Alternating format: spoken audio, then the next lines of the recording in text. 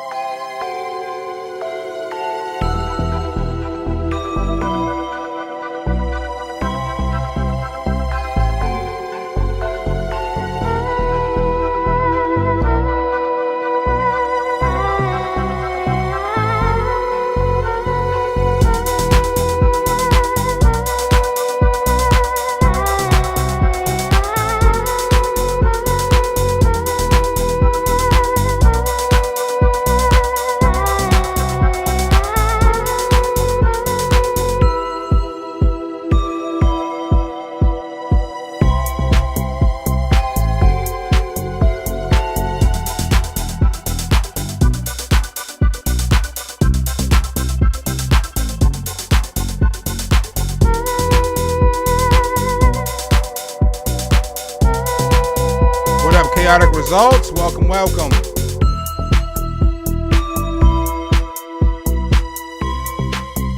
Are we going to talk about it tonight? We're going to talk about it tonight.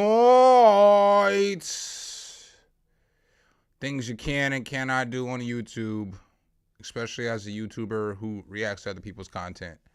What we can and can't do tonight. Let's go ahead and play another track real quick while we get some more people in here, and we'll get right to action. We ain't trying to delay tonight. This is going to be a short stream, but we're going to get right to action. Maybe. If the music plays.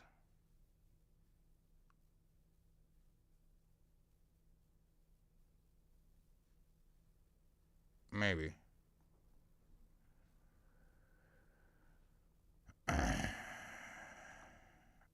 Alright. Let's go to force quit. Let me get some more music playing. Sorry, my MacBook be acting all funky sometimes. But we got more music coming. Come on, let's go.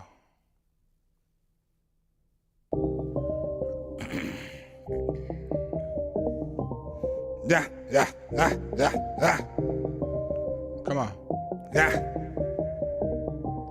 Check.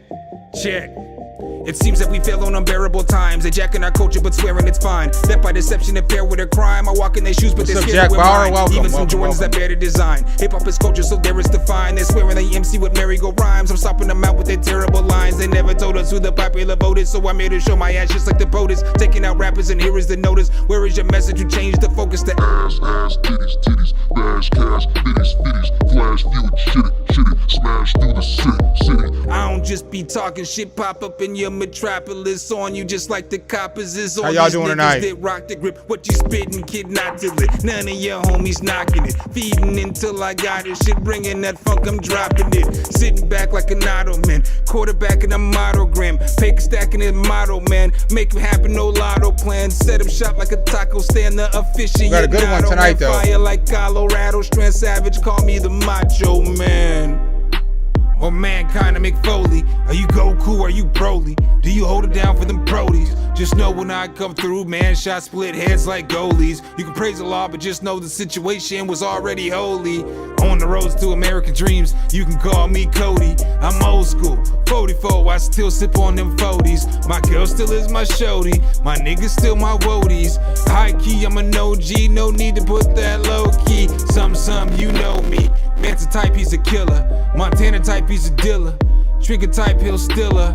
Rider like four-wheelers. All right, man. So let's get into this. You know what I'm saying? Let's not even. When people show up, they show up, right? So let's go ahead and get this. Let's go ahead and get this rolling. You know what I'm saying? Cause like, I ain't gonna be on stream but for like an hour, and I'm eating dinner while I'm on stream too. What up, Wally Dank? Y'all gonna have to take this. I did make some fire ass Italian beef sandwiches for dinner tonight though. Crocked some shit all day. And then I got the jus over here in the bowl. This shit about to go. Y'all gonna have to catch random bites of the sandwich.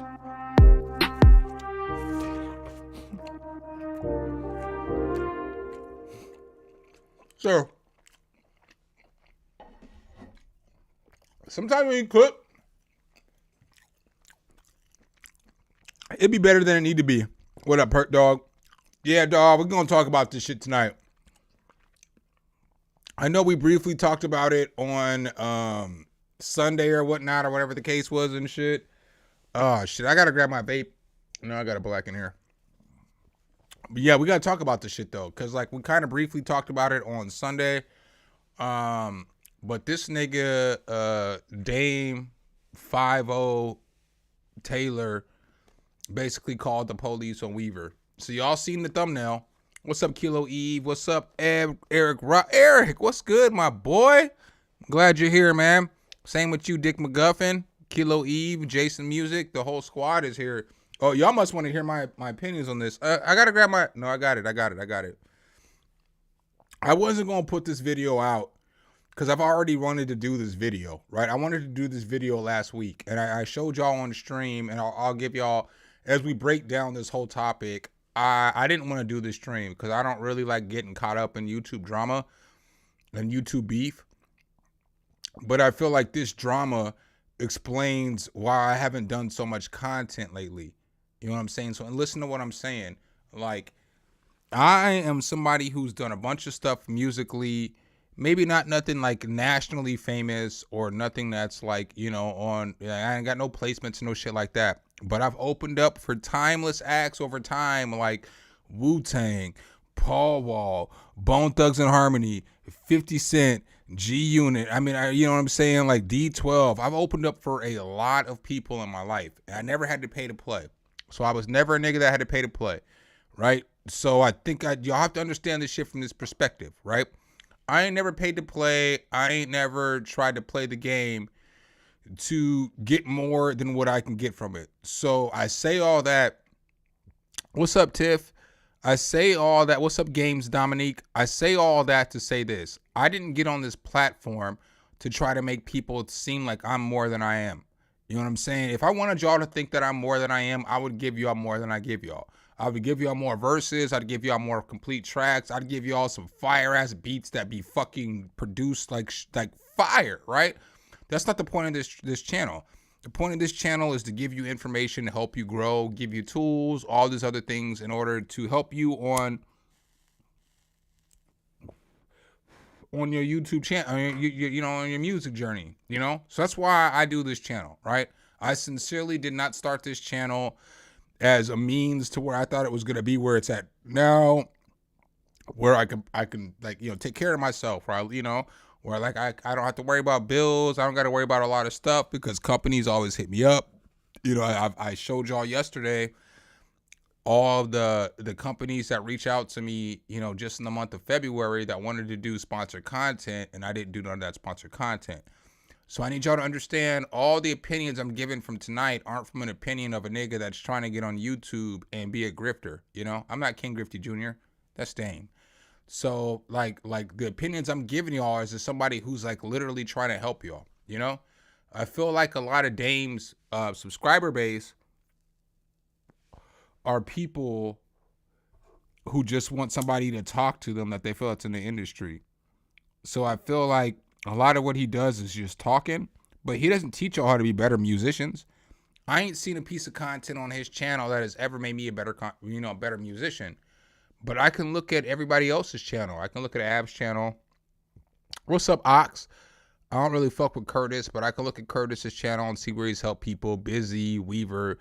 I can look at everybody else's channel and see where they do fundamental things that help people in the music community. And Dame don't do that shit. And so as things have come up lately, Dame copyright striked Weaver. And again, this ain't my lane, man. I got a nasty ass past. I've done some nasty ass shit. I'm not normally the person that's here to break the drama and shit. Cause I don't want to get into a bunch of drama. I don't want to get into drama fighting. You know what I'm saying? Like, is my drama worse than your drama? I don't want to get down to there at the end point. I just want to help people who didn't get the tools that I was given as I was coming up become better musicians, right? And so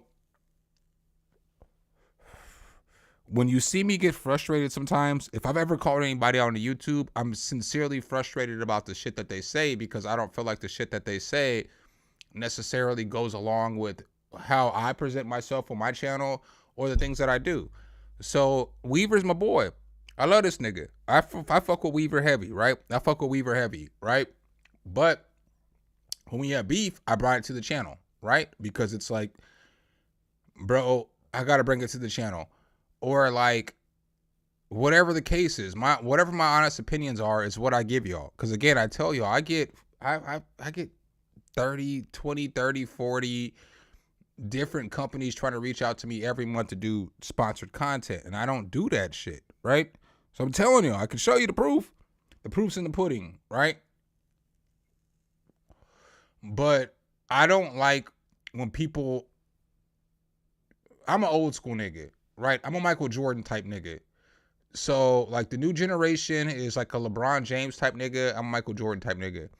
And what I mean by that is I always pay homage to the people who came before me to build this platform. Because without the Busy Beaks, you know what I'm saying? Without the, what's my nigga's name? Without the Sharpies, without all those motherfuckers, the Kyle Beats and shit, there would be no platform for any of us producers to make music on. And so where you've seen me get continuously frustrated is when new people hop up in this platform and then they start attacking all the people before them because they don't believe on the shit that they said. Well, without those niggas before you, there would be no platform at all for you to speak on, right? You weren't the trailblazer. So since you weren't the trailblazer, you don't get the opportunity to say, oh, well, I would have done this and whatever. You don't know what the fuck you would have done if there wasn't somebody else that set the tone before you. I'm adamant about that shit. You know what I'm saying? Adamant about that shit and everything, you know? Not to make this a race issue, it's probably because I'm black. Because I knew that I wouldn't have my freedoms without the black people before me and all, with the white people who was marching with us and all that other shit. Maybe that's why I feel the way I feel. You know what I'm saying? But I'm adamant, and you can't just get on a platform brand new and then your whole claim to fame is me knocking everybody else who's got more subscribers than me. Bitch, this nigga been on fucking YouTube for 15, 20 years. You've been on YouTube for fucking 1 month and you want the same gratification as somebody that been putting the work down for 10 years. That ain't kosher. You know what I'm saying? That's like, that's not what we do. So Dame copyright striked Weaver. I'm pretty sure y'all saw that shit in the thumbnail. So now we're gonna get into the video. So Weaver made a reaction video. I actually reacted to this. Yesterday, and I was gonna react to this last week, and I pulled up yesterday like the thumbnail I already had ready to go and all this other shit. Like, I mean, I'm not capping on this shit. Like, I'm a firm believer on you don't attack the people that created a lane for you to be able to make an income, right? You don't just get on here and be like, oh, well, the shit's already existed. Let me, yo, that's that colonizing shit. And I'm not talking shit about white people or whatever, but I'm saying anybody that's been a colonizer or that's colonized, that's basically what a motherfucker tries to do when they get on YouTube and they try to change the rules. It's like, oh, I don't like the shit that you saying. Well, yeah, motherfucker, but I created 500, 600,000 subscribers for you to even be able to watch. You know what I mean? I don't know if that makes sense to y'all. You know what I'm saying? Like, that's that colonizing shit. It's like, I get over here and now everything that I want to fucking happen is the shit that should fucking happen. And so that's kind of how Dame's whole experience came with on YouTube. Because like, if you notice with Dame, like, he even made a video apologizing to all the YouTubers and then he took the video down, you know, because that's the type of motherfucker he is. So let's go ahead and get to Weaver's video, and then we're going to react to this shit, you know, give commentary. I got a few other videos I want to add to the commentary. Again, I'm only going to be over here for like an hour. I've been drinking all day. I'm not going to hold y'all. Y'all know what I do. But when I saw Weaver release the video, so Weaver released the video a couple hours ago. With the new Ultimate Hut Bundle? Weaver released the video a couple hours ago. And you see, I commented, I got 18 fucking likes already off the shit I said.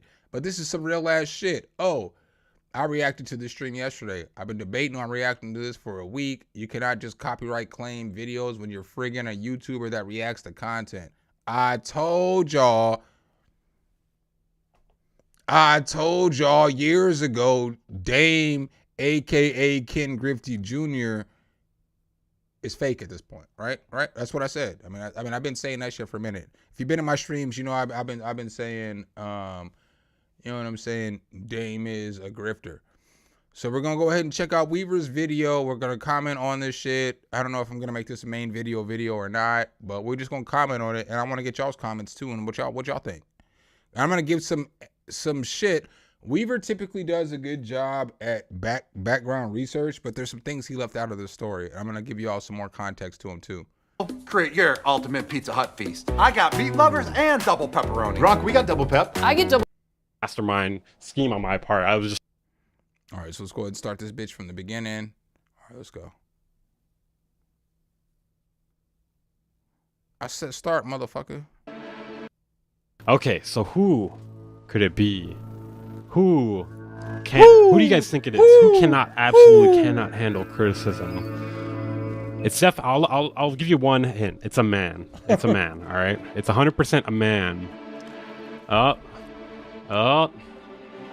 Who could it be, man? Chat, who could it be? Who I know somebody who's deranged enough to try to copyright strike criticism towards them. I'm seeing it in the chat. I'm seeing it multiple times in the chat. It's Dame.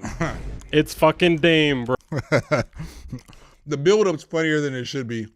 The build-up's kind of funny to that shit. Bro, the one, the only, the absolute industry professional. So to start this off here, let me walk you. We're going to take a trip down memory lane, all right? Before we get to this part, I'm going to try to tell the story to the best I can. So some of this shit that he's giving the story to, I'm going to give background context to, because there's shit that he forgets or just doesn't add here to the story that's very important. Because if you heard or seen the story from the beginning, you know some of this shit, there's a context in some of this shit that needs to be added. All right, you won't believe this. There's actually more to it than just copyright striking. All right, there's more to it, but I'll get to it in a minute here. So he's actually been attempting to silence criticism on my channel for a while now, and it's a single live stream. This is a story of how a single live stream and maybe the crazy shit about this live stream too. The crazy shit about the live stream he's talking about too is the fact that him and Dame were both watching each other on live stream, which was one of the wildest moments in the music production YouTube sphere that I ever seen, because both these niggas was watching I was so invested this night in YouTube for like the first 2 hours, and after that shit I was done. You know what I'm saying? I only got so much time. I'm fucking 44 years old. I'm trying to go to bed early, but I did watch 2 hours of these niggas reacting to each other, one on my fucking TV screen and one on my computer screen. It was fucking pure gold. It was some of the greatest content on this whole platform. It literally was. I mean, it was trash content, but it was so entertaining because they're just reacting to each other. Second channel video drove a man to insanity. Let me give you like some like real background detail on myself here and my YouTube channel. All right. So when I release a video on either channel, I, for the most part, don't really read comments. I don't really respond to comments. Maybe sometimes if they're funny and I'm in the mood, but for the most part, I do not really read them. Maybe I will read them right when I post a video for like the first hour or so, but there's numerous reasons for that. Okay, so this is real shit right there. Oh, y'all didn't see his face. Let me switch the camera back over. Well, whatever. So he's not fronting. Like a lot of times when you get a lot of content, comments, it's hard to always react to comments because sometimes motherfuckers just be like, you suck balls. You know what I'm saying? Or some shit like that. And it's like, man, I'm not in a good mood right now. I'm not here for that shit. So I don't disagree with the not reading comments all the time. Okay, one of the reasons why I don't read almost like a majority of the comments, maybe I'll take a look at some point down the road, right? It's for mental health. The first thing is it's for mental health. Like, hey, thank you for the tier 1 sub, Bruce Lee. I appreciate that, man. It's for like mental health, right? At a certain point, it's just like, I can't spend all day refreshing these comments here. I don't want to deal with that. You know what I mean? I'm trying to enjoy my day. I'm not trying to read like people telling me I'm like a fraud or how I should die or whatever the fuck, right? Right. Now on my main channel, that's the case. On my second channel, though, even more so, I do not read the comments. In fact, I'm like not even logged into it. The second channel is actually mainly run by my good friend Kick Clouds. I'm not sure if you. So you hear what he's saying? I don't even pay attention to that fucking channel. Fuck that channel. Because I know y'all about to roast me. Y'all about to cook me all day long. I get that shit. Trust me, I get that shit. Because sometimes y'all cook me and shit. And I be like, why y'all cook me? I'm giving y'all nothing but honest opinions. You guys know him, Casey? He's in the Discord server. He edits most of the videos, and he basically runs the channel, and like once in a while I'll edit a video here and there. Don't worry, this is gonna all make sense in a second. And I also do not really censor comments either. I'm like a pretty big believer in freedom of speech, and that includes in my comments. If you're gonna roast me, you can roast me. Fuck it. I'm not gonna lie to y'all. I'm 50-50 on freedom of speech. If you catch me on a day when I'm ready to fucking cook, I'm probably gonna delete your comment if you say some fucked up shit, because I don't want to hear that shit. I'm just being real. I don't have to deal with that shit either. You can roast me, you know, and if He's you're more wrong, bold people than will I roast am, you though. back. Like for the most part, I do not delete comments, right? In fact, most of the time I don't even read them. So within the past 6 months or so, I did a video on my second channel. It was a live stream that became a video on my second channel, and what it was covering was Dame Taylor and something hit the keys. Very long name, by the way. And how they I want y'all to know this shit though. This nigga be telling me my name is super long and shit, right? But if you look at characters, something, it's really only like 3 more characters in his name. I'm just gonna say that shit because just because there's more syllables doesn't mean the name is long. had like a debate / argument on Dame's stream. It was kind of funny, but also kind of fucked up because Dame Taylor kept muting him and like wouldn't let him talk. And there was like one funny moment in it. It was some pretty entertaining stuff. I'm gonna break this shit down a little bit more too. This shit is kind of funny though. This is just kind of funny. It's all real though. This is the truth. All this shit right here is some real life shit. That like the energy I'm giving, I'm not telling you I'm trying to go fight or shoot at you or none of this other shit. Because you not like that, bro. So let's just put that. Bro, you don't know me. Have you ever kicked somebody's door down, choked out a pit bull, slapped somebody around to get your money? You like don't get on the internet and say like you're not about that life because you don't know. Like you don't know. I mean, PETA. Yo. But the funny shit is the nigga shut the fuck up. Because you see like aggression when you're talking to somebody and the tones and the emotions and like, oh, this nigga probably talking some real shit. I want to say this though. The story is not 100% accurate. I did not kick the door in and choke the pit bull.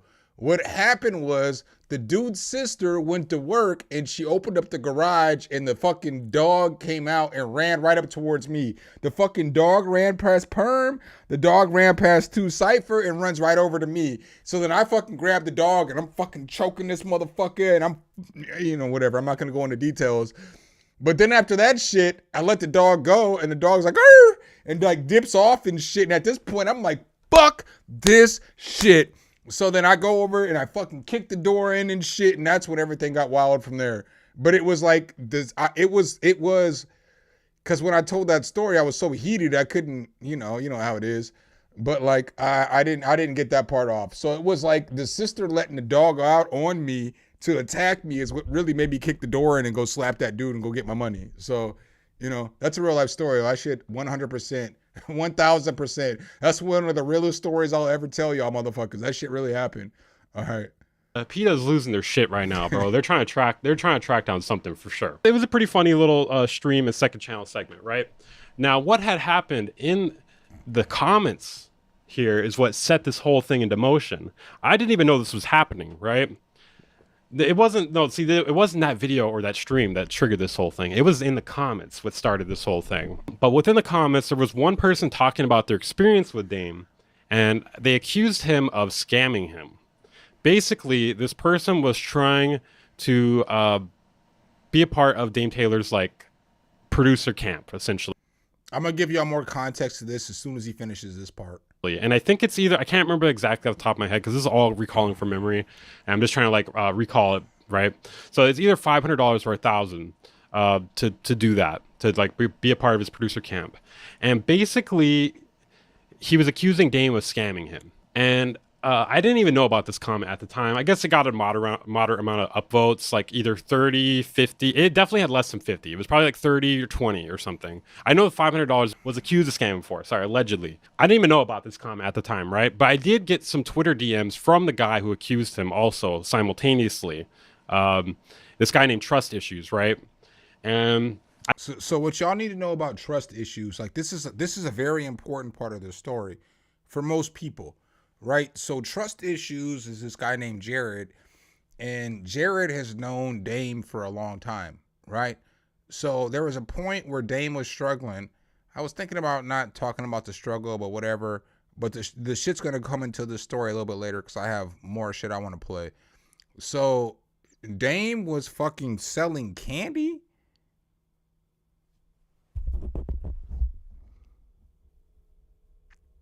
Nigga, you bought candy in bulk and thought you was going to hustle that shit off? Come on. You want to talk about who's a real nigga? Okay, whatever. So Dame was selling candy and chess lessons. I commend the chess lessons because they were to kids in impoverished areas, and I'm all about doing what's best for getting kids off the street and trying to make people that look like me make better decisions in life. But your life choice was to go from being a producer to a nigga that's trying to sell candy, and then you don't realize that candy melts if you live in LA. It's fucking 70, 80 degrees there all the time. You didn't realize if you fucking left some candy outside, the shit was gonna melt. Like, bro, I'm supposed to take you serious as a business owner, and you don't understand the simple fundamentals that if you leave candy outside, it's going to melt, and then you lose all your money. So whatever. But that's what he was doing because he was in a pinch. Look, I'm not here to knock a motherfucker's hustle, but Dame told me I'm not a real nigga. We'll get to that video a little bit later, right? I'm not a real nigga. You know what I would have done in order to make my fucking money? Y'all know what I would have done. I don't have to say this shit out loud. I would have went and got some shit, and I would have fucking been in the streets grinding and shit. I wouldn't have been fucking selling candy. I ain't never, the funny shit about that shit is I ain't never one time in my whole entire life, not once, not one time have I ever heard a nigga be like, nigga, I had no money, I had no job, and I figured I might as well go to Costco and get some candy and try to sell Kit Kats in the street.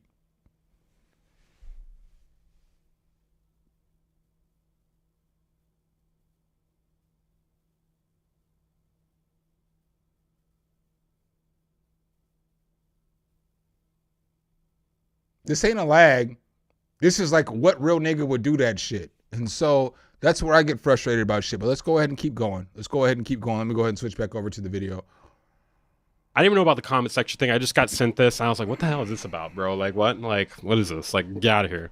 But then following this, I saw Dame Taylor post a live stream where he was talking about how he didn't scam somebody for $500. And I was like, okay, so maybe I'll give more of the context here in a minute, but I didn't give the whole thing. But again, the nigga Jared was helping this motherfucker out, right?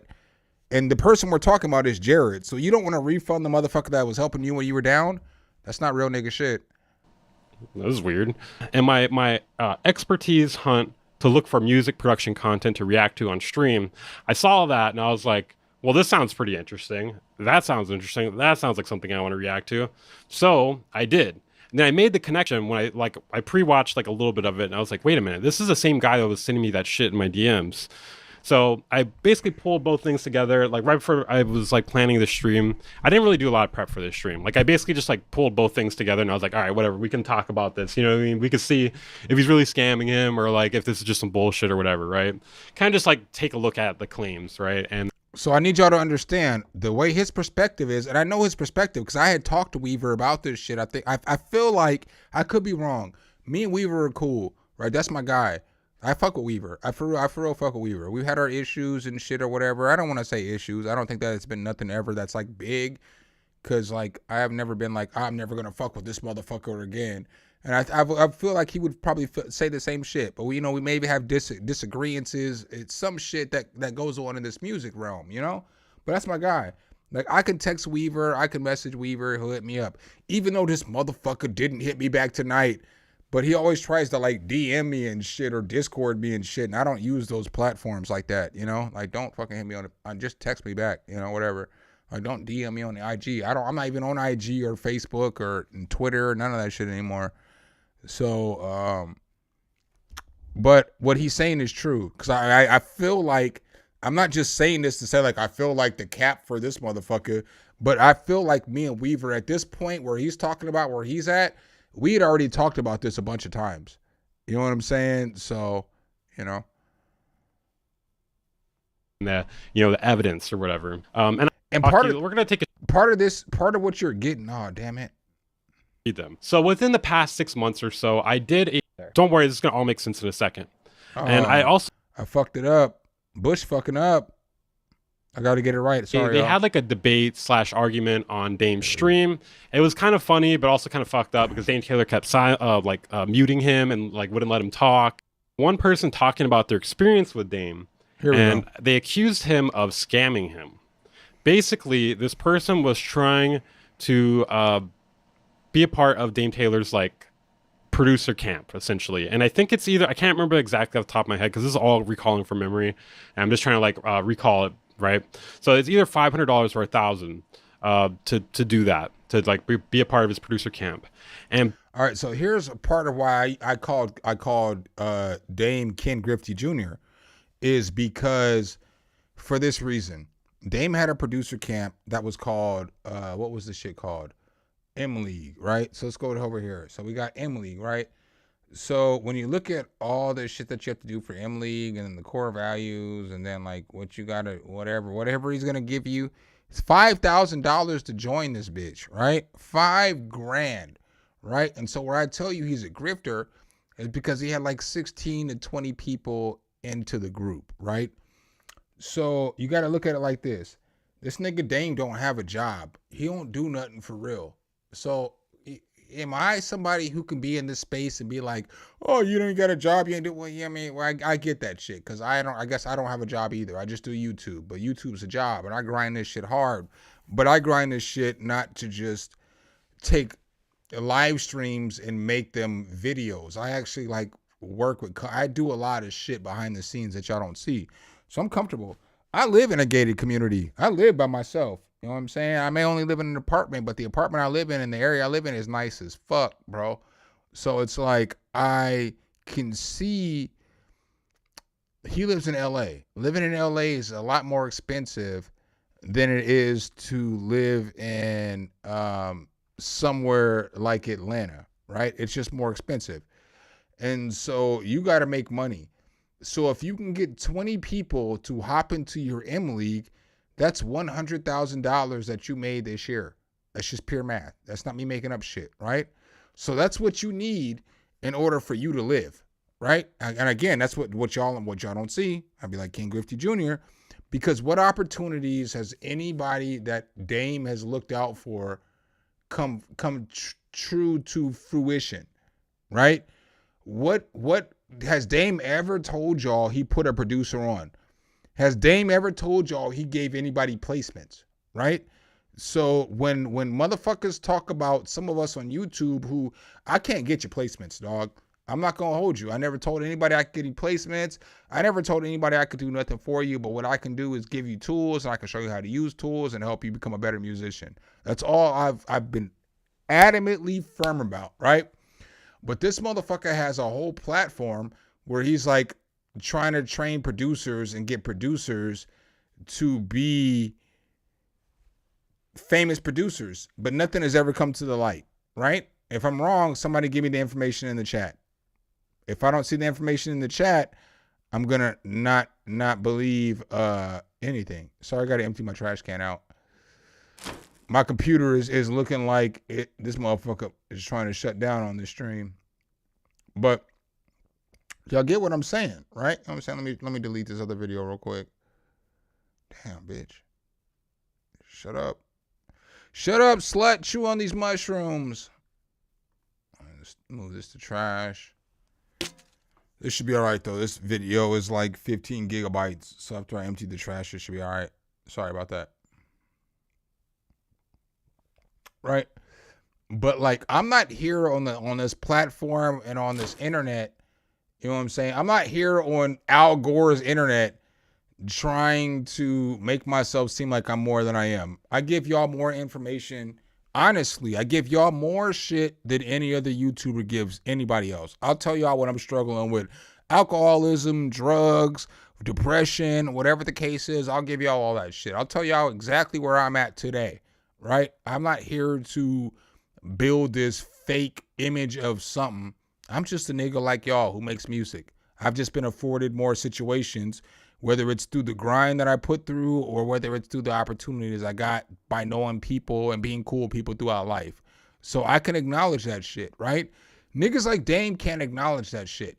They can't acknowledge, hey, I might have got an opportunity based off of who I was around, the situation I was going through, what I was doing. Like motherfuckers be like, oh, it's talent, bitch. I mean, everybody's just everybody who's good is just as talented as everybody, you know? Like, I don't think that I'm more talented than any other YouTuber on this platform, or I don't think that I'm more. I think that I'm more accomplished. But I don't think that I'm more talented than a lot of people on this platform. There's so many people that do this shit, or producers that send me beats or that do shit that make beats just better than me. I'm not going to deny it. I'll give y'all props. I will give you your motherfucking props, dude. I'm not here to be a gatekeeper, and I'm not here to make you think that you're less than me. I'm here to build you up and help you grow. And so I think that when we look at Dame's a grifter, dog. He needed to figure out how he can make enough money to pay his bills, his rent, his home bill, whatever the case was. That's where M League comes into place. You get 20 people in the M League, that's $100,000, right?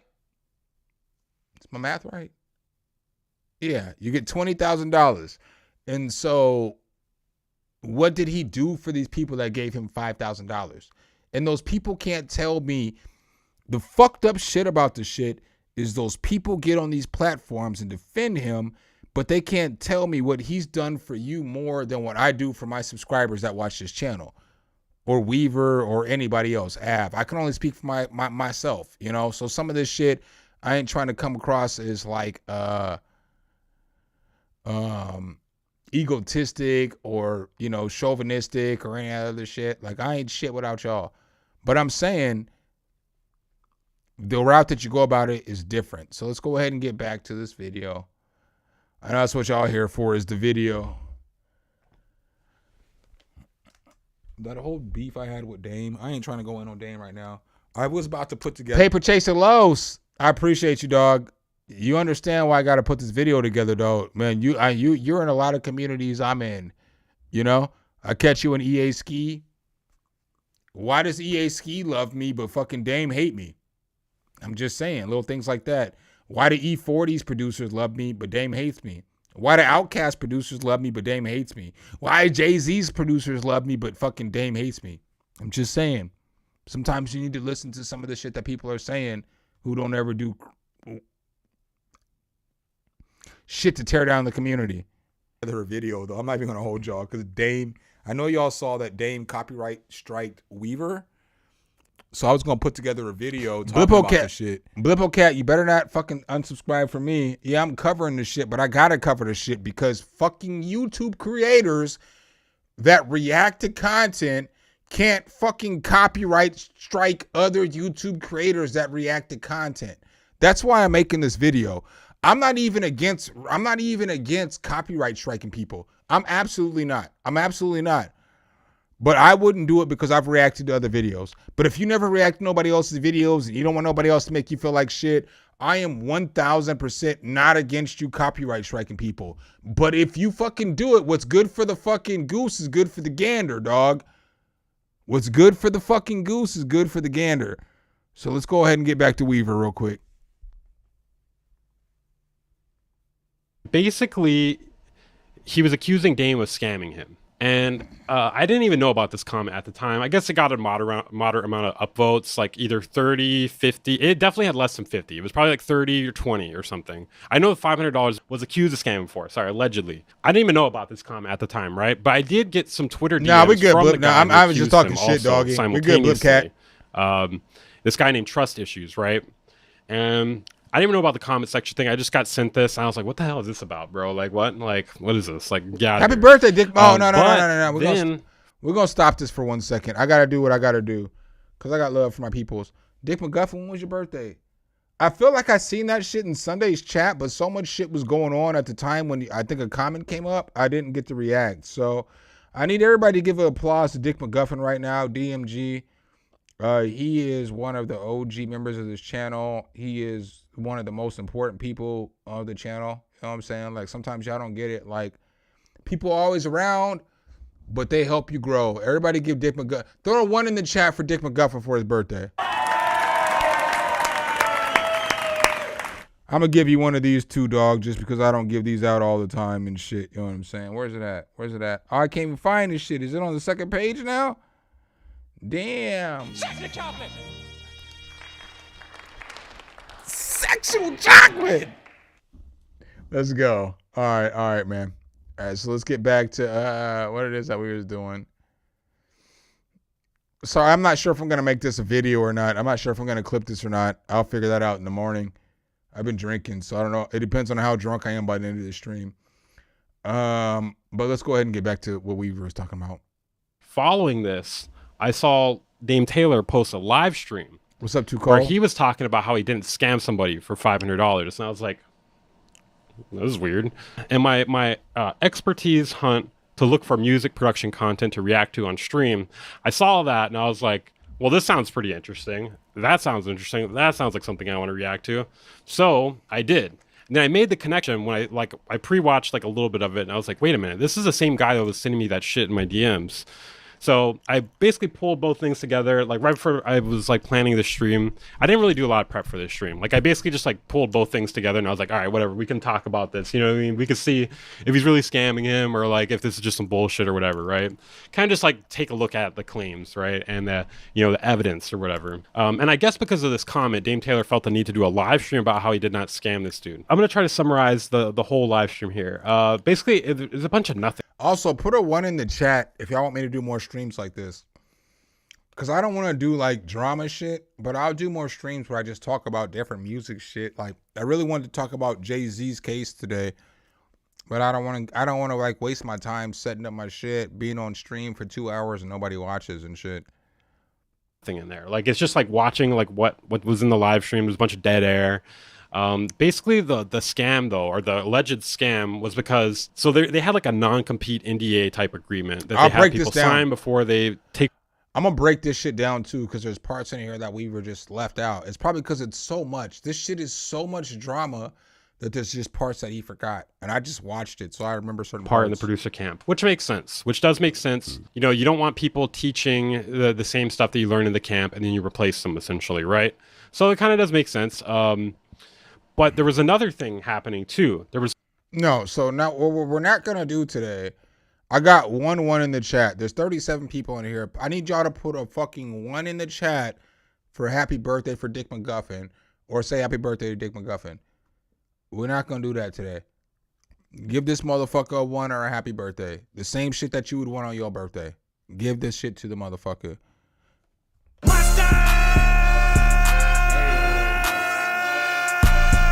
All right, let's go. There's also a no refund policy. But supposedly there was no word about this non-compete NDA agreement. And this guy at Trust Issues did not want to sign this agreement because of some plugin I think he was working on or something. He was doing something essentially. And because he was like iffy about signing it, like the wording was like very open-ended, which is like pretty much the case with a lot of any sort of like document like that, right? So I can understand why he was sketched out about that. He may have been being a little bit overly cautious, in my opinion. But basically, he did not want to sign it. And there was kind of a dispute between the fact that Dame told him that he didn't have to sign it. But apparently, Dame's partner according to Trust Issues, was telling him to sign it. And then because of that... And so what Weaver should have said here to connect things a little bit better is that dude, Jared, ended up sending over... Jared sent over text message receipts. So that's where Dame gets fucked up, because what's fucked up is that this nigga Dame does a 4-hour stream about Jared, right? But Dame, being such the egotistical weirdo that he is, he doesn't think that Jared should be able to react back. He doesn't think that Jared's voice matters. So he thinks that you can make a 4-hour stream, but Jared can't respond back nowhere. And because Jared doesn't have a platform, he can't respond. That shit's weird, bro. That shit is fucking weird, bro. It is weird for you to think that you have the freedom of the First Amendment, but everybody else don't, right? That shit's fucking weird. And so part of what y'all have to understand in this shit too is, so Dame tries to silence Jared, but Jared, let me let Weaver cook for a second, and then after Weaver cooks, we'll go. Basically, he just started ghosting the guy. Like, he started ghosting the guy. He was trying to get his money back, and they basically told him no. They offered him half the money back. They told him no because of the no refund policy. No, I lied. Give me 1 second. I'm gonna rewind this back just a second. My computer's acting stupid. It's telling me I have no memory, but I have memory, bitch. Bitches, I just deleted like 15 fucking gigabytes of memory. I don't want this shit popping up all stream. Sorry. I get it. I should have my shit together. I didn't think this was gonna be a problem though.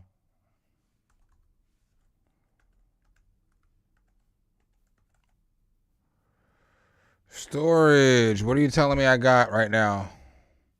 You're telling me I only have, how do I only have 4 gigabytes and I just fucking deleted so much shit? I can't reboot my computer either. All right, so sorry y'all. I know this is unprofessional. Fuck it, we'll just keep cooking.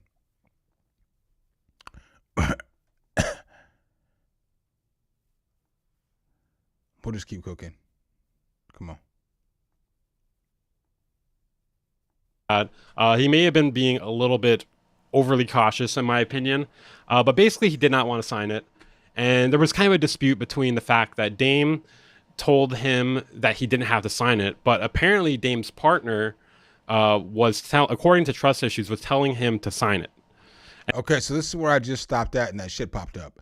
So what happened was Dame's partner was, we don't know what's going on behind the scenes, right? So I'm just gonna be a real nigga, right?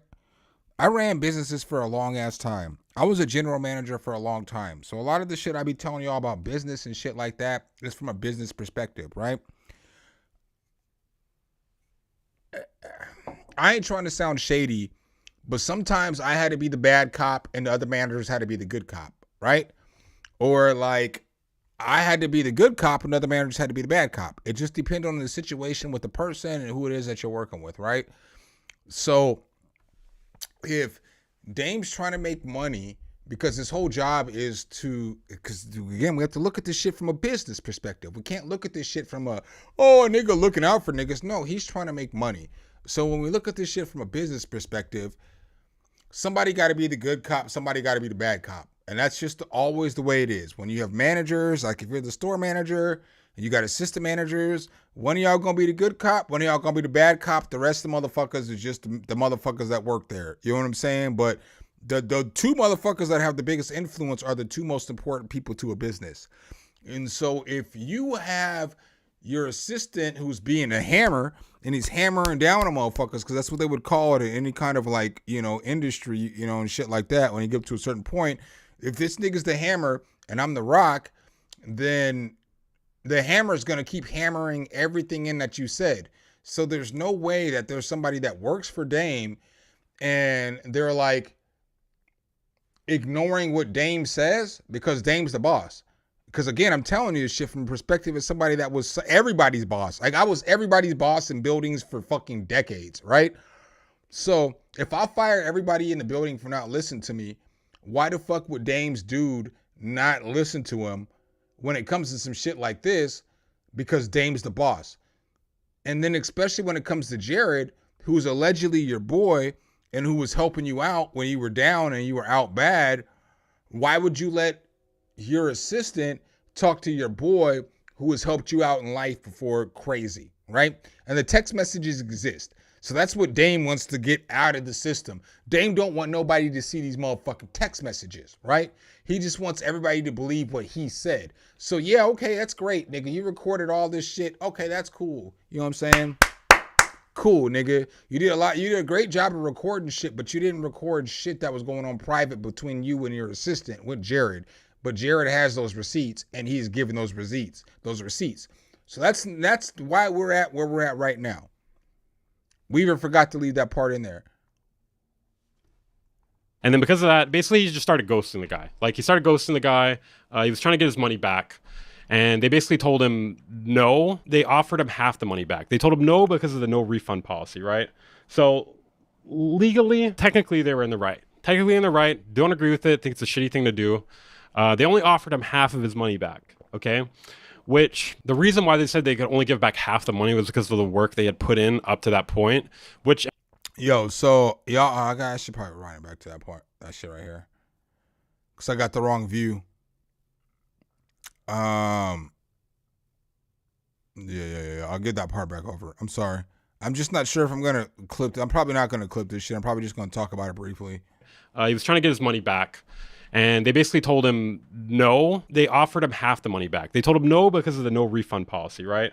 So legally, technically they were in the right. Technically in the right. Don't agree with it. Think it's a shitty thing to do. They only offered him half of his money back, okay? Which the reason why they said they could only give back half the money was because of the work they had put in up to that point, which in my opinion did not sound like a lot of work. Like they were... My niggas. All they did was basically set up an account for them in their system.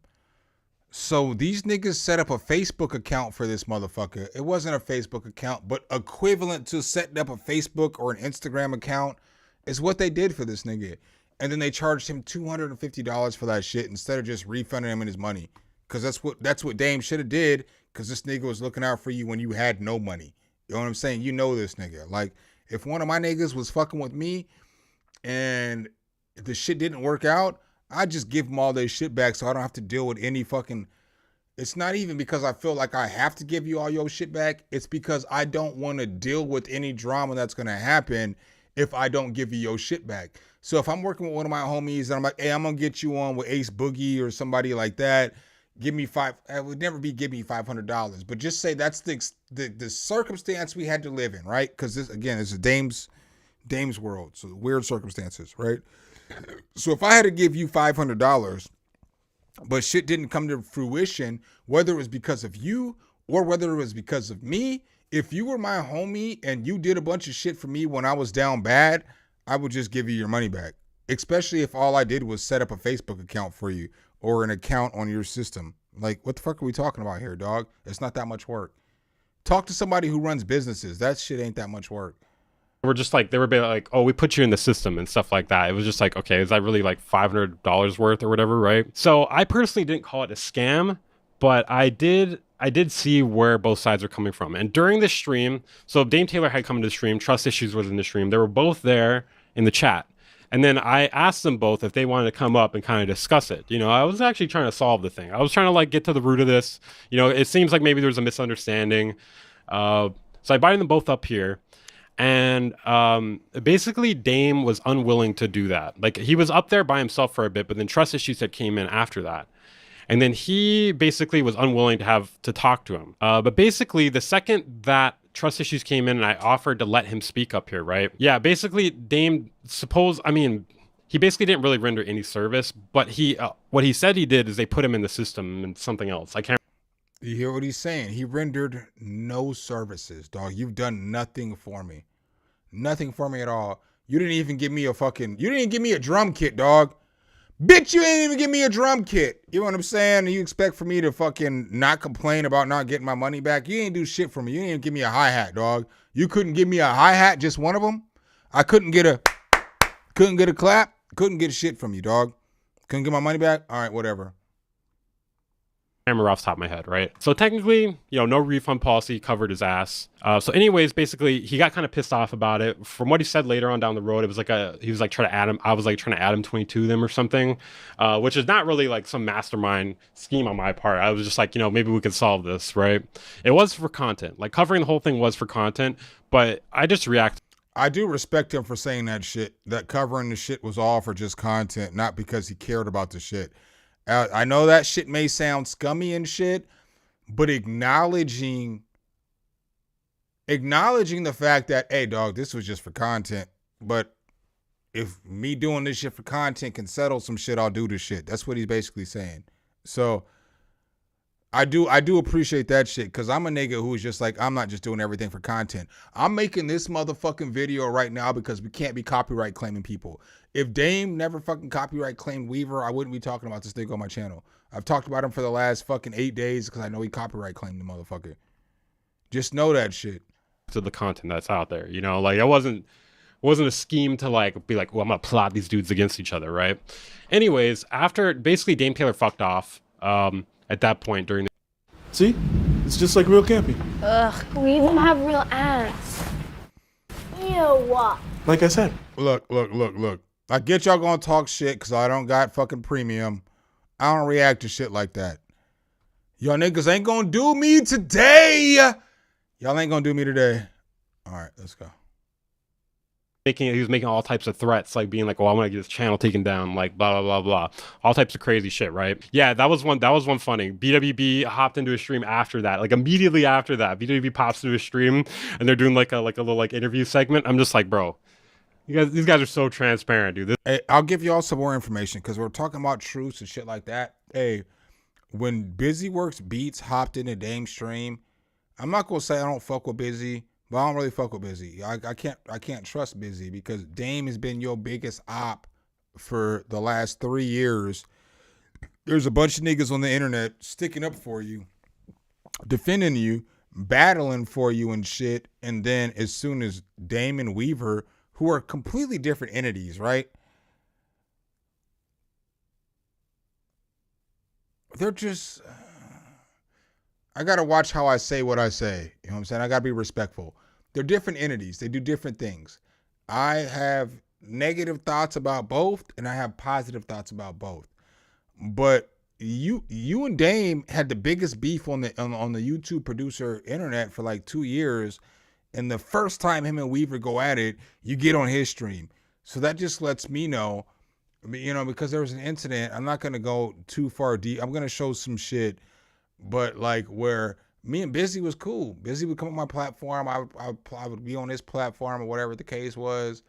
I would always comment in the streams. I'd fuck with him just because of what I said earlier. So the things that I said earlier still hold true to now. So why do I not disrespect BusyWorks Beats? Or I got for real beef with Curtis King. I mean, I don't want to say beef. I mean, I ain't going to fight him if I see him and shit, but I don't fuck with Curtis and shit. I don't fuck with some of these niggas on this YouTube platform based off of the shit they did. And it's different. So like with Busy, I don't like how when I'm defending you and then you're in a stream with Dame and you're laughing at weird ass shit that he's saying, call me Afro Thunder, when Afro Thunder is the weakest Afro joke you can joke. Do I have an Afro? Nigga, yes. I chose to grow my hair out. The nigga Dame can't even grow facial hair. You know what I'm saying? Like, this nigga's got patchwork. How can this nigga talk about anybody's hair when you try to grow hair you can't grow, nigga? You know what I'm saying? Like, I can grow the shit, nigga. My beard look good, dog. My shit look good. I keep it trimmed. You could never. So like sometimes when I hear like certain jokes, it's like, nigga, you can't even fucking grow face, your hair on your face. But it's like when Busy's laughing at this shit and he's clowning and antagonizing this shit, as I've been like an adamant supporter and somebody I've talked to Weaver. Weaver would fucking tell you this shit. You don't even know how many conversations I've had with this motherfucker Weaver. I'm like, hey man, you need to back off of fucking this nigga BusyWorks Beats, or you need to back off this nigga Av, or you need to back off these other content creators, right? Like, y'all don't see shit behind the scenes. Like, I'm a real nigga. And again, I tell y'all, this is my homie. So me and Weaver talk about uncomfortable shit sometimes, you know? It is what it is. Ask the motherfucker about the whole conversation about Sanjay and Darte. Sanjay and Darte don't fuck with me at all no more. Sanjay C, don't fuck with me at all no more, because I took Weaver to their fucking party at NAMM the last time we went to NAMM. So they fucking block me, they unfollow me, they don't fuck with me no more, right? Just because I took Weaver there. But I didn't go there and fucking support Weaver, even though he was my homie. I was like, hey dog, some of the shit you saying bullshit. Darty right, you know what I'm saying? And like Weaver will tell you this shit. If you ask him, we stayed together. And for like 3 straight days, I was talking shit about how you can't say this shit to Darty because she's not in your culture. You don't understand their cultures. You don't understand this and this and this and this.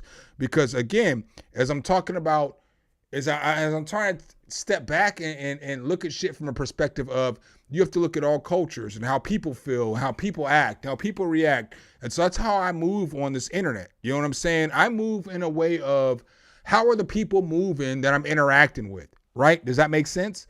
And so I don't understand every culture, but God damn it, I'm more informed than most. You know what I'm saying? I'm more informed than most. And I'm not just talking about like white culture or black culture or whatever. I'm talking about like Nigerian culture or Irish culture or fucking Yugoslavian culture. If you get what I'm saying right now, you get what the fuck I'm saying. I'm more interested in individual cultures versus categorized cultures and shit. And I understand that you may not understand the shit, but before you attack and you go on whatever rant that you're going to do, and you're going to do whatever the fuck you're going to do, you need to do a little bit of research on that culture and see how those people are. I'm a firm believer of that shit, man. I'm a firm believer on that shit. That's why I don't get on my platform and attack people for being people. It's my responsibility to find out about those people before I attack them. So, yeah. This is so transparent, guys. Okay, after that point, though, this is where it got really fucking weird. He starts making fucking streams and videos about me. I'm gonna bring all this up and pinpoint all this shit in a minute. But you copyright Weaver. But look, this is just what Weaver has. Not even when I fuck it. 2 tears in a bucket, right? That's what we say. So if you type in Weaver Beats on Dame's channel, you got a video here. You got a video here. You got a 3rd video. You got a 4th video. You got a 5th video. You know? And I could probably find more because they might not all have Weaver Beats name in this shit. So you got 5, 6, 7 videos on your motherfucking channel. Right?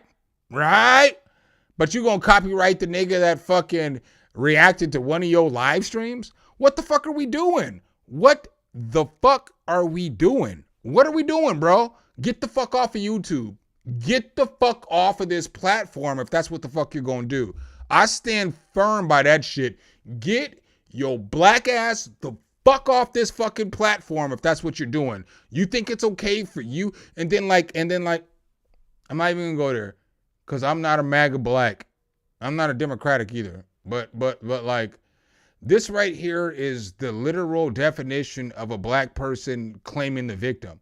Because you've made fucking 5, 6 videos about this nigga. He has one on his 2nd channel that's a live stream, and you're going to try to copyright strike him so you can get his channel taken down. Get the fuck out of here, bro. Get the fuck out of here. The fuck out of here. Clip this shit. Send it to him. Get the fuck out of here with that shit, bro. This is people's livelihoods. This is how you know a nigga's not as gangster as they act like they are. How you got 6 videos talk about nigga, but you gonna copyright strike them and try to get their job taken down? Fuck out of here, dog. That's not real nigga shit. Snitch ass nigga. Like every fucking day, dude. Every fucking day. And like weird shit where he's like over and over be like, apologize to me, Weaver Beats, apologize to me, Weaver Beats. I think I'm just gonna block you because you seem like the type of person who may like actually like try to fucking kill me. You know what I mean? You're taking this internet shit like way too serious, bro. Weaver Beats needs to apologize. Weaver Beats needs to apologize. Weaver Beats needs to apologize. Weaver Beats needs to apologize. Weaver Beats needs. So first we're gonna go here. This is the weirdest shit on the internet. I was gonna pull up this shit in a minute. Let me give everybody a shout out though who's in here. I haven't done that shit yet, man. I'm sorry. I just kind of started going. Some of y'all popped up in here and I just want to give everybody their shout outs, you know, because I want to give everybody love. Because without y'all, again, this channel ain't shit, you know. I recognize that, like, it's not my music skills as to why my channel is the shit. It's because I have people who fuck with me is why my channel is the shit. So I want to make sure I give y'all props and shout outs. So Chaotic Results was good. Jack Bauer, welcome. Wally Dank was good. Fan Perk, Dippity, Dog. Oh my God. I be selling drugs in front of the building.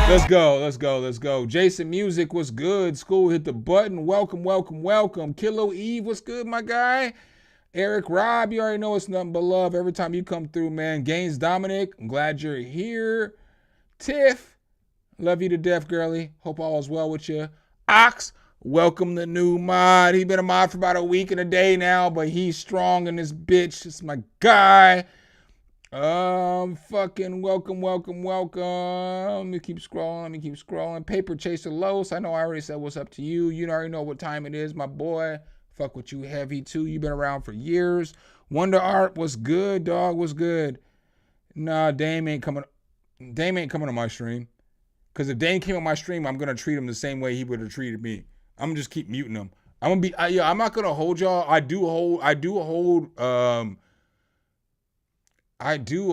sentiments. So I do hold like beef. So if like somebody did me nasty on their shit, I'm doing you the exact same shit on my time. Dame's not smart, but he's not stupid. I don't know if that makes sense. What's up, Too Cole on the stream? Blip O Cat, what is poppin'? San Sonera, what up?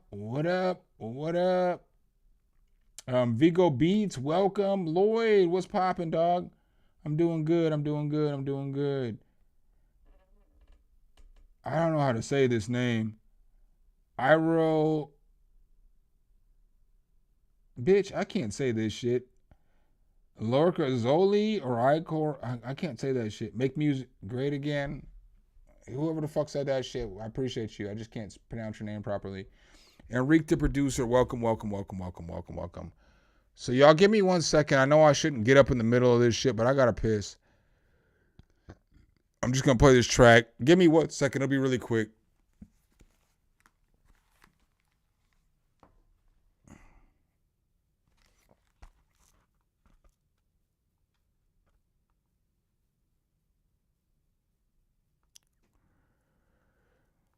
I'll be back really quick though, I promise.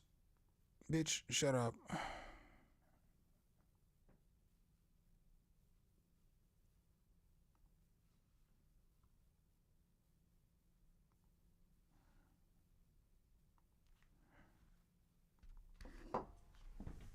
This is me. Y'all can clown the bars if y'all want to.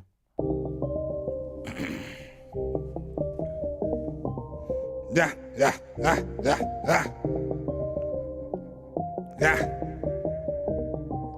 Check. It seems that we fail on unbearable times. They jacking our culture but swearing it's fine. That by deception and pair with a crime. I walk in their shoes but they're scared to wear mine. Even some Jordans that bear the design. Hip-hop is culture so there is defined. They're swearing they MC with merry-go rhymes. I'm stopping them out with their terrible lines. They never told us who the popular vote is. So I'm here to show my ass just like the POTUS. Taking out rappers and here is the notice. Where is your message? You change the focus to Ass, titties, bash, cash, bitties, flash, view it, shit it, smash through the city. I don't just be talking shit, pop up in your metropolis on you just like the coppers is on these niggas that rock the grip. What you spittin', kid, not till it. None of your homies knocking it. Feeding until I got it. Shit bringing that funk, I'm dropping it. Sitting back like an ottoman. Quarterback in a monogram. Paper stacking it motto, man. Make it happen, no lotto plan. Set up shop like a taco stand. The aficionado, man. Fire like Colorado. Strand Savage, call me the macho man. Or Mankind of McFoley. Are you Goku? Are you Broly? Do you hold it down for them Brodies? Just know when I come through, man, shots split heads like goalies. You can praise the law, but just know the situation was already holy. On the roads to American dreams, you can call me Cody. I'm old school, 44, I still sip on them 40s. My girl still is my shorty, my niggas still my woadies. High key, I'm an OG, no need to put that low key. Some, you know me. Manson type, he's a killer. Montana type, he's a dealer. Trigger type, he'll stiller. Rider like 4-wheelers.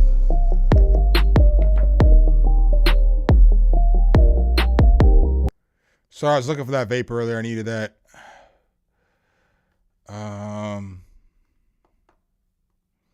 Let me know. I want to make a freestyle to that track. I just want to do like a freestyle video where it's like a 2-minute track. Put a 1 in the chat if y'all would fuck with that track. Don't put a 1 if you wouldn't fuck with it. But for real, put a 1 in that track. Because it's going to take more work to do that video than it would be like any other video I normally do.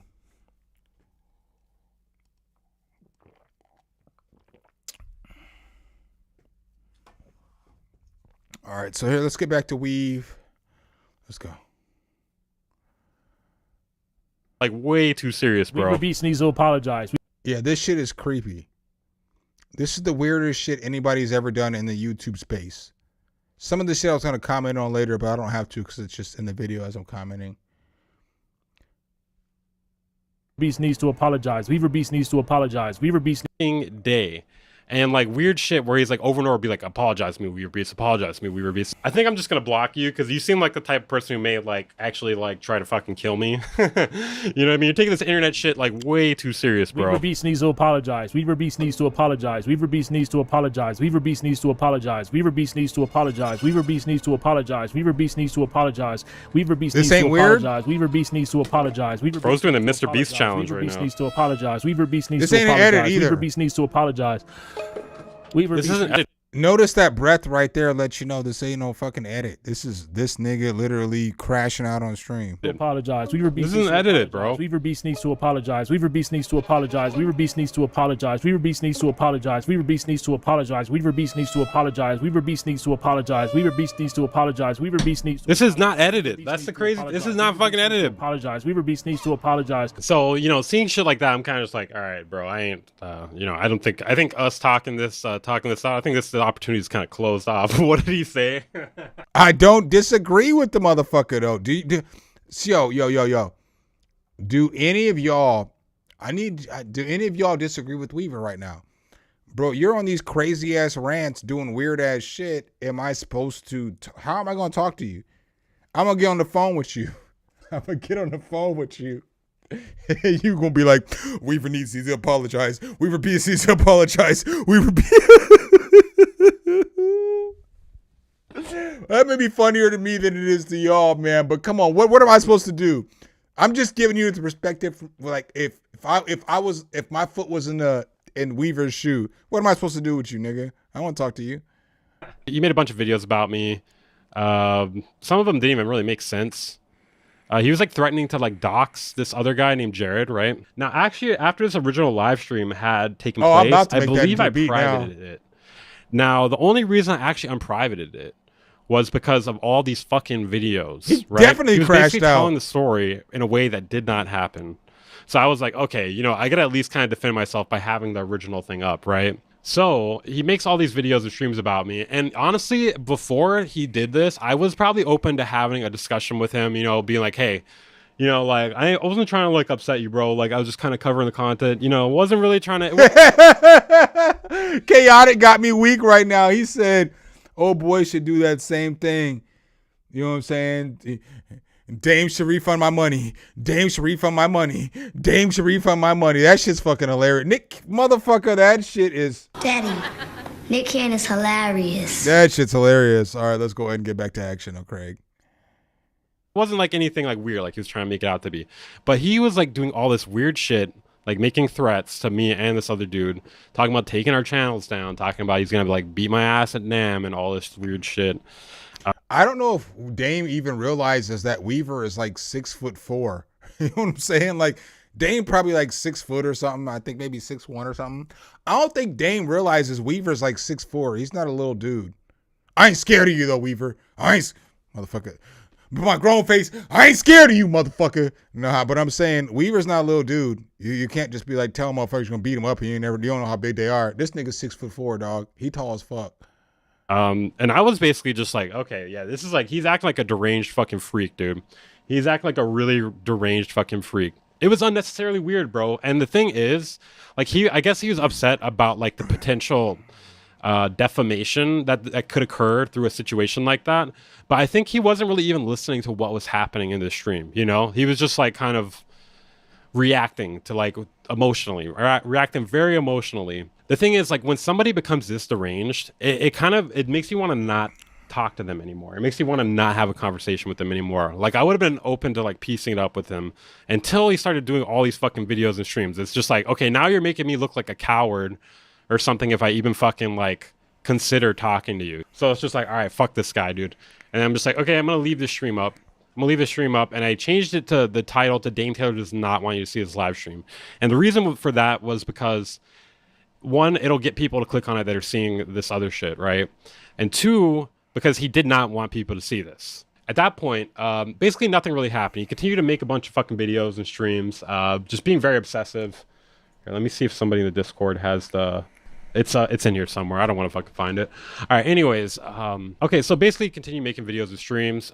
Basically, like saying I gotta apologize to him, And then basically I ignored him for months, right? Yeah, it was a very fragile ego thing to do.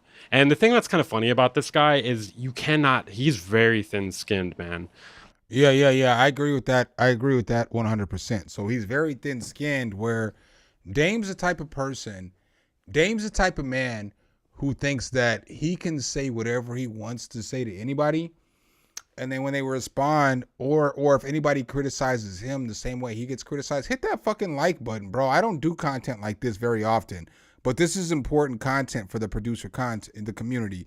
Hit that like button. If you support the content that I do, you can send a super chat or whatever, Cash App, PayPal, whatever this shit is. If y'all want to see more content like that, let me know. That's how you're gonna let me know, because I'll do this shit more nights than not. If I'm just chilling up and seeing shit, I'll report on shit. Like I wanted to report on the Jay-Z trial because nobody's reporting on that shit. Everybody wanted to say Jay-Z was a fucking pedo, but when the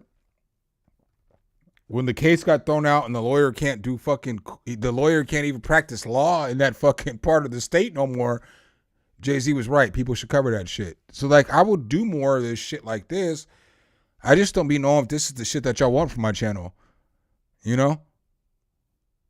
Like he will delete any sort of criticism in the comments, and he makes the excuse of banning people and deleting comments if people do not have videos on their channel or if they do not have a profile picture. So basically you have to like reveal who you are to this guy before you're able to speak on his channel.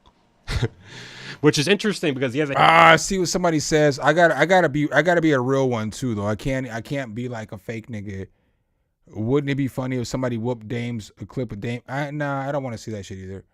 I mean, I don't want to see Dame and Weaver fight. You know what I'm saying? Like, I wouldn't fight at NAMM.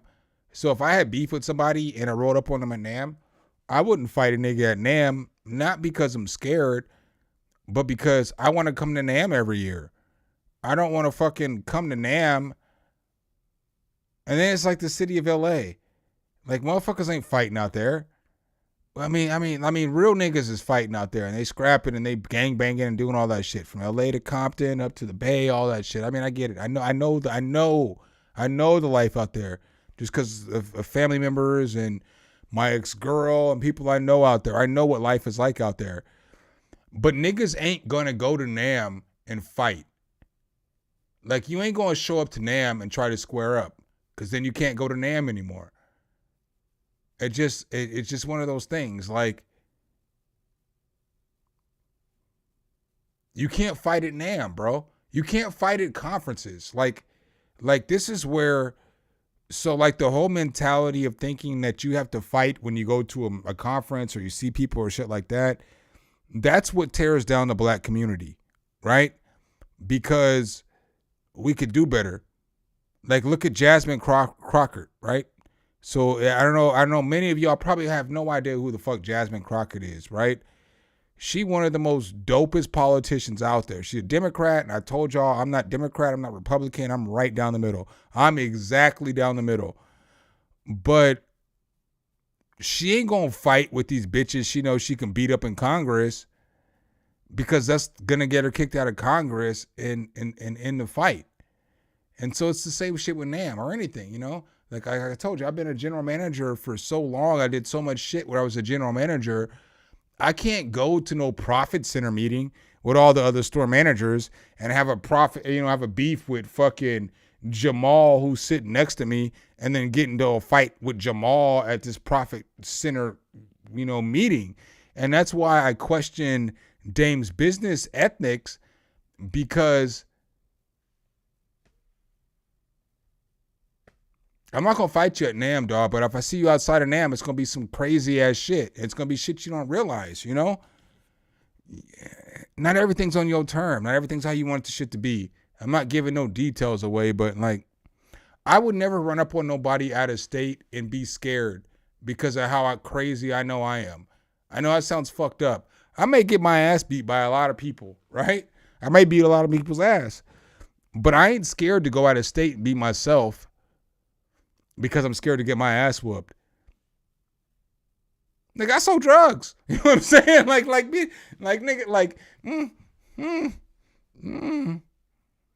I ain't gonna give away no details, but just keep your distance, bro. You don't know what the fuck's gonna happen. The history of doxing people. I choked out a pit bull, bitch. No, I'm just playing.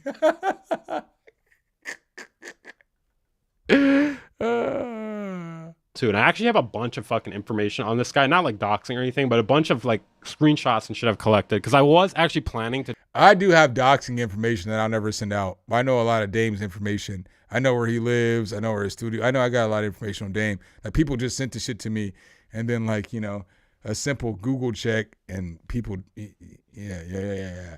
We don't dox. Dog, this is what I'm saying. Yo. As I say that shit, as I just say all that shit, I need y'all to understand what I'm saying.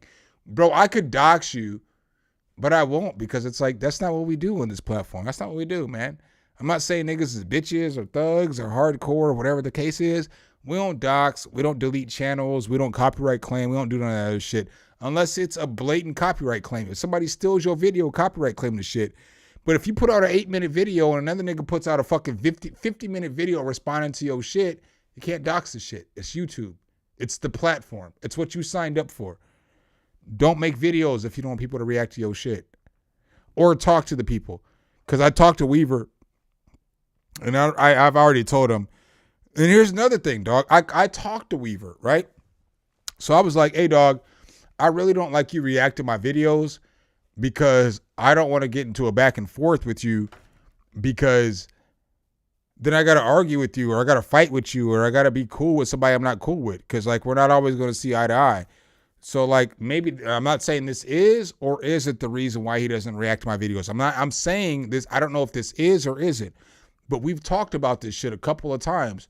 Some of y'all may have seen, hey, I appreciate the super chat, Alan Lavelle. I really do. But a lot of people don't realize some of us talk behind the scenes. And so some of y'all seen when me and Weaver had beef. And then I was on his stream and I probably crashed out on his stream.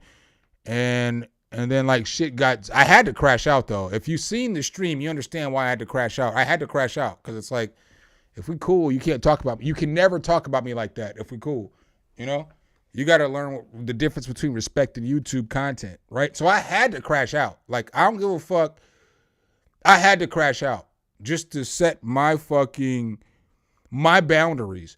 And as gay as that sounds or as pos as that sounds, I had to set my boundaries. And I'm like, hey, dog, we ain't going past here.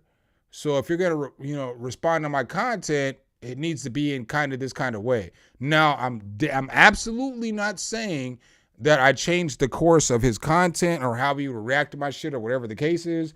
But it's one of those things. If somebody's your boy, you don't go on the internet and you don't get to acting all crazy just because it's a new piece of content. Like, if here's how I stand. If you getting a video that's going to get a bunch of clicks is more important than our friendship, I don't fuck with you. I don't fuck with you, but we figured this shit out. We talked about this shit, He gives his opinions and he can do whatever he wants to. And I don't even care if he reacts to my content. It's about how you react to my content. Don't react to my content like I'm not your boy when I'm your boy and shit, And you actually know me, So. To do like a video exposing the shit out of him. But part of the reason I didn't do that was because I'm like, I'm giving this guy attention basically. He's like, he At the Montessori school at Emory in Decatur. Didn't nobody ask? Oh, Decatur though. I live in Decatur. The psychological, social, and Didn't nobody ask about emotional none of needs this of shit, though? elementary and middle school students. Did are not nurtured one while person on my providing stream high ask for this shit. like, I'm a nobody, right? I'm a nobody, but he's even more so a nobody. I mean that in the nicest way possible. Like, it's kind of like showing him more attention than it's worth, right? So I was kind of like, I'm not gonna make that video, bro. I'm not even gonna make that video, even though it's. We got to run back to that part because he's talking about how he was gonna make a video. I know for a fact that Weaver had a whole video sculpted to murder this nigga Dame. I know this for a fact. Like, this ain't like a nigga talking just to talk. I talk to Weaver. I know a lot of the premise of the video. He's going to talk about how he ordered shit off of Amazon. The only reason he didn't put this video out is because it took Amazon too long to send him a mask that he was supposed to get. I'm gonna tell you all the truth. That's why he didn't put the video. Well, maybe there might be more new. I don't know. But He didn't put that video out because it took Amazon too long to get him a mask. And I had talked to him about this shit for like, we were talking like every other day or every day or something at that point. So I knew he had some shit cooking because he had told me all these ideas. I'm telling y'all, this motherfucker was about to cook Dame. But then he decided to be like, fuck it. I'm just going to let the shit go. And then Dame brings the shit back up. I feel like you should put the video out, nigga. Put the video out, dog. Put the fucking video out. Cook this motherfucker. Cook him. Cook this motherfucker. You know, I'm giving this guy attention, basically. He's like, like, I'm a nobody, right? I'm a nobody. But he's even more so a nobody. I mean that in the nicest way possible. Like, it's kind of like showing him more attention than it's worth, right? So I was kind of like, you know, I'm not going to make that video, bro. I'm not even going to make that video. Even though it's really fucking funny. Like, I planned, like, a lot of shit for it. I have, like, a anonymous mask because he's afraid of anonymous people. I have like all this shit about people he stalks. Like I got a bunch of shit collected, bro. Like anyways, I basically ended up not doing it though, even though it was really funny. Like I have some very funny bits for it. And I was just basically like, he does. You know what? I think this is giving this guy too much attention, right? So I basically ignored him for months. It's been about 5 months since then. Then all of a sudden, 1 week ago, maybe 2 weeks ago.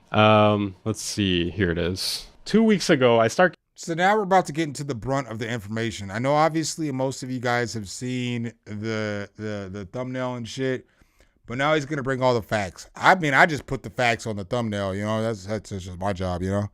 If you want to get mad, if Dame wants to get mad later on, we're gonna be on some New York shit, and I mean this shit in the most disrespectful way as possible. Nigga, you could suck my dick.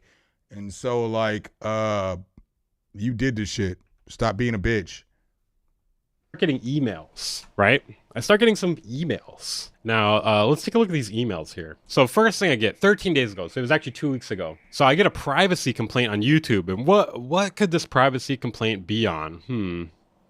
Privacy complaint? What is it on? Oh, that's a YouTube link. Oh, Dame Taylor does not. Yeah, you see, YouTube tells you who's complaining on you too. YouTube tells you who's trying to do what you want it to do. They give you all their information. They give you everything. Because I've dealt with copyright strikes in the past and shit. I gotta get them taken down and shit often, all the time.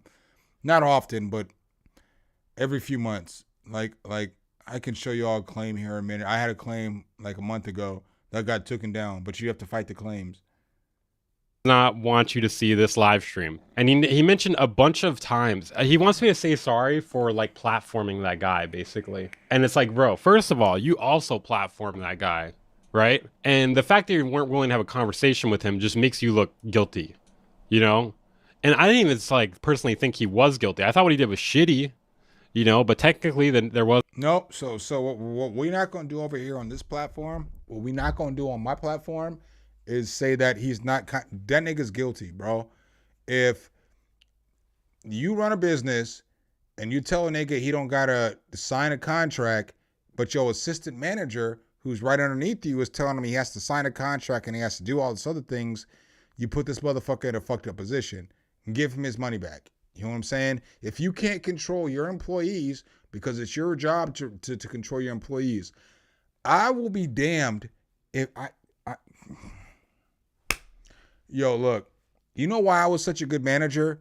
Is because none of my managers were gonna fucking go against what the fuck I was saying. Cause I'm the motherfucker whose name is on all this shit, right? Whether I'm a manager working for a franchise store and I'm the general manager, my name is still on that goddamn door. So people gonna come in here and they're always gonna know, okay, CJ Reed runs this store, this nigga runs this store, this nigga runs this store, right? They gonna know that shit, right?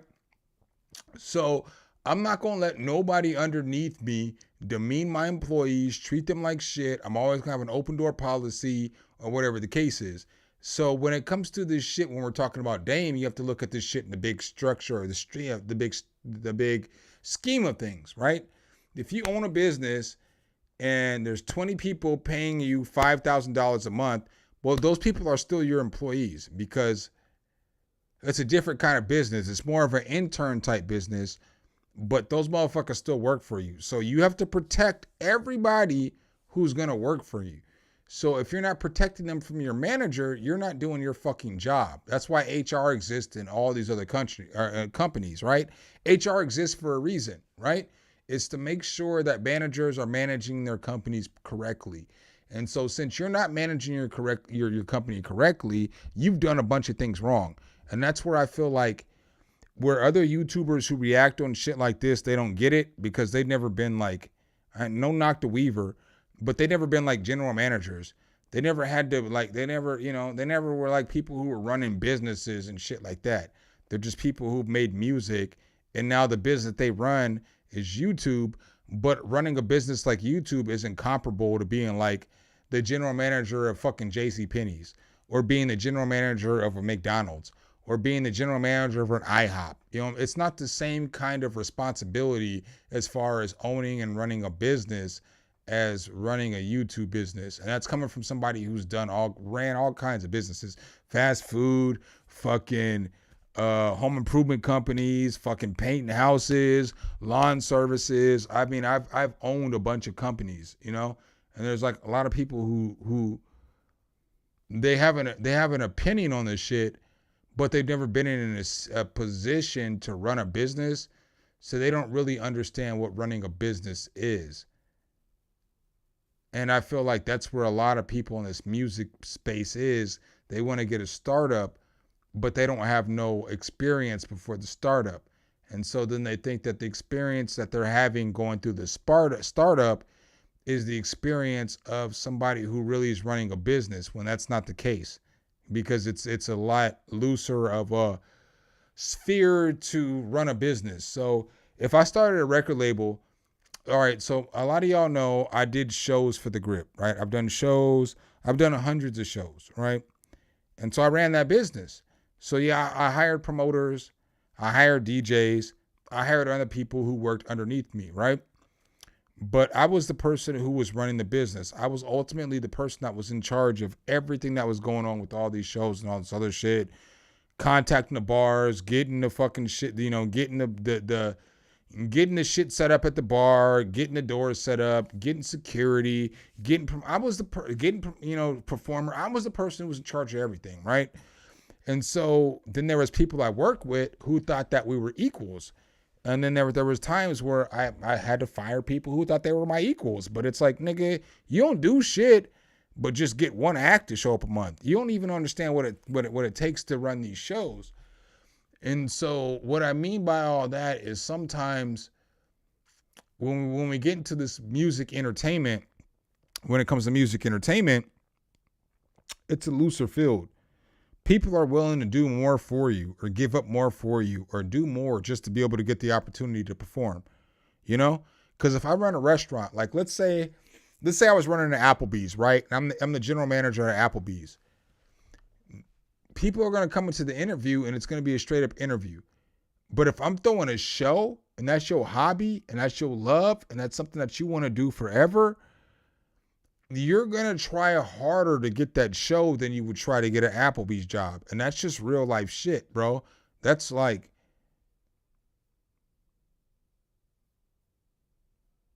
I don't want to exaggerate and be like, I've probably put on 1,000 performers, but I probably have. I probably put on about 1,000 performers, but I've probably hired in my life like 3,000 people. And an interview for a job versus an interview versus getting a show is a lot different. Like people who want to get a show will kiss your ass. People who want to get a job should typically lay out what it is they're willing and not willing to do. So that's what I mean by all that shit. So I'm sorry for that long tangent, but you get what I'm saying? Wasn't no refund policy, so hey, you know, legally you're in the right?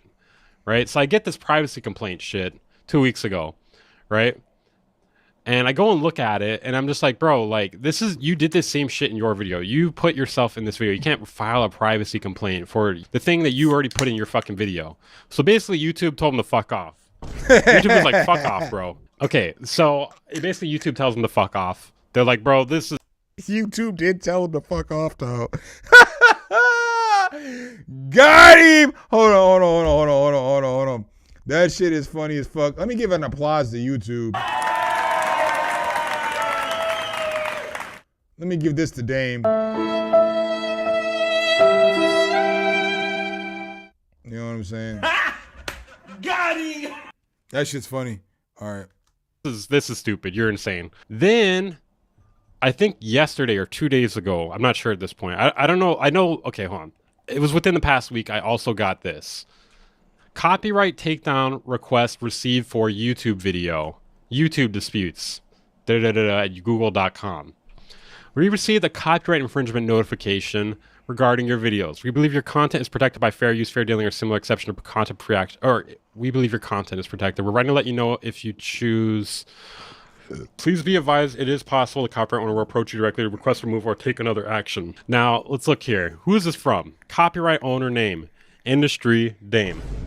Oh, sad to see, bro. Full legal name. You know what? I did him a favor. I copied it out here, but it is very similar to his channel name.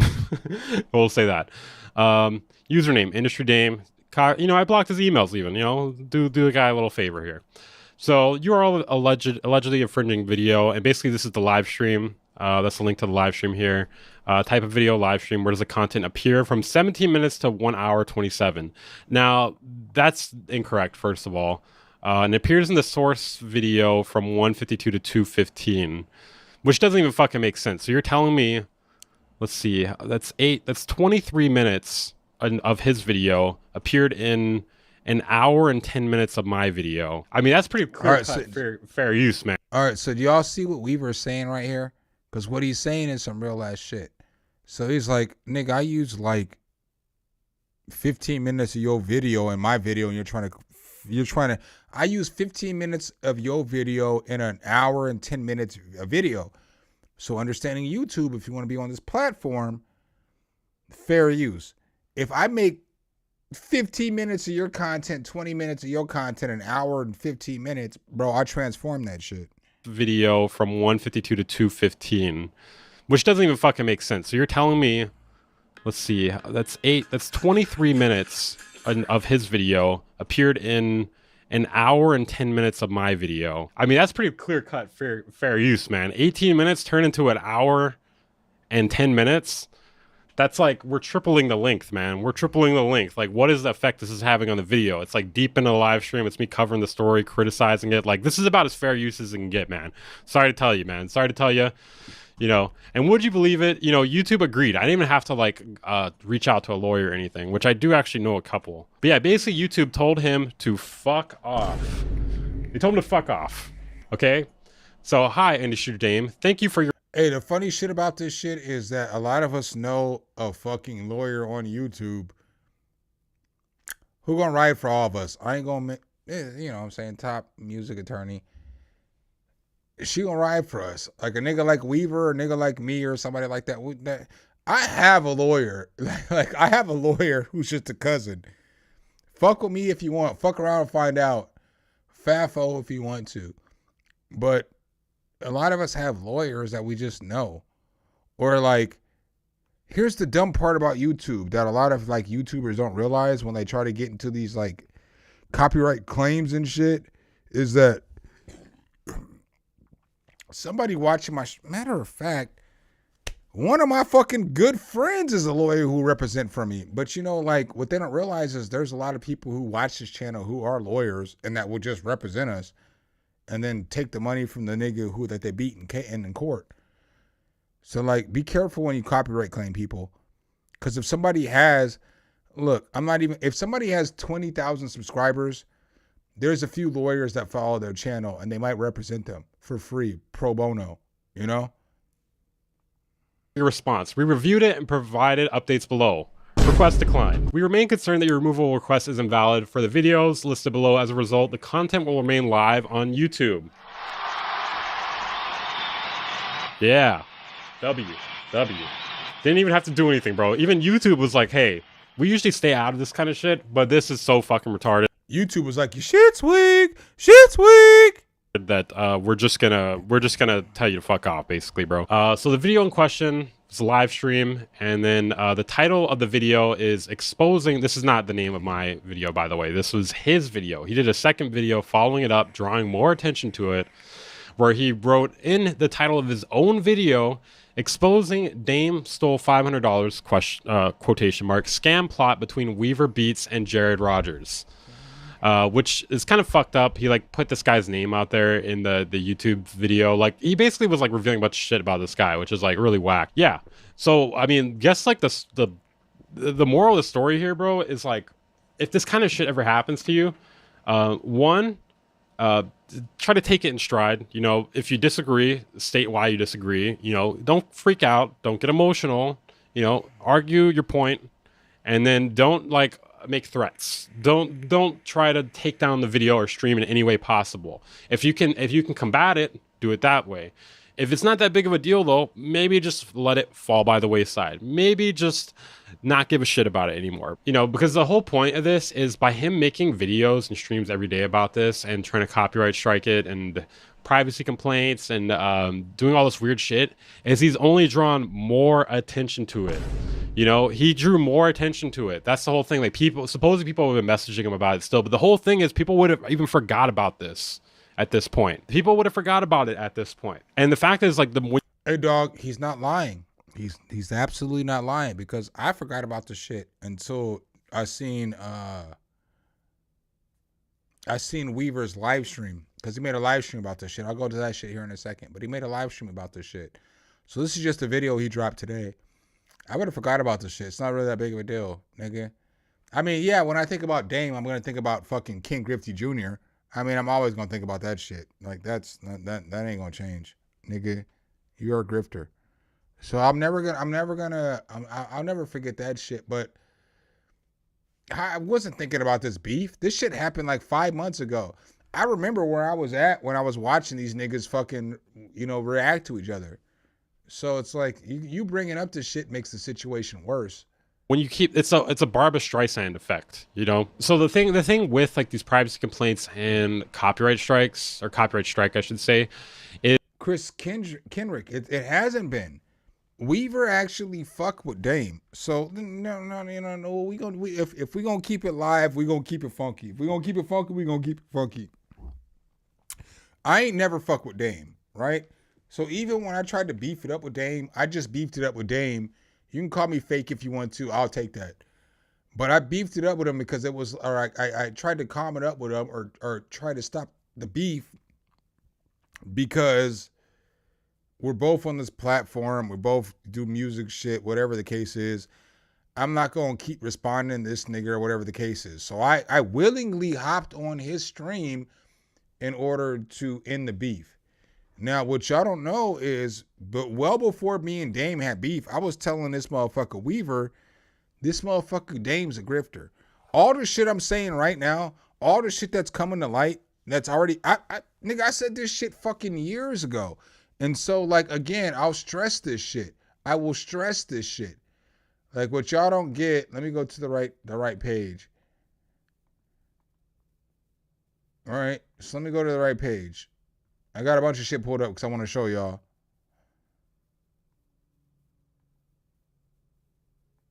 But what I'm saying is, a lot of the shit that I'm saying, let me just go here. I've been saying for years. So, like, you know what I'm saying? Like, this nigga's a grifter, dog. So let me see here. Weaver Beats, today's video. So y'all can see what I'm doing. I think it's funny how he's like, the title of the video is "This Unhinged Freak is Trying to Delete My Channel." Okay, so who? But what I'm saying is, look, bro. Look. The video just came out a couple hours ago. I'm already like, oh, I reacted to this on stream yesterday. I've been debating on reacting to this for a week. You cannot just copyright claim, blah, blah, blah, blah. I told y'all Dame, a.k.a. Ken Griffey Jr. I told y'all about Dame, a.k.a., you know what I'm saying, Ken Griffey Jr. years ago. I did.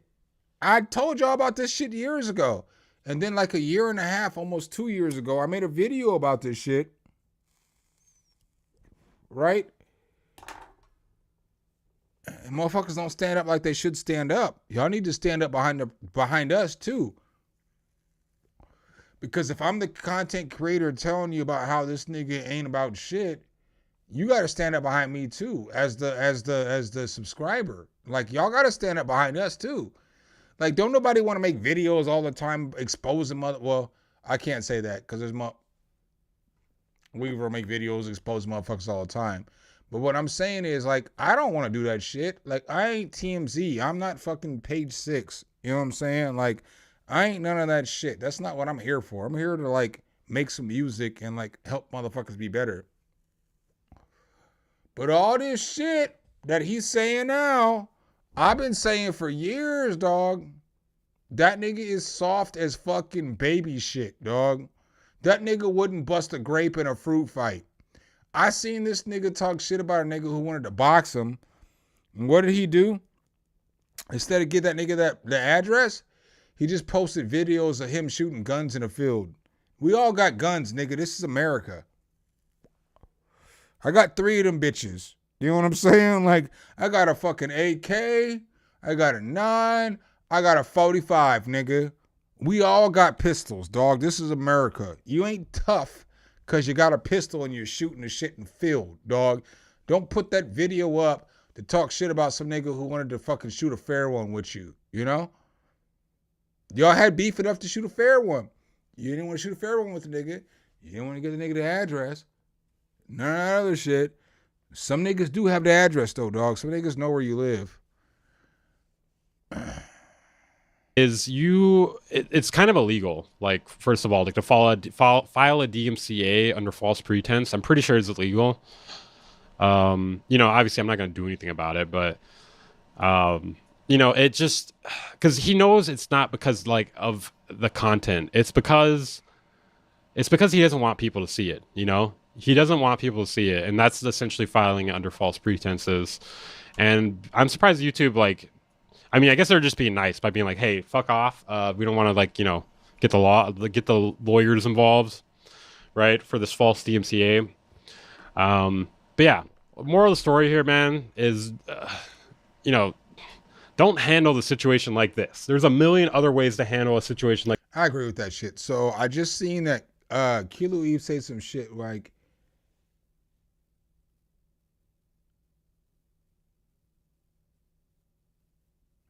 he did say he rarely checks so somebody got affected.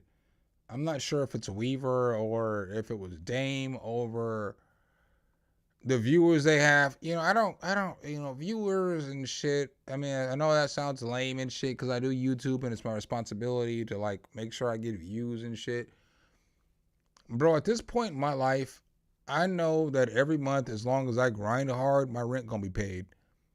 So, like, viewership for me doesn't really,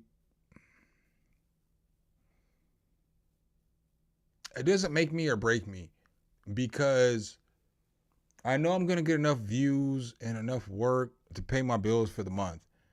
Do I think I should have more viewers? Honestly, I do think I should, because of what I do, you know? I go more depth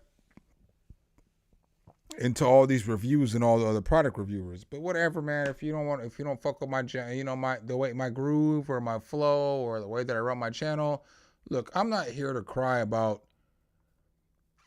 who has more subscribers, all this other shit. As long as I have enough subscribers that can fucking appreciate what I do and you know what I'm saying, love the content that I can give them, it's more than most. It's more than 99% of the people out there.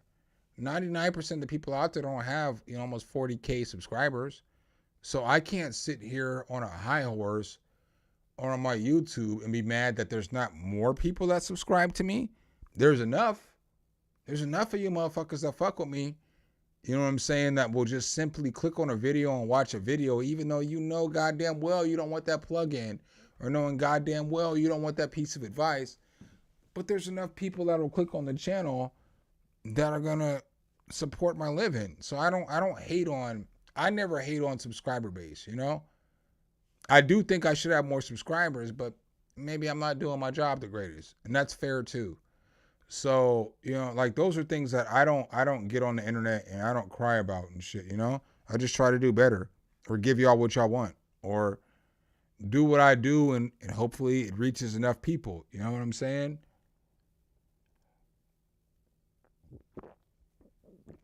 But that's the way I look at it. Y'all don't see me get on this platform and complain about subscribers or viewers or more people or, oh, I should be better or, oh, I mean, I know I'm flawed, motherfucker. Y'all don't see me pass out on stream and get all drunk and do all this crazy ass shit, right? So even though I done all this crazy ass shit, because again, maybe y'all don't see the way some people look at this shit from the background perspective. I know all this shit I done the fuck up. If you don't want to fuck with my channel, don't fuck with my channel. I get the shit, you know? If I'm not the person that you want to get the information from, I'm cool. I have given you so many opportunities to not like me or whatever the case is, right? I've given you guys the opportunities. If you fuck with me, you fuck with me, you know? We all understand that people are flawed, or at least we all should understand that shit. If we don't understand that shit, that's a bigger issue. It's not something that I can sit here on a stream and debate about, right? But we all got issues, dog. But I consistently come here to try to help y'all. So even if I'm not helping myself, I'm still trying to come here to help y'all. So I never look at my subscribers or where I'm at or compare myself to another. I'm lying. I compare myself to one YouTube channel, and that's Dixon's. And it's like, but it's only because we do so much similar shit. But I don't really compare my channel to his. I just often watch because our subscriber counts are similar. But it's no hate. I love Dixon. I got nothing but love for Dixon. That's my guy. That's my fucking boy. I fuck with that dude. All right, so here is the other day. So just going back to this topic where I was talking about Damon shit. I was going to respond to this shit. So I'm going to kind of play some of this shit where I was going to respond because this shit was on the stream yesterday. So I literally recorded this shit yesterday. You could see this shit one day ago. Oh, you can't see where it says one day ago. Hold on. I'm going to make sure y'all see the shit. It's just funny how life works sometimes, you know? All right. Took my picture out for a second, but you see right here, it says I responded to this a day ago. So this was on stream yesterday when I was live streaming. The homie came over, and what makes the shit even more funny is that like Dame called me not a real nigga, right? So if you followed any of this beef over time, Dame's a bitch ass dude, right? Like, I'm gonna keep saying this shit because Dame can say some shit on the internet, and Dame can be like, something's a bitch ass nigga. I'm gonna show you why you a bitch ass nigga though. There's a difference. There's a fucking difference. There's a big ass difference versus a claim versus evidence, right? Because you can claim I'm whatever the fuck I am, but there's not a lot of niggas in this world that are gonna tell you, you can fuck with something. You can't really fuck with me. I may catch. I'm telling you, I may catch a fade, dog, but we got to run that fade. And so that's like the most dangerous person in the world. A nigga who will run a fade with fucking nothing to lose, dog. So this was the stream that I was running the other day. Let me make sure I got the right camera on now. All right. Yeah, so here's the stream from the other day where I was talking about this shit cuz I was going to do this video the other day. Cuz that's some bullshit. But then I just was like, I don't really want to get caught up in the drama, even though I'm probably supposed to. I can't get caught up in this drama. I can't be caught up in nobody's drama. Right? I talk about the shit still though. So this is how I for real stand. Because at this point I was bent. I'm not gonna hold you. I'd already had like 9-10 beers. I was drunk as shit at this point on stream. And then my homie ended up coming over. But like this motherfucker called me out and was like, "Oh, you're a square." I'm like, "Nigga, wherever I go." No, I guess I gotta do this first.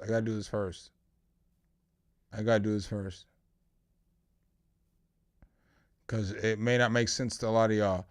Cause he deleted this stream. Again, this is why Dame's a bitch. Cause Dame thinks that you can get on the internet and say whatever you want to say, and then all the footage disappears, right? So I don't fuck with Curtis. Some of y'all know why. There might be a day where the diss track to Curtis comes out, but I don't fuck with Curtis. Curtis is a fake ass dude. He's fake as fuck. This nigga this nigga is fake as can be. How can you be homies with somebody and y'all DM each other all the time, and then all of a sudden nigga hop up in your chat talking about, I had this battle idea before you did, knowing goddamn well he watches my channel, and people, y'all motherfuckers do fucked up shit. Some of y'all subscribers, y'all send ideas that we talk about on streams to other motherfuckers, and they start using this shit. So that's the shit that happened with me and Curtis. So I get on Curtis's stream. There's motherfuckers that know I've got all this shit. Like I'm probably not gonna make the video because I don't want to go into no YouTube beef like that. But I got all the information between the streams, the subscribers messaging me, messaging Curtis, so on and so forth. I got so much shit that shows why this nigga's a bitch, right? Curtis a bitch too, dog. He's straight bitch made, dog. Curtis is the type of nigga that will steal your fucking idea, put the idea out, and then call you Christopher Columbus or a colonizer and say you tried to steal the idea. I got all the proof. I've got everything. Everything. I'll probably never put that video out, but I don't follow Curtis. But does Curtis follow me? Does Curtis? Are y'all wondering if Curtis follows me? I'll give you all the information. I'll give you all the information. Hold up. I gotta give you all the information.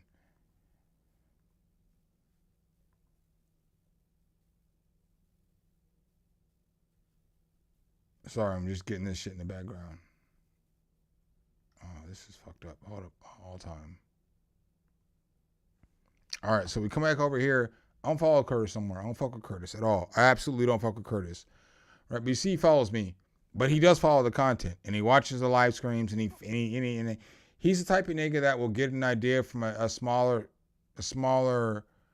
YouTuber and then put that shit out as his own idea. Like he created the idea. He's one of those type niggas. He's literally a colonizer. He's a YouTube colonizer is what I would call this shit, right? But when you're calling me, the nigga called me a colonizer and shit, right? But like when you're calling me all that shit, it don't stick, bro. Cause whose content do I copy off of, bro? So anyway, to get back to where we were at, so where me and Dame first ever had any kind of beef at, and I don't even want to say it's beef because the nigga acts like he doesn't know who I am, but if you're on YouTube and you're a music producer and you have, you know, if you do the everybody knows who the fuck I am, dog. Shut up. Shut up. Shut up, slut. Chew on these mushrooms, just like Eminem said, right? But it's the truth. If you do everybody who has like 30 to over 100, I know who the fuck they are, at least at a little point, right? So let me find this which video? So yeah. So it was this Curtis King video is what started all of the beef with me and Dame. So make sure my view's right. So it was this video right here. Curtis reacting to me. Doesn't exist. Some of you only show up and you get on your little granny ass webcams. I don't know if you guys seen this shit, but like producer beef. I ain't never had no beef with no YouTube producers on here. DIY. DIY is when many of you met me as Curtis King, the music producer. Many of you probably came at a time where at first I was doing content for rappers and music producers because I was a rapper and a music producer. I was giving a lot of information. At some point, I was giving some great advice, but one of the we're not doing all that shit. All right. So not listening to all that shit. All right. So obviously this is me in my fucking beautiful Afro form. But it was just something when I was talking about an issue with the music community, you know? Producer community is super toxic. But I want to have this as my last producer video. This nigga said he want to do this as his last producer community. Yo, the way that this sucker ass nigga, this nigga's a sucker, bro. He played y'all, and y'all played right into the shit. He played y'all. He's a music producer. My channel's not production shit. It's music shit. And his channel's always been music shit because he's put out music videos, right? So he put out music videos. If you rapping, that's not production community. Or that's not production content, right? Right or wrong. Right or wrong. Right or wrong. Y'all can tell me in the comment section. Right There's enough of y'all in here. If I'm wrong, y'all can tell me. But if you just do music content in general, you can't build this huge build up to be like, oh, I'm going to stop doing producer content and blah, blah, blah, blah. Nigga, you just went to TMZ. Granted, you switched up to what content you were doing, but you still music content. And that's all you've ever done. It's the same shit. I don't plan on talking about none of these niggas. And at 2024, you can make whatever content you want. You can clip it up. And it's funny because he's like, this is the last production video I'm going to make. I'm not going to talk about none of you niggas no more. But let me talk about this shit real quick because it's juicy. You know, like, get the fuck out of here, dog. I ain't making no... This nigga's fake as fuck, bro. This nigga is fake as fuck, bro. Fake as fuck. And y'all don't understand what some of us YouTubers don't do. I got the video already ready to roll. Content about no producers. Shit is nerdy. Then another thing that's super toxic. And then this nigga talks about shit is nerdy, but he be like the nerdiest producer on the internet. Nigga, I look like a nerd because I have glasses on, but he's be nerdy because he's a nerd. About this whole entire space. It's like, let's say we have two YouTubers that are beefing with each other or going at it with each other. We've all seen it. It happens all the time. I don't know what he talking about. I ain't never had no beef with no YouTube producers. All right, because, you know, busy works beef and so on and so forth, right? Then we're going to have this third-party entity come in and just start pouring gasoline on top of the flames. And then their whole entire community is going to come in and attack one person. I'm not even going to cap to y'all. This shit's about Weaver and Dame. Because it was like how they were putting content together at this time. This video is probably almost 2 years old, or a year and a half old. But this video was about Weaver and Dame because it's about their fan bases coming over and just shit bombing other people's comment sections. We don't need that shit, dog. I don't need that shit, man. Y'all don't understand this shit. For the same shit, for the same reason earlier when I played in the video, when Weaver was like, I don't read my videos for, you know, I don't read my comment section for like mental health reasons. This is what the fuck I'm talking about right here. So another nigga, I'm telling you, I have his back and he's my boy. I'm telling you, I don't support some of the things that have gone on his channel because just because you don't read your YouTube comments every day doesn't mean I didn't read mine every day for years, right? So the way that you move doesn't mean I have to move the same. And that goes all on to respect the way different cultures and different people and everybody else is, you know? So again, this ain't no attack at Weaver. We've already talked about this shit a bunch of times. But like a lot of Weaver's primary followers or dames, they'll come right to your comment section and just blow that shit up. And it's like, I don't need that shit, nigga. What the fuck is that nigga doing for you? He ain't fighting for you. Like, you fuck around running to me in public, we gonna get into a fight. He ain't gonna be there. As well. And none of this stuff has anything to do with any of these people. So yes, I understand that. I'm done spending an obscene amount of money on. Bitch, we didn't ask you about you being done spending an absurd amount of money on fucking food. We're gonna mute that shit for a second. Are we on the right page? Sorry, I've been drinking. I don't know. I don't know if my pages are right. I told you that before we started, though. Factor is over 40. You know, if you put something on the internet, people are gonna react, but it's not really your place. I spoke on Busy earlier. I'll speak on it again in a minute. Place to hop in and just pour more fire on the fuel. Understand what I'm saying here? It's not really your place to, well, and none of this stuff has anything to do with any of these people. So yes, I understand that, you know, if you put something on the internet, people are gonna react, but it's not really your place to hop in and just pour more fire on the fuel. I've always said this. This is what makes the producer community sometimes an interesting one, because it's good that we're able to get so many. I hate listening to his perspective because I know the whole story. This nigga owed Busy thousands of dollars and then wonder why Busy was mad at him. Different perspectives from all over the world. And people are able to. You can't owe a nigga thousands of dollars and wonder why he's mad at you. Offer different ways to live. And then y'all ignored that shit. Y'all let that shit slide. y'all let the fact that this nigga owed another nigga thousands of dollars and the other nigga was wilding out to be wild. And Busy murked that nigga on that fucking battle track. I don't give a fuck what none of y'all say. That battle track was hard as fuck. That Busy, I ain't gonna play it on my stream tonight because I don't want to get monetized or demonetized for that shit. Busy murked this nigga Curtis. Y'all fucking didn't even acknowledge that shit. That's why, yo, that's part of why this fucking space sucks for motherfuckers, right? So this is why I don't go hard for Busy anymore, all right? Because a lot of y'all are here for like hate or whatever. You know, maybe I did spew a bunch of hate or whatever. It's just commentary and my reaction, right? But a lot of y'all motherfuckers be here for hate, but not real shit, right? So again, a real nigga just sitting on the outside looking at some shit like, damn, Curtis, you owe this nigga thousands of dollars? And then Busy drops a fucking diss track and y'all think it's corny. Well, one nigga lives in Philadelphia.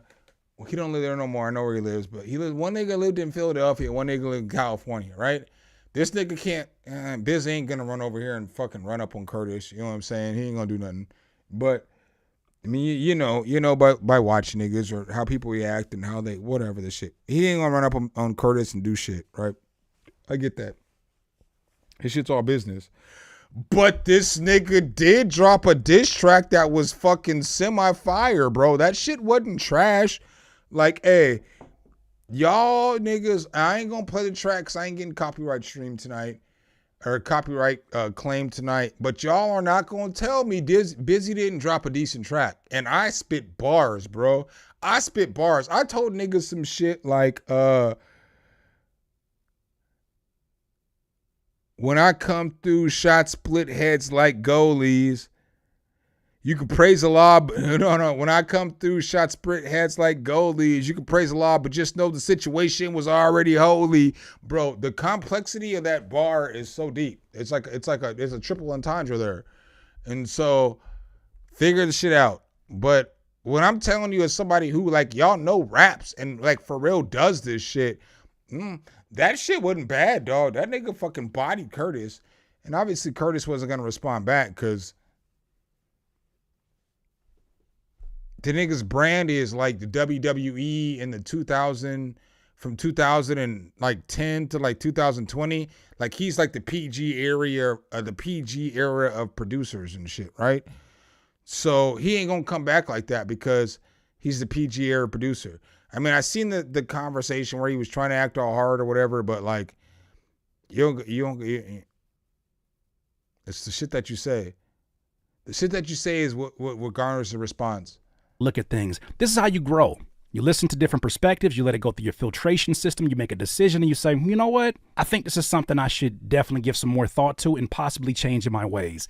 However, when you open up the internet to every single be doing too much age group, every single culture that may have different culture nuances that other ones don't have, you get a bunch of people talking about shit they have no idea about. Kilo Eve, I won't argue that he doesn't have recycled videos, but everybody does. So like let me give you some shit. Let me cook. Because again, this is some shit that I don't feel like y'all look at, right? I'm not attacking you, dog. We cool. I ain't attacking nobody in the chat. But this is the shit that we look at, right? So BusyWorks can't make a similar video to what he's already made, right? All right, so let's go with Josh Wiseman, right? Josh Wiseman's a cook. One of my favorite YouTube channels. I watch this channel all the time. All the fucking time. You think I'm fucking lying? Bitch, I got a comment on his video. He drops a video once a week. Shit, I'll just go to the video. Fuck it. 2 tears in a bucket, right? Our cooking show's dead, right? What do you see right here?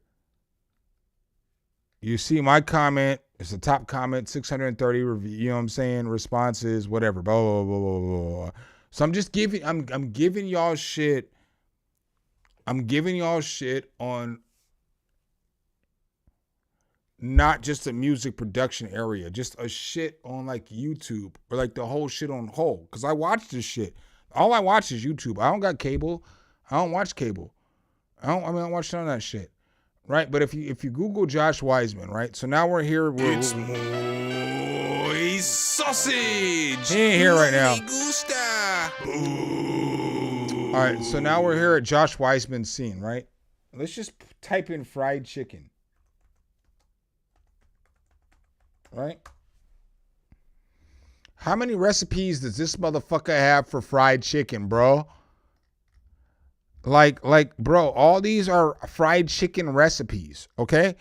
So you get mad at BusyWorks Beats for whatever he's doing, but everybody else in every other fucking genre has 15, 20 chicken videos on what they've done. I can go, okay. It's just this motherfucker? Okay. Cooking and grilling with AB.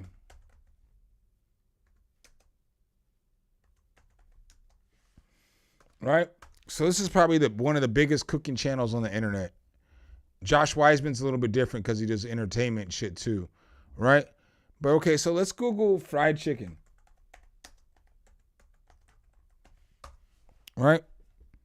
The secret to fried chicken wing, wings with AB, southern fried chicken, the secret to... So, like, look at all these fucking same-ass goddamn videos that this motherfucker's doing. So, I don't necessarily do the same video. I would. No, I'm lying. I've done a couple of the same videos over and over and over again, right? Not over and over, like twice, right? But I don't think that it's fair that we get on the internet and we allow YouTubers to tell us, oh, this other motherfucker's been making this same video over and over again, when everybody has. Everybody has. Everybody has. Dog.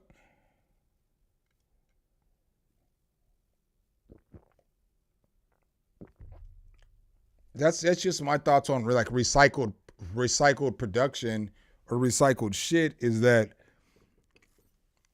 all these big YouTubers do the same video over and over again. I can go to Mr. Beast. I can go to whoever the fuck I want to, and whatever their main shit is, they doing that video over and over again.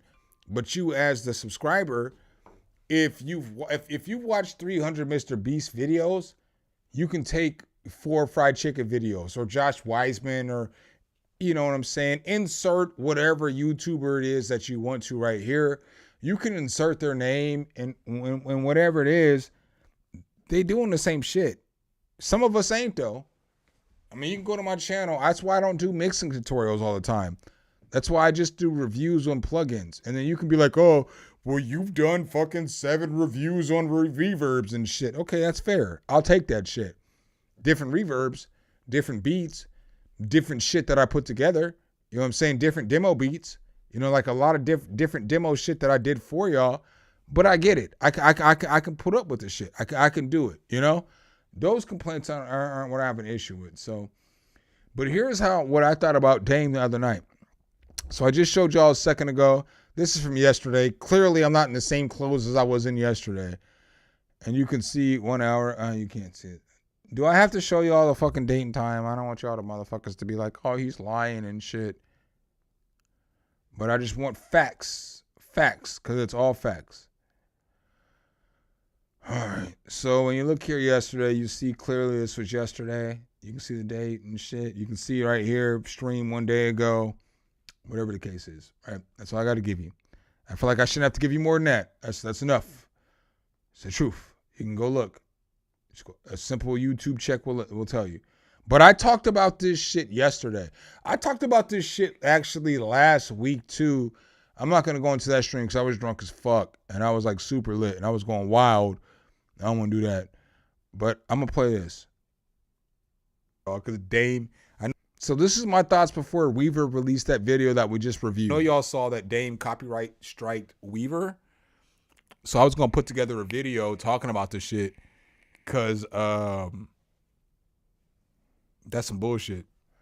But then hey, let me say this real quick. Kilo Eve, his subscribers aren't gonna, in 5 more years, my subscribers aren't gonna match my views. If I was on YouTube for 10 years doing the same thing, my views aren't gonna match your subscribers. It just is what it is. Busy was one of the godfathers. So he got in there first. He got all his subscribers first. He doesn't need... let me run this back. I'm not going to tell you what he does need or what he does not need to do for his subscriber base. I'm going to just tell you he's always going to make money because he has so many reviews. He's been on internet so long, and then he has so many videos that are still getting watched. He don't have to change his shit. And maybe he can't change his shit. I don't fucking have the answers, dog. I'm not here to fucking meet up with these niggas and have council meetings, right? Because that's one thing that Dame said is, we need to meet up as content creators and we need to fucking... Shut your bitch ass up, dog. Niggas don't make music the same. Dr. Dre don't make music like Timberland make music. So Dr. Dre and Timberland couldn't get on a fucking call and decide how to tell everybody else to make music because those motherfuckers don't make music the goddamn same, motherfucker. Like... I live in Atlanta. You know how many people come over to my crib and make music? Like today, there was 4 individuals over at my crib making music in different capacities, and none of those motherfuckers make music the same. 2 of those niggas are here at the same time. Music don't work like that, bro. We don't make music the same. I just was like, I don't really want to get caught up in the drama, even though I'm probably supposed to. I can't get caught up in this drama. I can't be caught up in nobody's drama. I might talk about the shit still though. But like this motherfucker called me out and was like, oh, you're a square. I'm like, nigga, wherever I go, niggas fuck with me everywhere. Fuck with me everywhere. And what's funny is a real nigga comes into the crib. Be in the hood in Atlanta. Where you think I'm at right now? Who you think coming over here? No homie. It's like, y'all be looking at a nigga who decides to wear glasses sometimes. Decides. I have contacts. I can put them bitches in tomorrow and not have, you don't see this shit no more. All weird. All right, so up next we got Wody Mac plays an acapella for reference over Pooh Shiesty and Central C. Anyways. So the stream only got 2.5K, which is do a video and then have Dame's picture over here. We're gonna make a video on this shit. Like I fucking, bro, I had this shit ready to go. Y'all think I'm playing? Oh, you think I'm joking? I do want to say the homie came over here in this part of time, so you're gonna see there's gonna be somebody else over here in this stream with me. But as I was talking about this, he popped up. It's a real nigga. Shit, I'm not here to like talk shit though. I don't want to get in all this shit. I really don't want to be in nobody's beef right now. I really didn't know. I really don't want to be in nobody's beef right now. I lost some hang time though, y'all. I guess I could just pull up the. My fro ain't throwing like it should be throwing. Like I fucking. Bro, I had this shit ready to go. Y'all think I'm playing? Oh, you think I'm joking? Oh, this nigga's lying? Oh, okay, let's just go to Canva real quick. Cause I already had the fucking thumbnail I started on the thumbnail, and then I was like, Weaver's my boy. Chris, I'll agree with you. I didn't like.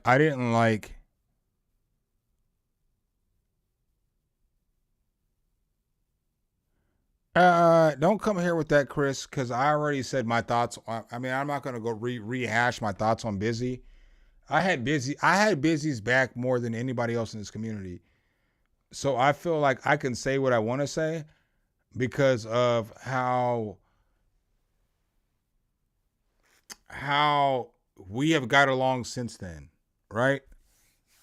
You know, like I had that nigga's back, bro. I was riding for that nigga. Again, y'all don't see the shit that goes on behind the scene. Do you know how? Y'all don't even know. I don't fucking have Instagram or fucking Facebook or Twitter anymore, so I can't even show y'all the conversations. I probably wouldn't do that anyway because I think that's feminine. Weaver won't lie. Ask him how many times I was like, hey man, leave this motherfucker Busy alone. But the thing is, Busy's weird, bro. He's a weirdo. And so I'm a weirdo too. So I'll give credit where shit's due. But he's weird with how he interacts with people. Busy can't just have a regular conversation with people. And that's what people want. And I fuck with him. But I can't be getting. And then just because we're people on YouTube, we're not celebrities. You know what I'm saying? Does that make sense? So like I can't act like I'm like this celebrity and I'm like this extra famous person when most of the world doesn't know who I am. And I feel like Busy thinks that most of the world knows who he is when they don't. And in the internet beefs. I'm telling y'all think I'm joking? Motherfucker, shit. You know what I'm saying? Like, motherfucker, shit. I'll download this shit. Yeah, so this is me just showing I was gonna do this video a minute ago. Game's picture over here. But I'll show you all the copyright infringement and all that shit. And that's why when motherfuckers be like, Dame's a real one. Dame's not a real one, dog. I'm telling you. A real one could spot a real one. And it's crazy how many people think that this dude's a real nigga. Yo, this might be some of the realest shit I ever said, right? So I didn't grow up like most black people, right? And that's not to say that my experience was better or worse. I really feel like in a lot of senses, my experience was worse because my dad was in the military, but we grew up and we ended up getting stationed in like he's from Omaha. We're from Alabama, obviously slavery and shit. We're whatever. I don't want to get into all that shit. But a lot of the family migrated to the Midwest and we ended up in Omaha. And so my dad ended up going into the military and he was in Omaha, Nebraska, right? I didn't grow up in the projects like my cousins did. So like his whole, not his whole family, but probably, I always tell this story about my family. My grandma had 12 brothers and sisters, right? And then they all had 4 or 5 kids. So just think about how big my family probably is, because they all had 4 or 5 kids and they kids had 4 or 5 kids. Now I'm just somewhere where there's hundreds of us running around, right? So understand that shit, right? Understand that shit first. But I was the only one that was lucky enough to grow up. Me and my sister were the only ones that were lucky enough to grow up in the suburbs. All my other cousins that lived in Omaha, they grew up in the fucking ghetto, bro. It was as hood as can possibly be, right? So I always knew all throughout life, through all my experiences, like every time I go down there, everybody wanted to hang out with me. And we were all cool, whatever. I've always been cool, dog. It don't matter where the fuck I go. I've always been cool. But I've always experienced, I had a different life than you had. But nigga, your black experience isn't better or worse than mine, because you went to school with a bunch of black people. I was the only black nigga in school, you know? I was the only nigga there. So who was the nigga? You know what I'm saying? 24/7. Who you think they called the N-word? 24/7. I had a fight every day. I got in fights, got suspended, in-school suspension, OSS, all the fucking time. Like my whole fucking elementary school life, I was fighting every fucking day, right? People who live in the hood don't understand that there's fucking black people who live in the suburbs that are the only black person. I'm it, dog. I'm it. So yeah, my parents did a good job to put me in this fucking situation, but I gotta fight every day because my fucking parents be like, if somebody calls you the N-word, you gotta fucking fight. So every day, that's what I'm taught. That's what I learned. That's what I know. And but I can see the difference in, if I talk to any of my cousins or if I talk to any of my family members, they don't talk like me. I talk proper. You know what I'm saying? Like they don't have the same mindsets as me. They don't look at different groups of races the same as I do. It's because of the experience they lived through. And so we've all lived through these different experiences, and I'm more willing to look at other people's experiences versus denying any struggle they went through. I don't know if that makes sense. I hope that makes sense, you know? Because I've gone through, I know my experience versus the average fucking black person's experience in America isn't the same shit. But I dealt with racism at such a high level at such a young child, and then throughout a whole lot of my life, because I was always managers and shit in these white areas. And so like these white people didn't respect me like they should have, you know? I'm just a regular ass nigga, dog. I'm just a regular ass dude. I gotta play one more track. I gotta go piss again real quick and probably grab another beer. Sorry, y'all. Just give me 1 second. My apologies. My apologies. I gotta play something that I made though. You know what I'm saying?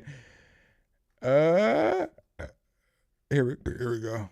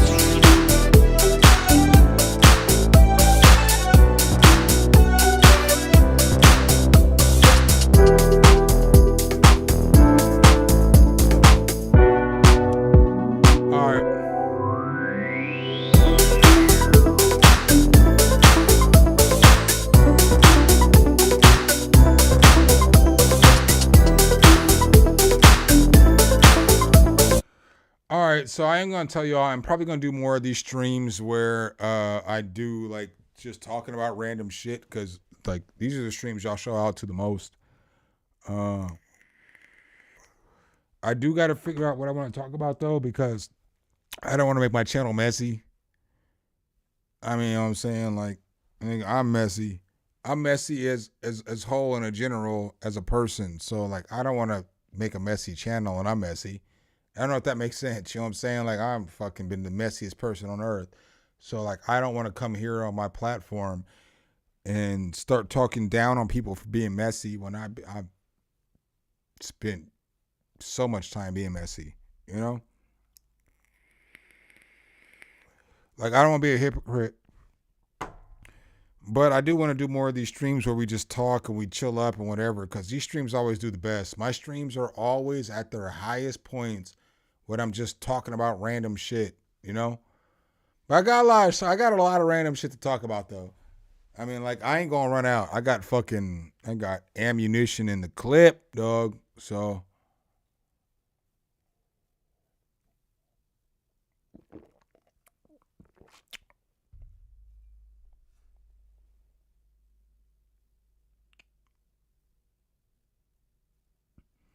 this nigga Yaji said he told me to start making EDM future bass, and nigga, I made that last beat. I could jam out to that shit if I want to. I make house music.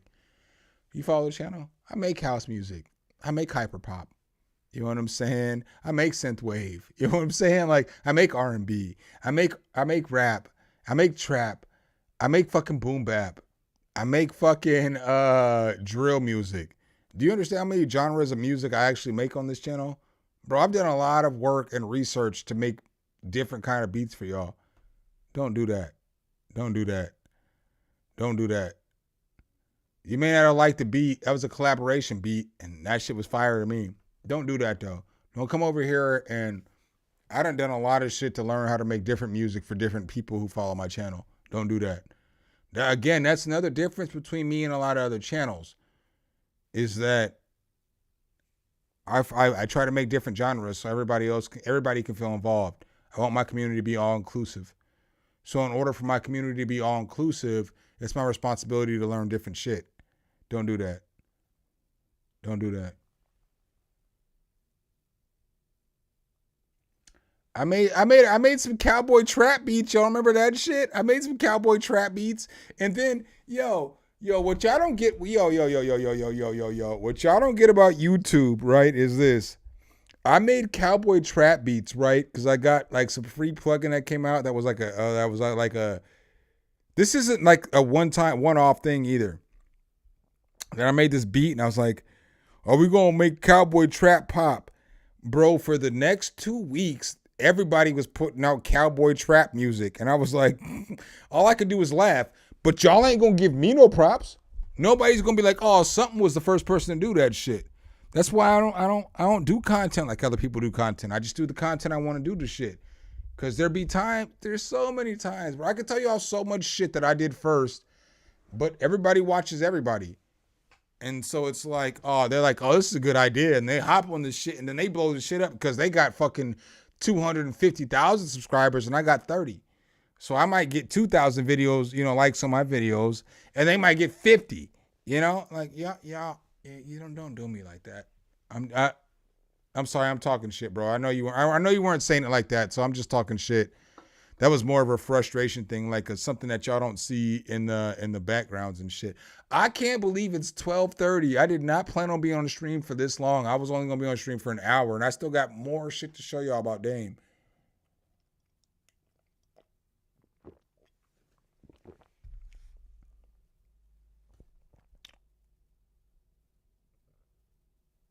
Oh, I'm just talking shit, Yodi. At this point, I'm just kind of talking shit too. I mean, having a good stream, but talking shit. But let's go ahead and go back here. Let me finish this up, because I don't want to be up past. Send in a super chat or whatever. The information's in the description for the love. Because I don't know. I don't really want to make this a video, because I know if I make this a video, it's probably going to get 5,000-10,000 views. I'm not really trying to fucking sit up in a fucking YouTube cry session with this bitch ass nigga Dame, because he's a bitch ass nigga. But let's finish this shit up. Grew up in fucking East LA, dog, but that don't make you a real one. Oh, so wherever we were at before that shit, just because you grew up in East LA. I got where I was saying. I grew up with all kinds of different struggles you'd never even seen that you wouldn't understand. Maybe I didn't understand poverty the same way that you did, but you'll never understand racism the way I understand racism. Drama, even though I'm probably supposed to. I can't get caught up in this drama. I can't be caught up in nobody's drama. I might talk about the shit still though. But like this motherfucker called me out and was like, "Oh, you're a square." I'm like, nigga, wherever I go, niggas fuck with me everywhere. I'll be in the hood in Atlanta. Where you think I'm at right now? Who you think coming over here? No homie. It's like, y'all be looking at a nigga who decides to wear glasses sometimes. All weird. All right, so up next we got Wody Mac. Plays an acapella for reference over Pooh Shiesty and Central C. All right, let's go. Y'all didn't catch that shit? Oh. I mean, I have no problem talking about this shit. I'm not here to like talk shit though. I don't want to get into all this shit. I really don't want to be in nobody's beef right now. I really don't want to be in nobody's beef right now. I mean, I have the shit. I guess I could just pull up the fucking screenshot because I was for real gonna make a video on this shit. Like I fucking, bro, I had this shit ready to go. Y'all think I'm playing? Oh, you think I'm joking? Boy, and I fuck with him, but I can't be getting to a real nigga. So there you see, I pulled this shit up. Oh, I skipped forward a little bit. Yeah, you fucking East I was for real gonna make this video like a week ago, like a week and a half ago. I was gonna do this video. I'm serious. R-Tag. I was gonna make a video about this shit. So you see right here, copyright infringement. I screenshotted this out of Weaver's video. This is like part of Weaver in that video. So copyright infringement notification confirmation, copyright owner name, industry Dame. I mean, YouTube tells you what's going on. You know what I'm saying? The username, industry Dame. You know what I'm saying? Like this nigga for real tried to copyright Weaver for this shit right here.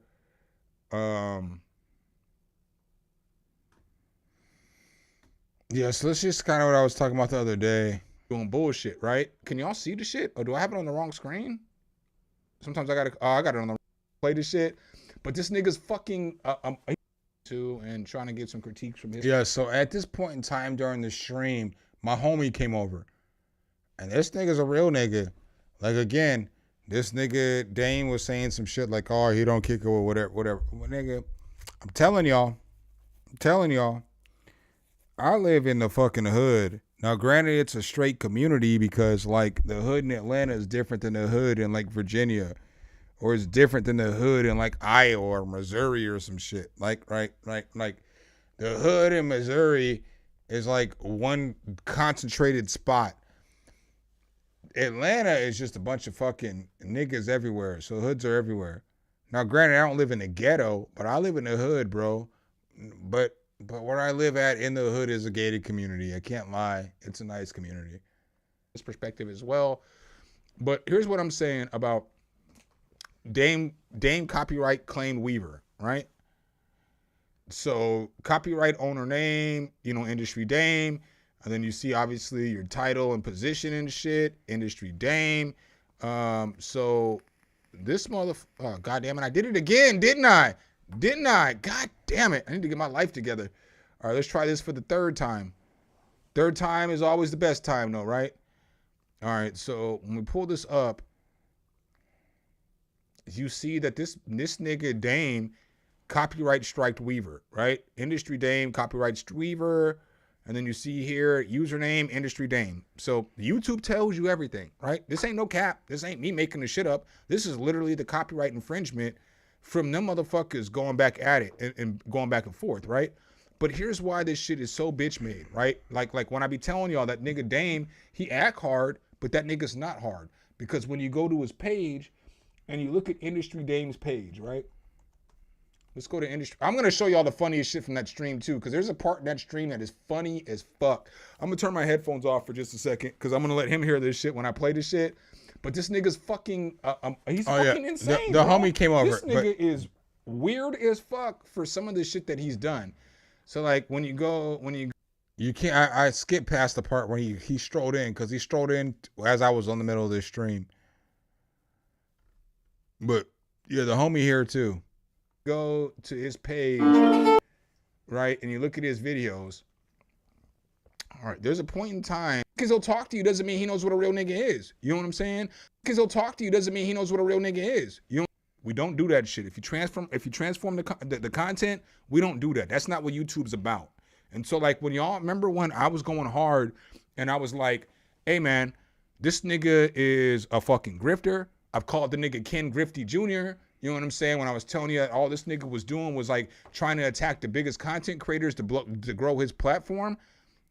I'm telling you, this shit becomes more true day and day and day and day and day and day. Because you can't let a nigga who will talk to you tell you who a real nigga is. Just because he'll talk to you doesn't mean he knows what a real nigga is. You know what I'm saying? A nigga that didn't have no money had to figure out how to pay his bills, and what he thought he was going to do to pay his bills was to go buy some candy in bulk from Sam's and sell it on the street. That ain't no real nigga shit, dog. I ain't never heard of somebody's here. Have you ever heard of a nigga doing that shit? Buying candy and trying to sell that? Listen closely, because there's somebody in the background, because I know y'all missed when my boy Rashid came in, but I'll skip it forward. You know, you see him in the background, like here in this little, in that thumbnail, but he came in the middle of the stream. And so I'm just asking him, hey dog, we talking about real nigga shit, right? Because Rashid's a real nigga. Rashid's a real nigga. That nigga is a real nigga. He a real nigga. So then it's like asking a nigga, is this some real nigga shit? Right? Do you know anybody else who would do this shit?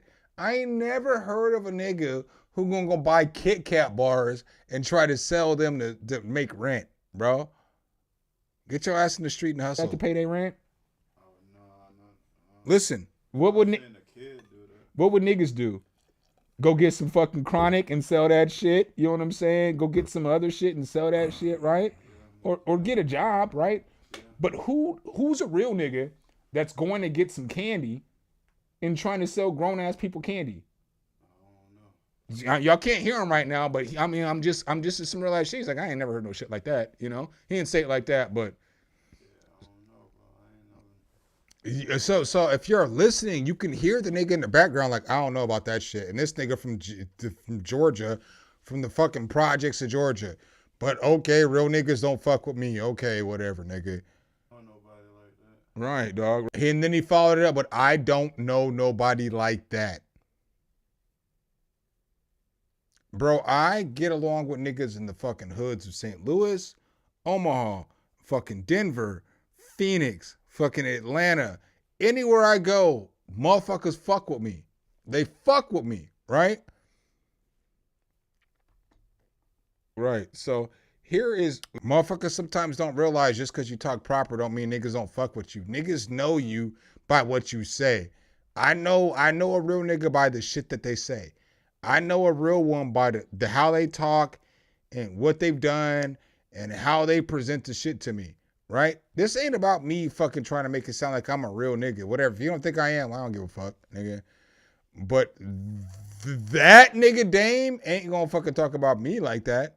Was how you know Dame's insane. This is some shit that he said. Let's get this shit up. I'm gonna mute my mic for a second while I'm pulling that clip up again. The craziest shit. This how you know this nigga's a fucking, he's insane, dog. His brain don't work right. I play this. Weaver Beast needs to apologize. Weaver Beast needs. Okay, so this is some of the unhinged shit. This is some of the unhinged shit this guy was doing. And like basically when people start doing shit like this, it's just like, all right, bro. I think I'm just gonna block you because you seem like the type of person who made like. Oh, you can't see this shit because I fucking turned the camera off. But like try to fucking kill me. You know what I mean? You're taking this internet shit like. I am talking Cash Money shit too as the microphone is muted. I'm not gonna lie on that either. Way too serious, bro. Weaver Beast needs to apologize. Weaver Beast needs to apologize. Weaver Beast needs to apologize. Weaver Beast needs to apologize. Weaver Beast needs to apologize. And that's just this clip right here. It's this clip right here.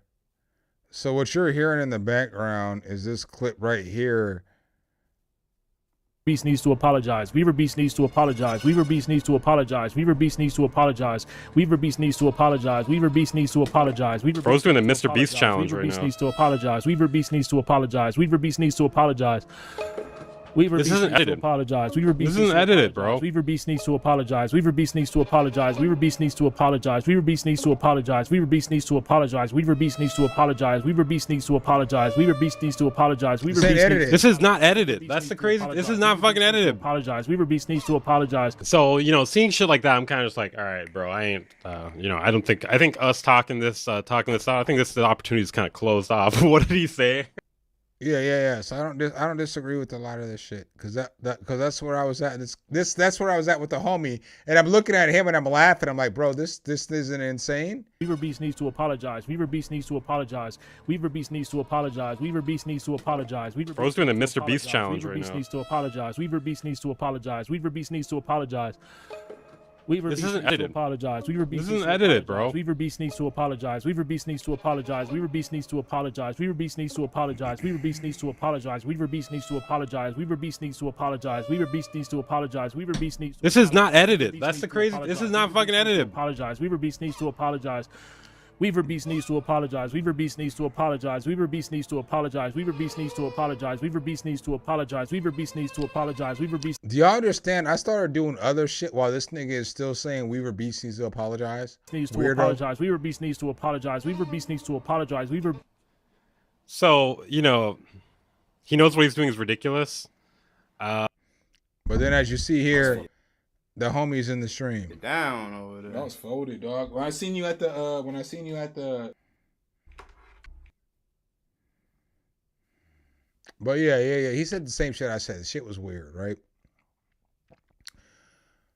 So I don't think that it's cool that a nigga Dame reacts to Busy Works beats making a Drake 21 Savage beat, right?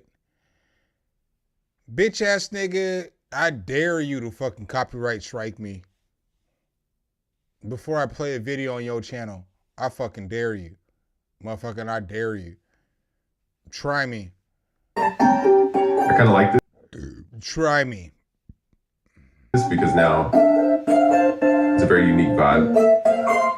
I just played only that amount because what he's got here is Busy Works beats and then him reacting to This is what I hate about y'all. Busy. Up, another video. Here we go. Dame reacting to Produced by Jack, right? So the music playing is Jack's video, and you got Jack's video here, right? Oh, okay. What are you doing, nigga? What are you doing, nigga? Let me go ahead and give you a thumbs down on that shit, because you are a thumbs down ass nigga. But I'm saying if that's what you do, you can't claim other people for reacting to your videos. Catch me on the star. Catch me on this. Shut the fuck up, nigga. Catch me on star. And I know who you are. Hello. The flagship synth from Move. I hate that shit because this nigga can't actually rap. He actually does have bars. I mean, I'm gonna be a real nigga. Can't be a real nigga and not acknowledge shit. That nigga Dame can rap. I learned Dame can rap when I was freestyling with him. I never thought he could rap before that day I was freestyling with him. Now, I don't know if those bars were like, you know, written bars or whatever. All my shit was off the top. It was like 2 o'clock in the morning where I was at. I was just drunk as shit, right?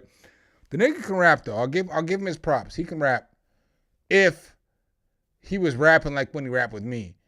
But like this shit ain't you. You make East Coast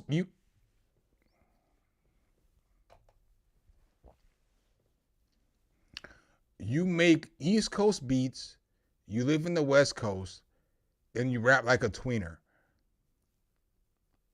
I think you can rap, but I don't know if that's you. I rap like a tweener because I am a tweener. I grew up in the Midwest, so I'm a tweener, you know? But if you grow up on a coast, you're not supposed to be a tweener. You're supposed to rep that coast. He's a tweener. Because like his only fucking credits are from G Unit. Let that sink in for a second. You got credits, so I'm giving you props. I'm giving you props, nigga. I'm giving you props. But they're only 2 tracks from G Unit. And you rap like an East Coast nigga and make beats like an East Coast nigga. And you're not from the East Coast. Like when Kendrick Lamar makes, like, yo, Kendrick Lamar can make a track that's like, they not like us. He's talking about niggas like Dame. Dame's not like him. Dame don't represent his culture or his coast or his scene. But again, that's some deeper shit. Again, what some's talking this shit, whatever. Let me guess, I'm not a real ass nigga. I can acknowledge fake from real, dog. More than most. More than fucking most. Because I'm willing to look at every side and every story. This nigga is a fake ass nigga. So, like I said, we go to his channel. And he has deleted this video. Which I don't know why he deleted this video. He made a video about...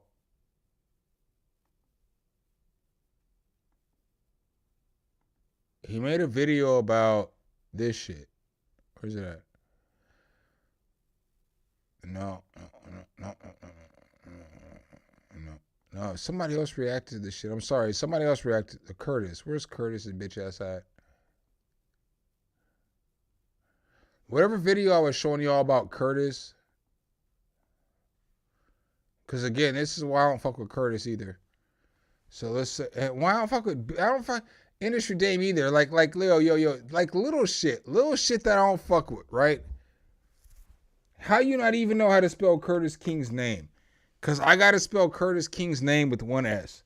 And if you follow his channel, it's 2 S's, right? Am I right or am I wrong? I know I'm right. I know I've already done the background. I've already done the background research, right? You won't even put a nigga's name correctly on the channel. Oh, I guess he does have it here. But there's some that is just 1 S, 1 S, 1 S. He doesn't care. He doesn't care enough to make sure every video is fixed or go back and fix them. There's a lot of videos about Curtis and Dame and Busy and shit though, right? Curtis name spelled with 2 S's. It's just another thing. Like this nigga, if I spelled this nigga's name Industry Dame and I left the E off, he would probably fucking,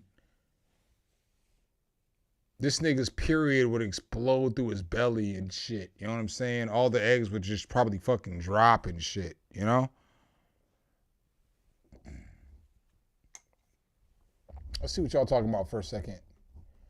I'm going to see what y'all talking about for a second. We're going to get back into this. I'm sorry, because like I normally don't just get on stream and just talk and ignore this. I'm not ignoring the chat. I've been looking at a lot of y'all's comments, but I normally don't get on stream and like just talk like this, you know? But I mean, I could do this shit all the time. You know what I'm saying? Like this is some normal ass shit I could do. I'm mad at this nigga Weaver though. Weaver, if you see this part of the stream, because I told you bitch ass nigga. No, you're not a bitch ass nigga. You my homie. I can't just get all loose because I'm a little bit loose. I gotta get another cigar. I can't get all loose just because I'm loose. I gotta be respectful. You know what I'm saying? I hope y'all understand this. This is actually a sign of respect, but motherfucker, I told you I was about to get on stream and you got on stream. And I was about to defend you. You should have waited, motherfucker. Cause you be on stream at like 3 o'clock, 4 o'clock in the morning. Cause 3 o'clock in the morning is 9 o'clock at your time. You could have waited, dog. You could have waited. You could have waited.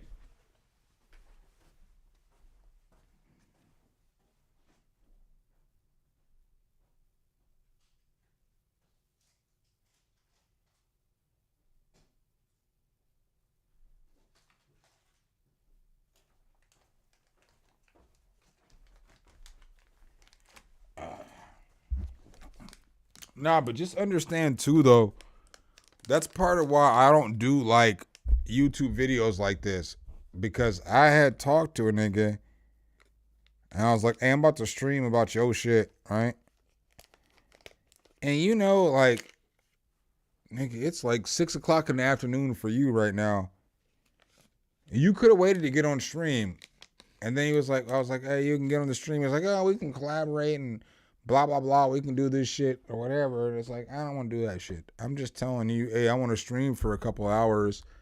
Because I'm respectful, whether y'all realize this shit or not. Like, a lot of this YouTube shit's respect. So,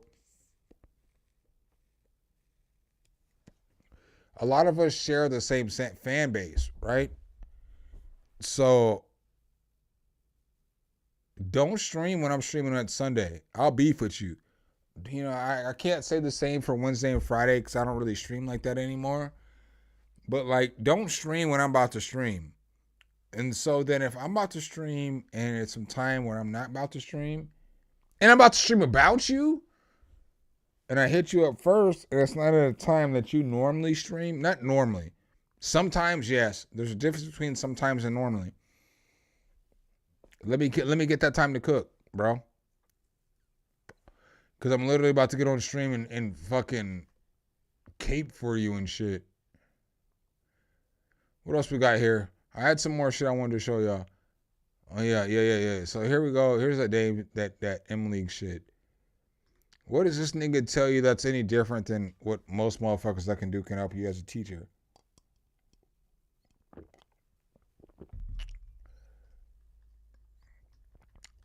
Most motherfuckers won't charge you $5,000 a year.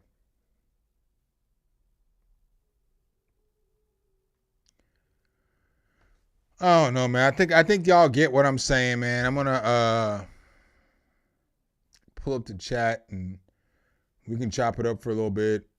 I'm not gonna stay up for much longer because it's already 1 o'clock where I live at, 1 a.m. And I'm gonna wake up at fucking 7:15 in the morning, whether I want to or not. God's an asshole for that. Maybe you're not, but I don't like the fact that you wake me up every fucking day between 7:15 and 7:30. I don't like that shit. I don't want to wake up that early.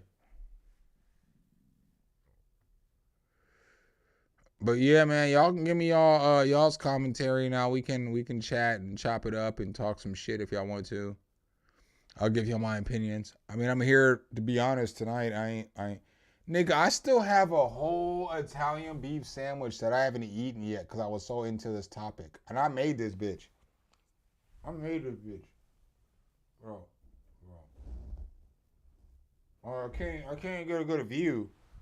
I made that shit though. I cooked the roast all day with the peppers and all the shit that you need to make a good Italian beef sandwich. I was more interested in getting to the story than getting to that shit.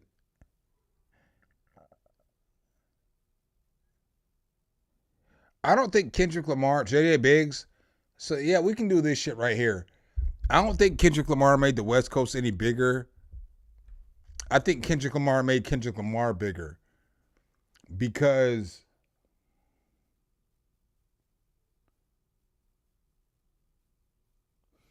the East Coast and the down south don't respect y'all like y'all want respect.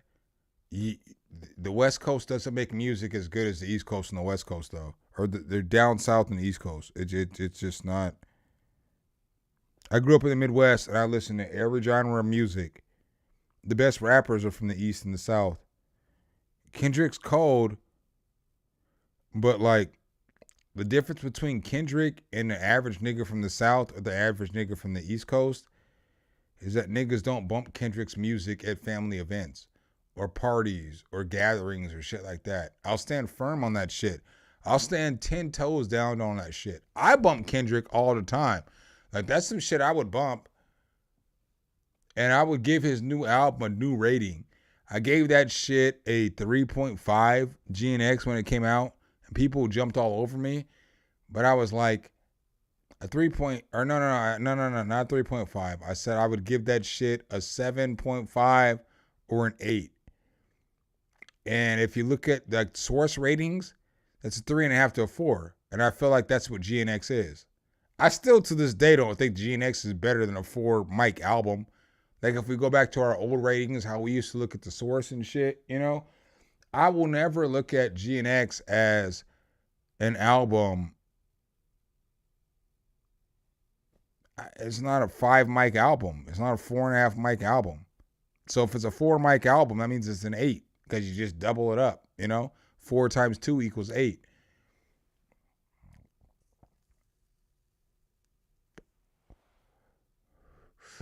But yeah, that's kind of how I feel about on that shit, dog. Like I don't know, man. I don't want to get into Kendrick and Drake. That beef was fucking bullshit.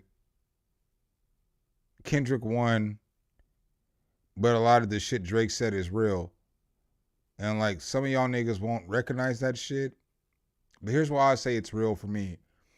So every day I'm a nigga that's at home every day, right? So I live at home, I work at home, I cook at home. I don't leave my house very often, right? I don't leave my house when I need to go get liquor or if I need groceries, right?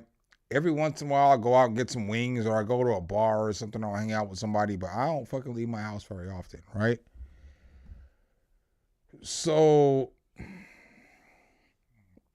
when we talk about this music, what is it that I'm going to listen to? Right? Because I'm more of a person that's going to listen to music because I clean, I wash dishes, I cook all day and shit like that. So like every time I'm doing some shit that isn't consistent of me doing YouTube or watching TV, I'm listening to music. I'm not bumping that GNX like that. But why I say I feel like Drake's not wrong in a lot of this shit. Yo, would y'all believe that the #1 song on my YouTube from all of last year was Not Like Us? Okay? And I don't even like that song that much. It's cool, but I liked Family Matters more than Not Like Us. And I have literally Googled, searched, played Family Matters more than Not Like Us, right? So this is one of those things where you can call me a hater, or you can call me fake, or you can call me a bitch, or whatever it is that you want. Just make sure whatever you call me, you would call me to my face. You know what I'm saying? Because that's like a firm shit with me. You know what I'm saying? Like, okay, if you would say it to my face and say this shit on the internet, I'm cool with that. But if you wouldn't say it to my face, don't get on the internet and say the shit, right? So my #1 song played for the year was Not Like Us. And that's only because every time I played music, Kendrick came out afterwards. So I can go to 90s music and I can go to Goody Mob and I can play soul food, you know? Good old fashioned soul. The next song's gonna be Not Like Us. I can fucking play some Luther Vandross, right?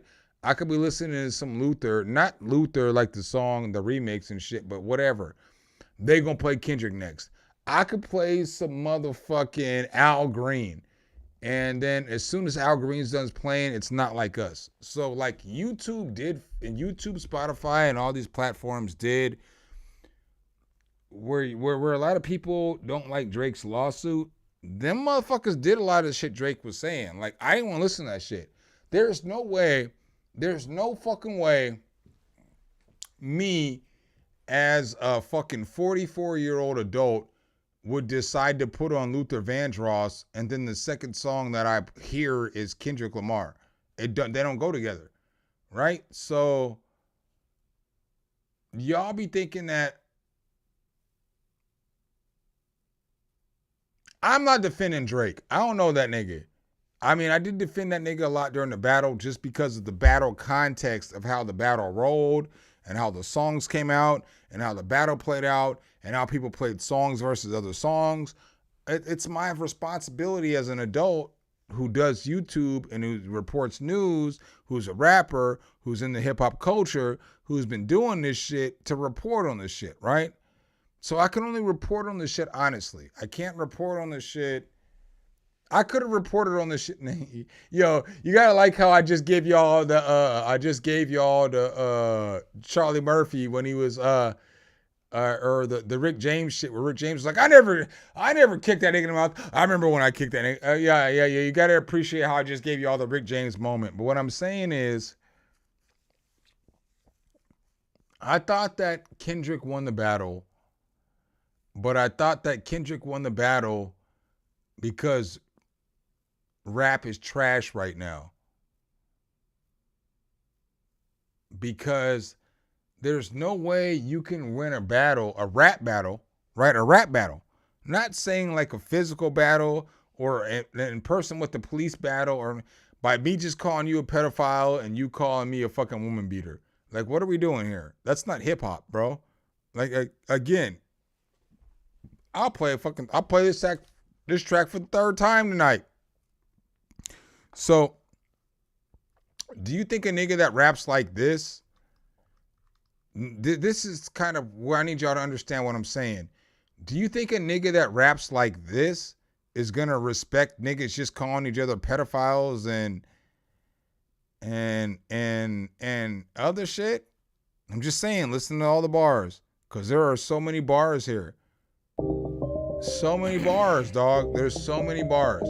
So do you think a real hip hop nigga like me is gonna respect niggas calling somebody a pedophile or wife beater, and that's what wins the battle? I want to hear bars. It seems that we feel on unbearable times. They jacking our culture but swearing it's fine. That by deception and pair with a crime. I walk in their shoes but they're scared to wear mine. Even some Jordans that bear the design. Hip hop is culture, so there is defined. They're swearing they MC with merry-go rhymes. I'm stopping them out with their terrible lines. They never told us who the popular vote is, so I'm here to show my ass just like the POTUS. Taking out rappers and here is the I have heard Drake's new album. I think people hate on it to hate on it. Titties, bash, cash, bitties, flash, view it, shit it, smash through the city. I don't just be talking shit, pop up in your metropolis on you just like the coppers is on these niggas that rock the grip. What you spittin', kid, not till it. None of your homies knocking it. Feeding until I got it. Shit bringing that funk, I'm dropping it. Sitting back like an ottoman. Quarterback in a monogram. Paper stacking it motto, man. Make it happen, no lotto plan. Set up shop like a taco stand. The aficionado, man. Fire like Colorado. Strand Savage, call me the macho man.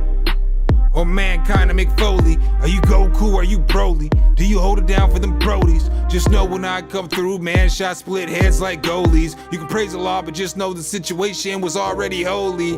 On the roads to American dreams, you can call me Cody. I'm old school, 44, I still sip on them 40s. My girl still is my shorty, my niggas still my woadies. High key, I'm an OG, no need to put that low key. Some, you know me. Manson type, he's a killer. What? Montana type, he's a dealer. What? Trigger type, he'll stiller. Rider like four-wheelers.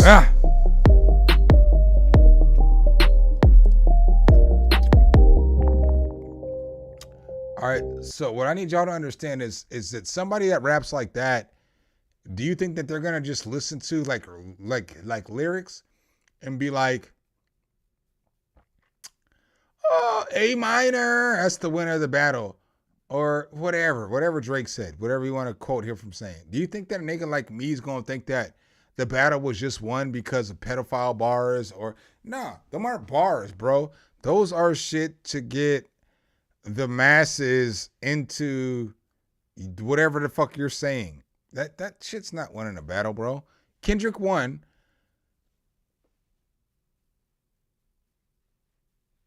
But that battle was trash, bro. And everybody's like, oh, it's one of the greatest moments in hip hop and all. No, it's not, bro. It's not. It's fucking not, bro. It's not. When we have we have the two top niggas. We have two of the top three niggas in the hip hop, right? J. Cole will be the third. So we got this black form of music, right? And the songs that are hitting the most are niggas talking about pedophilia and fucking beating your wife, or the white women that you fuck with when you cheat on your wife. Cause that's what Drake was saying. He didn't say this shit properly. He should have said like, nigga, you cheat on your wife with white bitches, right? That's what he should have said. But none of that shit don't make you a better rapper, bro. Bringing drama in this shit don't make you a better rapper, bro. It fucking doesn't, bro. It does not. But what I will say about Kendrick, though, is that this nigga's Super Bowl performance was top tier.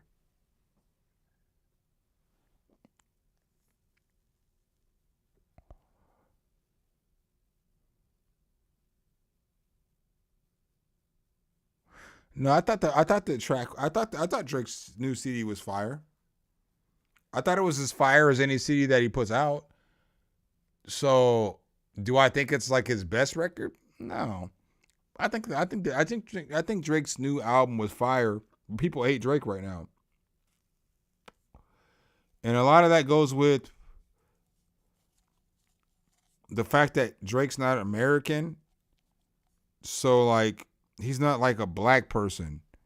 I don't know how to put that shit. Like, you know, like Americans who are from USA, we only think that black people are black people if they're like black people from the USA. Otherwise, they're African or Canadians or Brits or whatever. We don't consider black people from any other country black. I mean, that's being real. This is what a nigga is telling you. Both my parents are black.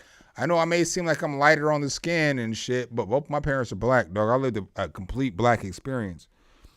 And so what I don't like about that battle is how now all of a sudden black people are talking about light-skinned people like they're not black, or like the 1% rule don't matter no more, where all those 1%ers are people who've helped us, you know?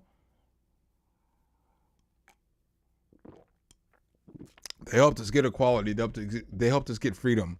I get that Drake's a Canadian, but you can't say Drake's not a nigga because it's where your parents are from, right? Niggas, the parents from Memphis and Houston, right? I get that the nigga was Degrassi. I get that the nigga's lame. I just don't like how that whole shit boiled down, bro. Like, niggas stop listening to bars to listening to TMZ shit. Because Drake still, I will always say this shit.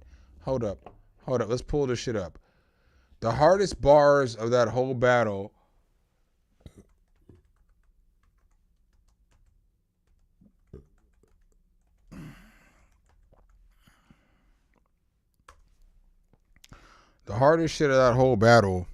was this shit right here. So when you get the lyrics to come down, it's this third verse, right? Because battles all about reacting to what the last person said, right? So in verse 3, this nigga said, them short jokes was funny, dog. Them is bars. Because the nigga wasn't trying to insult him and make the nigga look like a bitch.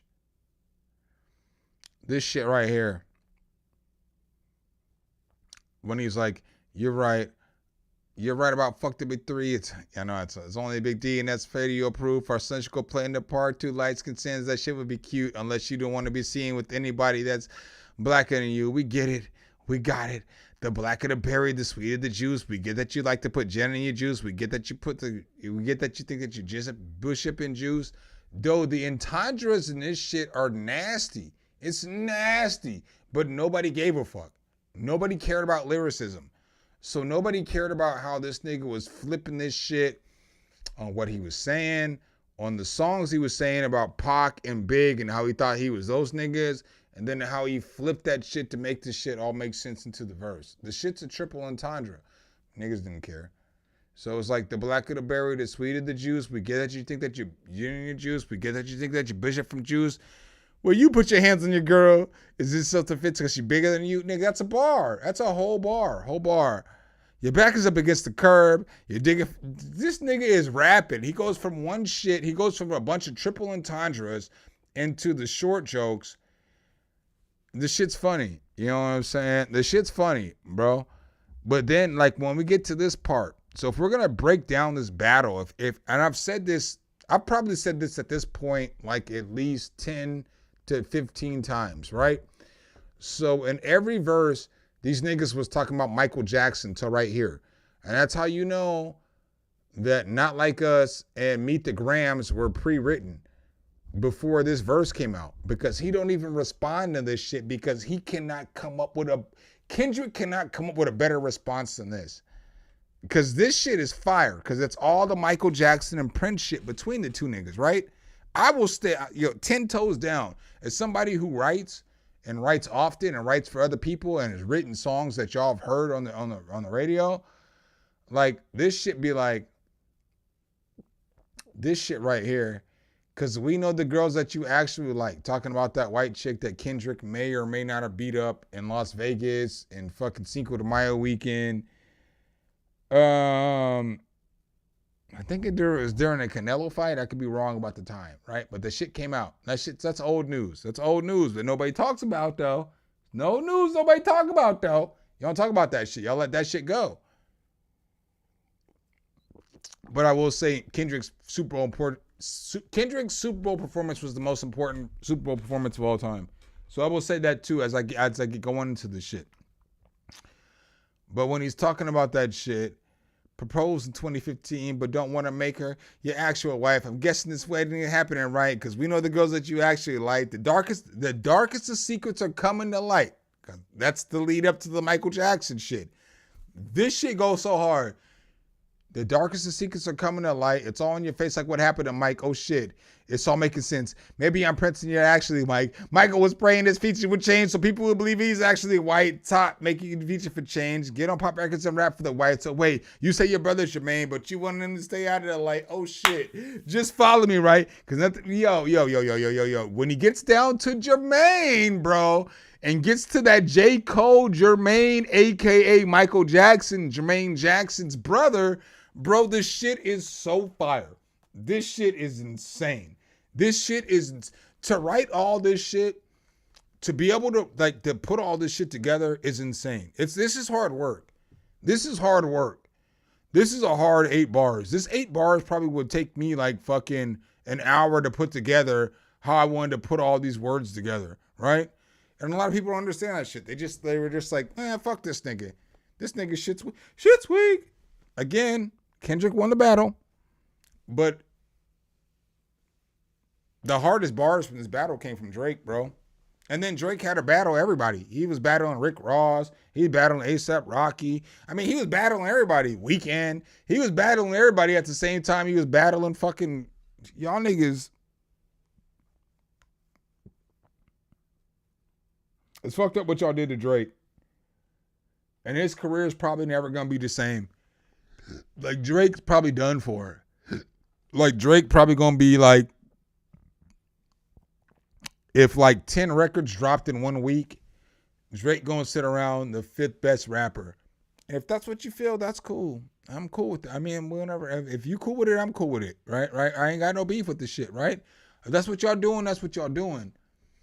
But just remember, your aunties, your grandmas, your dads, they don't know none of them songs Kendrick put out. They know all these Drake songs. And so, like, when you try to say, like, Drake's not part of black culture, when you go to a barbecue, what do you put on? Niggas may not want to hear that shit.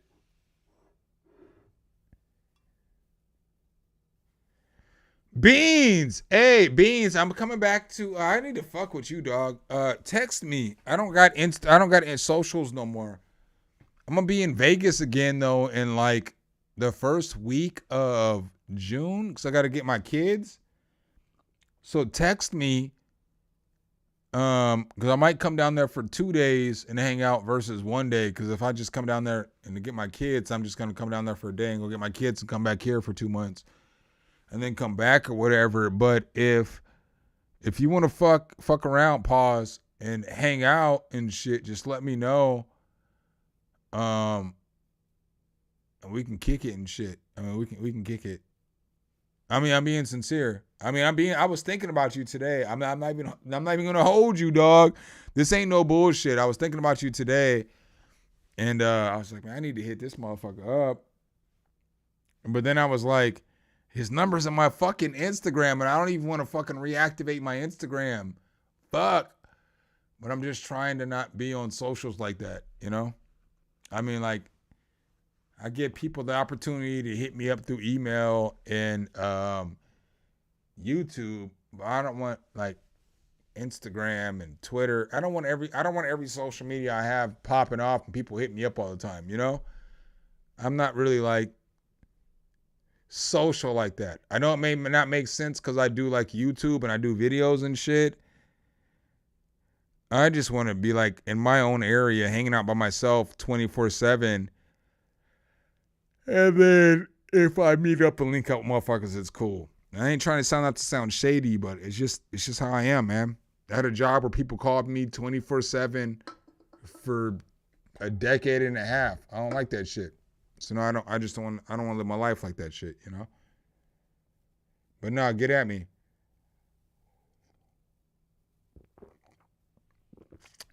Hey, yo, Jack, I wouldn't argue that Drake's a cornball.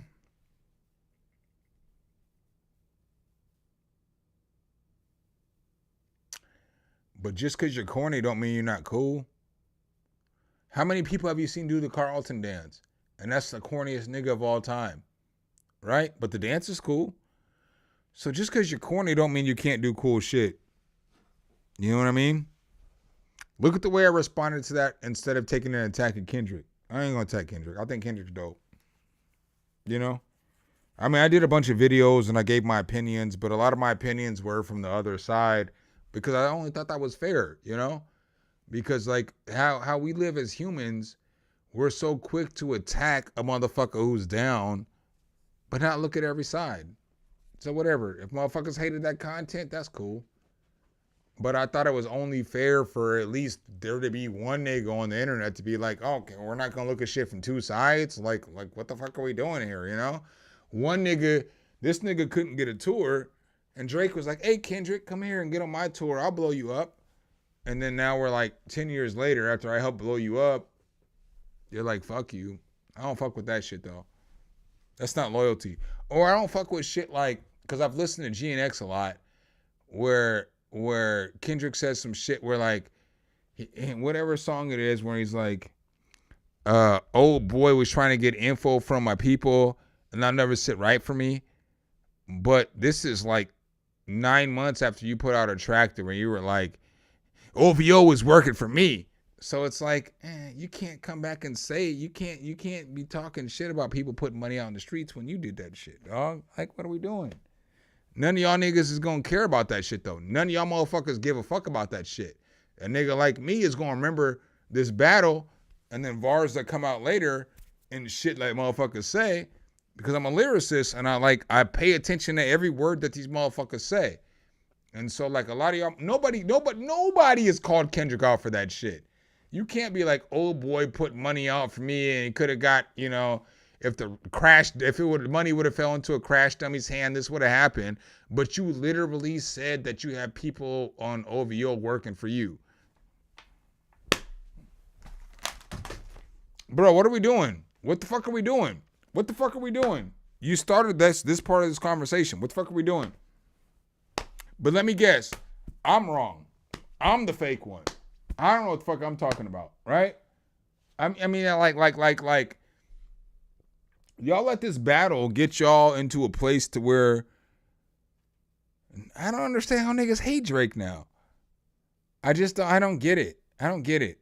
It goes back to like shit like, so Steve Smith, the last weekend when Steve Smith, you know, on I talked about this on Saturday. So Steve Smith Senior, Junior, I don't know what the fuck his fucking, I don't know if he's the third, the fourth, the fifth, the sixth, the seventh, I don't fucking know. But he cheated on, or he had fellatio and relations with some chick, and her husband found out, and that nigga went ballistic, bro. That nigga got on the internet and acted wild, bro. All kinds of, this nigga acted wild, bro. Like a lot of people are like, they think that it defended his case, but this nigga broke laws in order to do what he was doing. Like, you can't, it's against the law to sign into somebody else's social media account and then falsify identification. That would be what the term would be. So you can't falsify identification. So this nigga broke a bunch of laws. People are like, he had to do that for the fucking divorce and to make sure he got everything he got and to make sure that she didn't fucking take half of his shit. Look, man, I'm for niggas, dog. I'm for guys, dog. I'm a guy. And I'm obviously against, like, you know, over-exorbitant child support and alimony and all that other shit. I'm clearly against that shit because I'm a guy who's been married, who has kids, who goes through this shit, right? So a lot of people who talking on this shit don't go through the shit. They don't go through the struggle, right? If my bitch cheated on me, I'm not trying to fight with the nigga she cheated on me with, because that nigga just trying to get some pussy. So I'm fighting with the nigga. I'm not fighting with none of these motherfuckers. I'm in a relationship. I mean, I'm being real. I'm not going to fight the dude because the nigga don't know about me. Or if he does, he don't know me. If the nigga knows me, it's a little different. If like your best friend fucks your wife, yeah, you probably gotta throw some hands. You know? Your friend fucks, whatever. You got to throw some hands, right? But if it's somebody you don't fuck with or you don't like or whatever the case is, nigga, you can't be out here in the streets fighting for your woman's honor when she ain't got no fucking honor, bro. Like that's just how I am. And I feel like in this Drake and this Kendrick battle, like a lot of people were fighting for bitches that weren't theirs. And then there was a lot of people who influenced this shit. Like, I think we could have got more bars. I think that if Drake wouldn't have dropped The Heart Part 6, his next track would have been fire as fuck. Because Family Matters, if y'all tell me I'm wrong, I question your fucking lyricism or your concentration of music. Because the third verse to Family Matters is the hardest 2 minutes of the whole battle. The hardest. Because the whole verse is him responding to Drake. Or him responding to Kendrick. Kendrick like, I hate Drake. I like Drake with the melodies. So he's like, okay, let me write a verse with some melodies and I'm going to respond to all the shit that you're saying. And so then that whole reverse, he's responding in it's a masterful response in a battle. People just let it go because Kendrick was able to. I don't even want to make it seem like I'm against Kendrick because I'm not. I love Kendrick. I fucking love Kendrick Lamar. I love fucking Drake too. Pause. I love both these niggas, dog. I love these niggas because they fucking, both these niggas. I love these niggas equally because they both satisfy my musical needs when I need them. I don't need fucking Drake when I'm trying to listen to Kendrick Lamar. I don't need fucking Kendrick Lamar when I'm trying to listen to Drake. I don't know if that makes sense.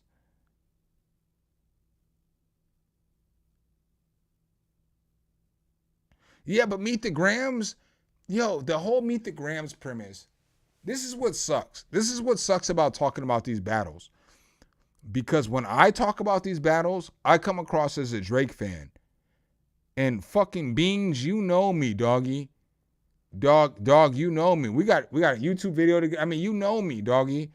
Who would I rap more like, Kendrick or fucking Drake? Just being real. Like in the comment section, as somebody that knows me as a fucking real life human being, who do you think that I would tend to lean towards more, right? It would be Kendrick. Because I'm more of that type of shit. Y'all see this shit. I just think y'all don't understand the comment section. Young Beans fucks with me. I fuck with Young Beans too. That's my guy. That's one of the dopest producers I've ever met in my life. This nigga makes so much dope music. I want to collaborate with him. I fucked off after I left Vegas last time, and we'll talk. But it was a lot. It wasn't you. It was me. I know it sounds like some girl shit, you know. It wasn't you, it was me. But it was for real me. It was just like personal problems I go through. We'll talk though, you know, because I feel comfortable enough to talk to you in that space. But you get what I'm saying. Like, I don't rap about like, when I rap about drugs and bitches, it's about past experiences. But I don't talk about like, oh, I'm about to go out and sell a brick today, or I'm about to go out and get 25 bitches. I can get some of them bitches. That's not a problem. But what I'm saying is that's not what I'm rapping about. I'm more on, you know, like you heard, like the song I played 3 times today. The bars go, it seems that we fail on unbearable times. They jacking our culture, but swearing is fine. That by their culture, but like what I'm rapping about is fucking not Drake shit. And so like a lot of times when people watch this channel and they look at me and they're like, oh, you know, you're supposed to be the truth and everything. I'm just giving you the truth, bro. I'm giving you the truth from every perspective. It's not my responsibility to give you the story that you want. It's my responsibility to tell you my truth. Or whatever the case is.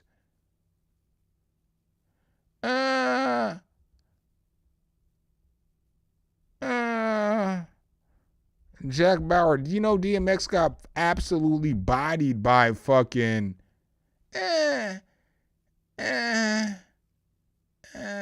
You know DMX got absolutely bodied by Corrupt, right? Because DMX was doing Drake type shit. So the reason why everybody's mad at Drake is because he's Loverboy and he's been fucking everybody's bitches, right? So when we go to these battles, again, I'm very well apt and I'm very well educated in hip hop. So if we're gonna go there, if you're gonna be like everything that fucking DMX said was right about Drake, then everything that Corrupt said is right about DMX. And I'm not gonna go there because I'm a huge DMX fan. Like, I'll pull up a DMX playlist and I will rap every DMX song. I've been bumping DMX before he even got famous. Like, I don't even know. Yo, I'm so old. Let me tell you how old I am, right? Some people don't understand what old is, right? I'm so fucking old. I don't even remember how I got like songs like Jack the Industry from fucking 50 Cent. I don't even know how I got those songs. But I had them songs in the 90s and I lived in Omaha, Nebraska. So like it wasn't like in like 1998, you couldn't get every mixtape shit. But I had all those Children of the Corns. I had all that shit. I had all the DJ Clue shit that was underground. All the shit was underground is what I was listening to and shit, right? So that's like the shit I bumped. Like, bro, for me, I don't think that DMX is a top 5 rapper of all time, but DMX is one of my top 5 favorite rappers of all time because the music that he made, I resonated with. You know what I'm saying? So I don't think that shit like when DMX was like, and that's, I'll expound a little bit better. So I don't think like this shit like when DMX was like, you know, I hate the way that he walks. I know what the fuck you're talking about. I seen an interview on the Breakfast Club, dog. I know all that shit, man. I'm a hip hop aficionado, dog. It's supposed to be my job, right? But I don't think that when Kendrick was like on Euphoria, because basically he took everything DMX said. Kendrick did a lot of shit that y'all would frown upon. So like a song like Not Like Us was ghost written. Basically, it was written by the internet because all the bars, the A minor, all that shit that he said that was classic is all on Twitter. Just Google the shit. Google the shit. If I'm lying, you can come back and thumb down the video and tell me I'm a fucking liar. But all that shit he was saying and like a lot of those diss tracks were shit that people have been saying on Twitter who didn't even know Drake. And so now it's like he took a lot of these phrases and a lot of these terminologies and a lot of this shit and he made his tracks. Not mad at him. Again, I'm not nowhere near Kendrick Lamar's lane. You know what I'm saying? I'm just in my shit. I ain't talking shit like that. But I'm saying if we're gonna talk about Drake ghostwriting, then you fucking have to talk about all the fucking the Twitter quotes that Kendrick got to make his battle raps, bro. And this is a conversation that most people won't have because they're worried about what people are going to think about them, or you know, like whatever the case is, or they're scared to get roasted or whatever, or it's somebody like Academics who's not intelligent enough to like really break the shit down. You know, like the nigga's memory only works a little bit. Like, look, I drink every day. Every fucking day. Every day I drink like a 6-pack of beer at least, right? 6 to 10 pack of beer, tall boys. Every fucking day, right? But here I am today, and I'm like, I'm not even going to hold you. I'm probably 14 beers in for the day, right? 14 of these bitches, and they're all tall boys. They're not the shorties, right? So then that means I'm what? I'm probably like 20 beers in for the day, right? It's a lot of beer. I get it. I wasn't going to drink like this today. Shit happened earlier. Before we got to the stream point, shit happened. Homies came over. We was drinking. Shit happened, right? And then when I got to, and like, yeah, shit happened. You know, niggas left. And then I seen Weaver's video and I was like, fuck this shit. If my homies wouldn't have came over here earlier today, I probably wouldn't have made this fucking live stream. I'm just being true with y'all. Because like, I don't want to be in no drama. I got my own drama. I don't want to be in nobody's drama. But Weaver is my boy. And I'm not going to let fucking Dame try to clown this nigga. So that's where we're at right now, right? So although I'm all faded, I'm all bent and all this other shit, I can still recognize lyricism when lyricism comes up. And I feel like that's a problem when in the hip hop community right now. Because I don't want to make this a race issue. Because I ain't racist. Again, I always talk, my kids are half Filipino. I've dated more white women than everybody on this fucking stream right now. None of y'all motherfuckers dated more white women than me. I've dated black chicks, but I just know what the stats are. You know, they say that like each male in their life has only had like 4 to 6 sexual encounters or 4 to 6 relations. You can Google the shit if you think I'm lying. You know, so the average typical male has only had like 4 to 6 either sexual relations, you know, or 4 to 6 sexual partners, or like 4 to 6 relationships. Nigga, I'm in the hundreds. You know what I'm saying? So it's like, I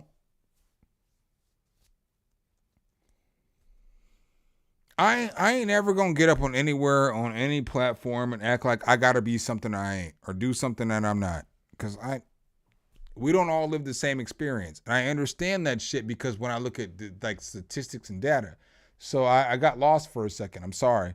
I got lost what I was gonna say next. So like if they say like your average male, and I'm not saying this is y'all in the chat or whatever the case is, right?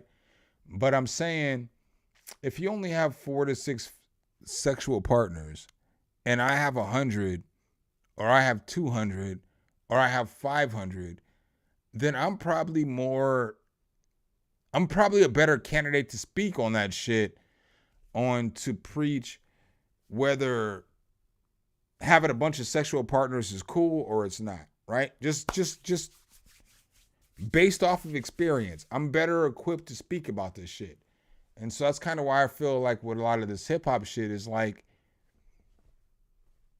come on, man. Y'all niggas know I rap, bro. I mean, at this point, I've been putting out more musical content, but you know I got bars. Like, what we're not going to do is be like, this nigga.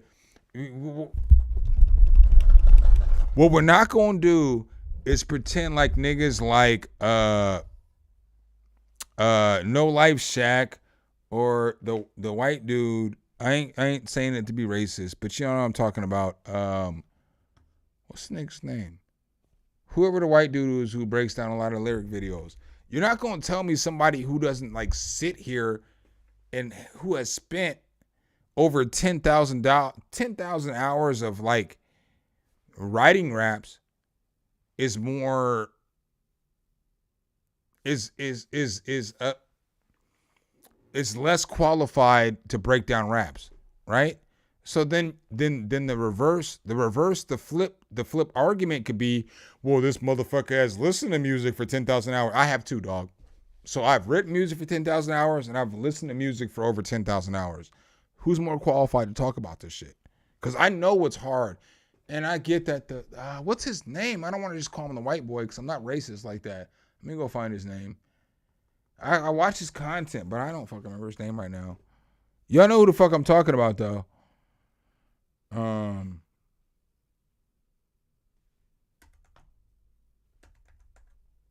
Kendrick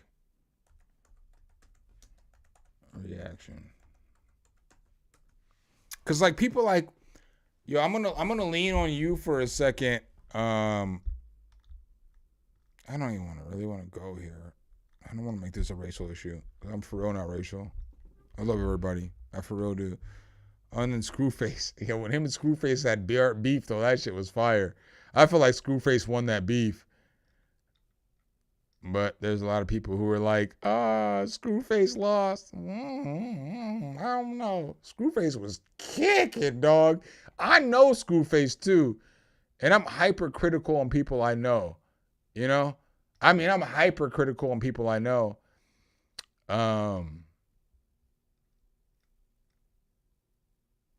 Just because I am. I'm just hypercritical. I can't find this nigga right now. But I'm hypercritical on people I know. You know, because me and Screwface grew up in the same state. So if you ever seen, I'll give him a shout out too, because I fuck with Screwface, kind of. I things about Screwface I don't fuck with are like,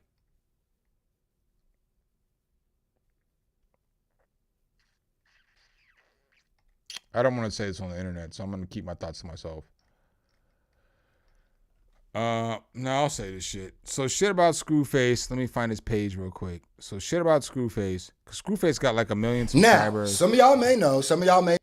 You know what I'm saying? Like this nigga, he do his thing. I know this nigga. I done shows with this nigga where I was the promoter. I mean, you know what I'm saying? And he got on the show. Or I've done shows where I've actually opened up for him too as well. Because, how can I put this? It wasn't that he was a bigger act than me. Maybe he was. Who knows? Whatever. I don't have a problem with pride and that other shit. Okay, we'll just say for the context of this conversation, he was bigger than me, right? He didn't have subscribers like this because he got all this shit off the subscribers and shit, right? But he was a nigga that lived in Lincoln. And if you live in Lincoln, you're in the smaller city. Because I was in Omaha. I lived in Omaha. And so you always came to Omaha to get shows. So we put him on shows and he was the main act of the show. But I can't do 200 shows and be the main act every show. So some of the shows that he got on that I was on, I worked with Hard Knocks Productions, which is, I don't have YouTube, I don't have Facebook and shit. But it's like a production company that did all the promotions. So I did promotions. I'd have my people come out.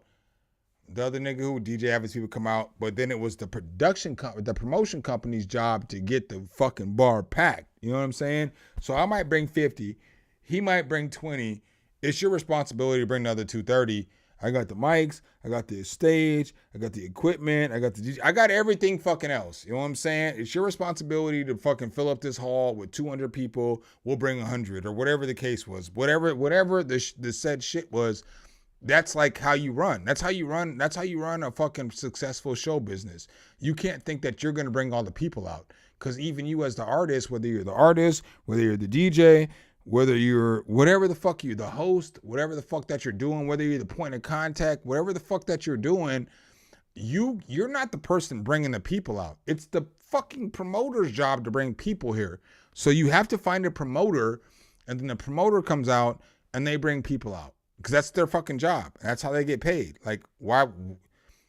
The word promoter wouldn't exist if that shit didn't. Whatever. I'm getting too far in the deep in this shit. So as we look at Screwface right here, he's from Lincoln, Nebraska. Now, where we're from, I'm from where the niggas is at, and he's from where the Nebraska University is at, right? So like we're from two different parts of Nebraska. Again, you can Google Screwface John, and you know he's from Lincoln. I'm telling you, we've done shit together. Believe me or not, I don't give a fuck. But he went at, what's this motherfucker's name? And I gotta know his name now. What is his name? I don't watch these niggas like that though. I don't need their reactions.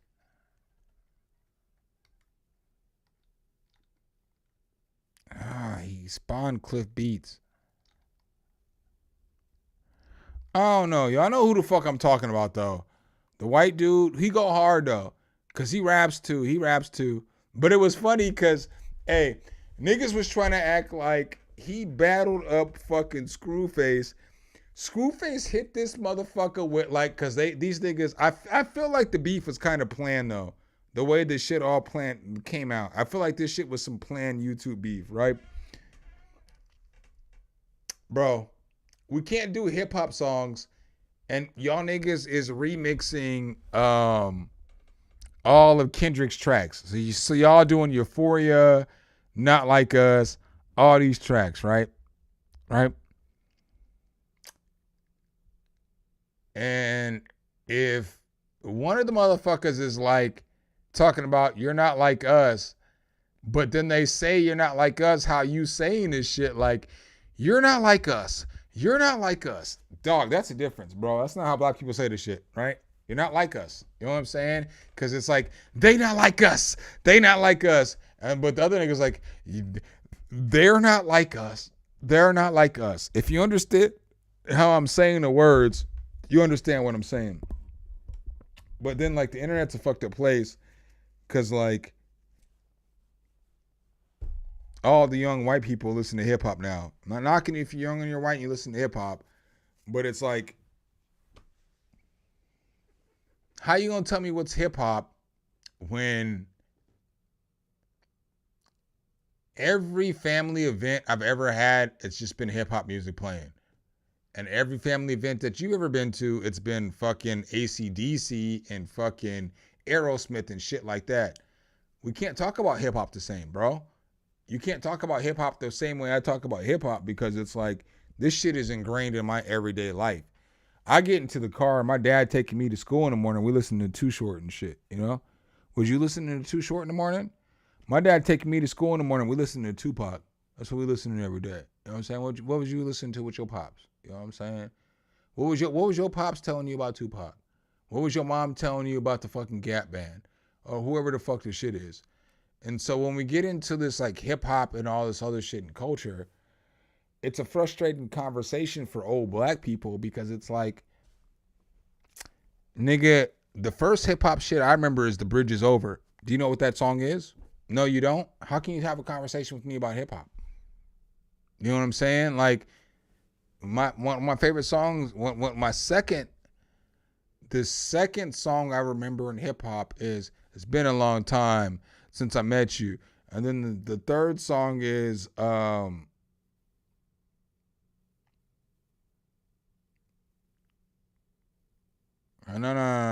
We'll stop there. I can't remember at the top of my head because I've been drinking.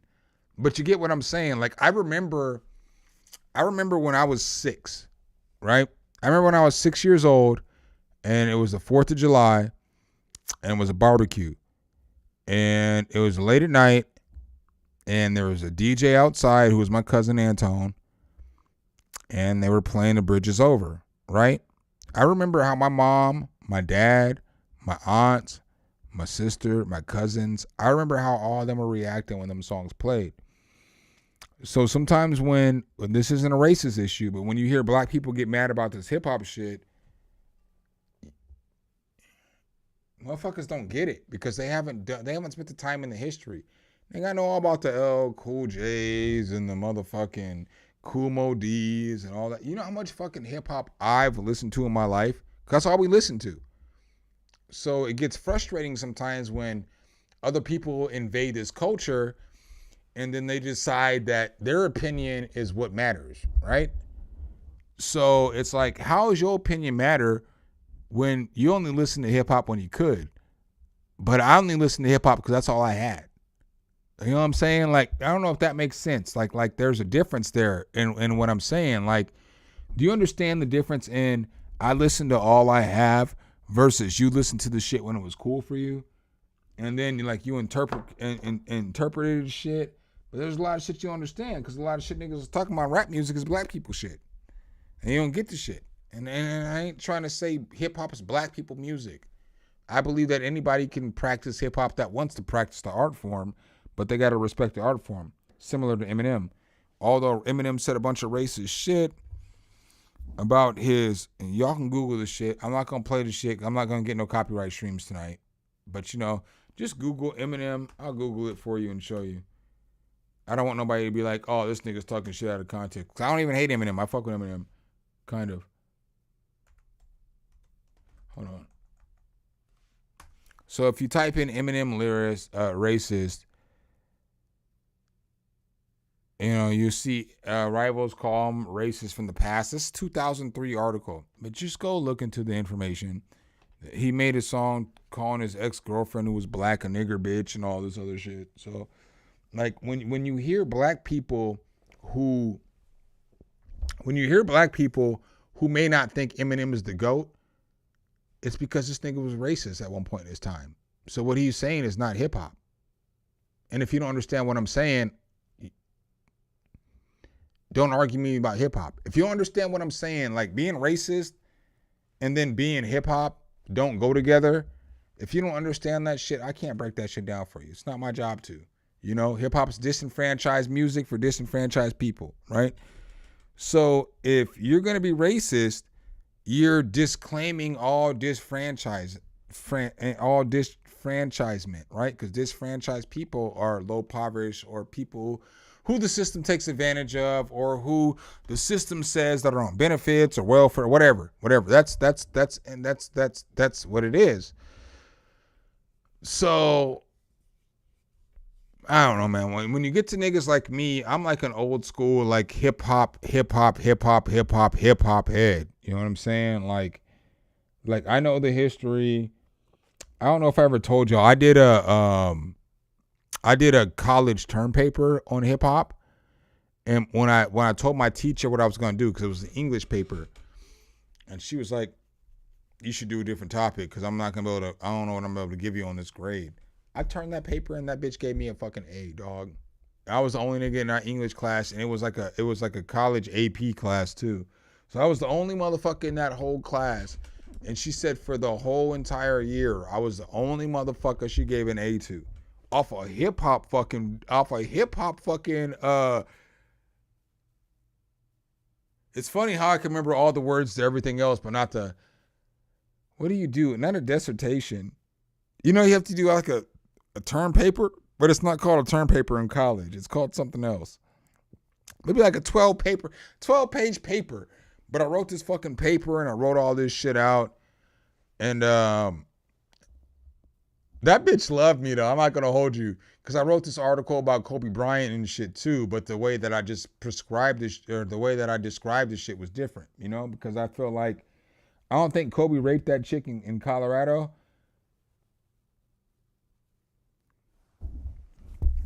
I gotta whisper this shit. But he put it in her butt. And she didn't like that shit. And that's why she called rape. So like, if you caught what I said, I said what I said. And what I'm saying is the truthful shit. That's why the shit went to where it went. So I had to put together an argument.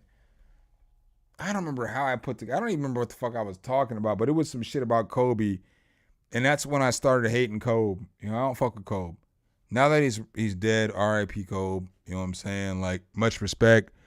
Dog, you were the villain that I needed in my whole entire adult life. I know that sounds weird to people, but like, I don't say nothing negative about Kobe now, except for he shouldn't have snitched on Shaq. But you were the villain I needed. You were the motherfucker I needed to root against, because I needed somebody to root against, right? So he was my villain. So my whole adult life, Kobe was my villain. But he became that villain when he snitched on Shaq.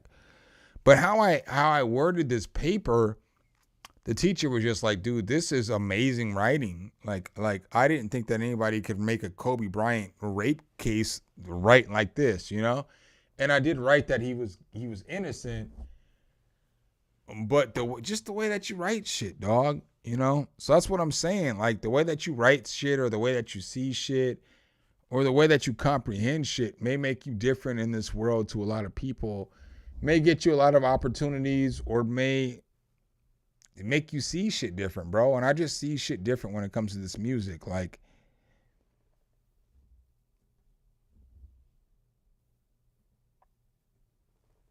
I gotta pause for a second, because sometimes I don't even want to say the shit I'm gonna say, but it's the shit that I feel. I don't think Kendrick's as dope as y'all think he is. I think Kendrick's the best. I think J. Cole's the best rapper out right now. Which it's hard for me to argue that point after he backs down to Kendrick.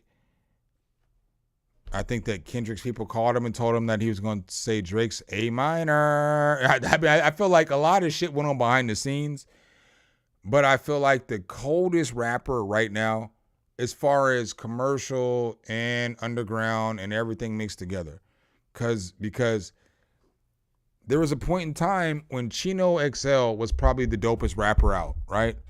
So if we're talking about from like 1997 to like 2005, it's probably like a clean 8-year span. Chino XL is the best rapper out, but he can't get no commercial hits because that motherfucker is absolutely not gonna make a commercial song. So when we talk about who's the best rapper out and who's the best motherfucker to do music or whatever the case is, it's hard for you to just come up with an ultimate opinion, because there's so much that goes into it. Sorry, I fucked up my microphone. But there's so much that goes into it, you know? Because some people are only like, oh, well, he's not making hits like fucking MC Hammer or whatever, or he's not making hits like Will Smith. Well, yeah, because he's a rapper. He's dope, you know? So there are different principles that go on this shit. So I can't give a rapper who won't make a song for women the nod against somebody who will make a song for women. I can't put a rapper who won't write a song against brothers who want to dance in the club above brothers that can't rap in the club. So I have to look at the total package of what this rapper is bringing to the table. And so I just think that J. Cole does more for the culture. I can't say that either. Look, y'all got me running back on everything I'm thinking. I think that Kendrick has done a lot for the culture in the last year. Since his Drake beef started, this motherfucker done a lot for the culture. But his Super Bowl performance was everything, bro. That's the greatest Super Bowl performance in my life, you know? Because of the messages and everything behind the shit. This nigga was like, fuck it. I'm going to get up on this motherfucking stage and I'm going to preach Black Power and talk about all the fucked up shit that's going on through symbolism. Shit was fire, bro. Shit was fire. Shit was fire. Shit was fucking fire. Nobody can tell me nothing other. But I think that the music that J. Cole makes is better music. I think that J. Cole's a better rapper. He just makes more music that relates to me. And then, no, the Super Bowls, I'll tell you this, Young Beans. I'm glad you're in here, dog. I'm glad some of y'all are in here. Perk Dog, I'm glad a lot of y'all in here because y'all know me. I mean, like, y'all motherfuckers know me. Like, y'all spent real time in life with me, you know? And so, you know, I'm not like some fake-ass dude. Well, I would hope you wouldn't think I'm a fake-ass dude, you know? Put a 1 in the chat if I'm a fake-ass dude. Nah, but for real, I know these niggas. I know Perk. I know Beans, you know?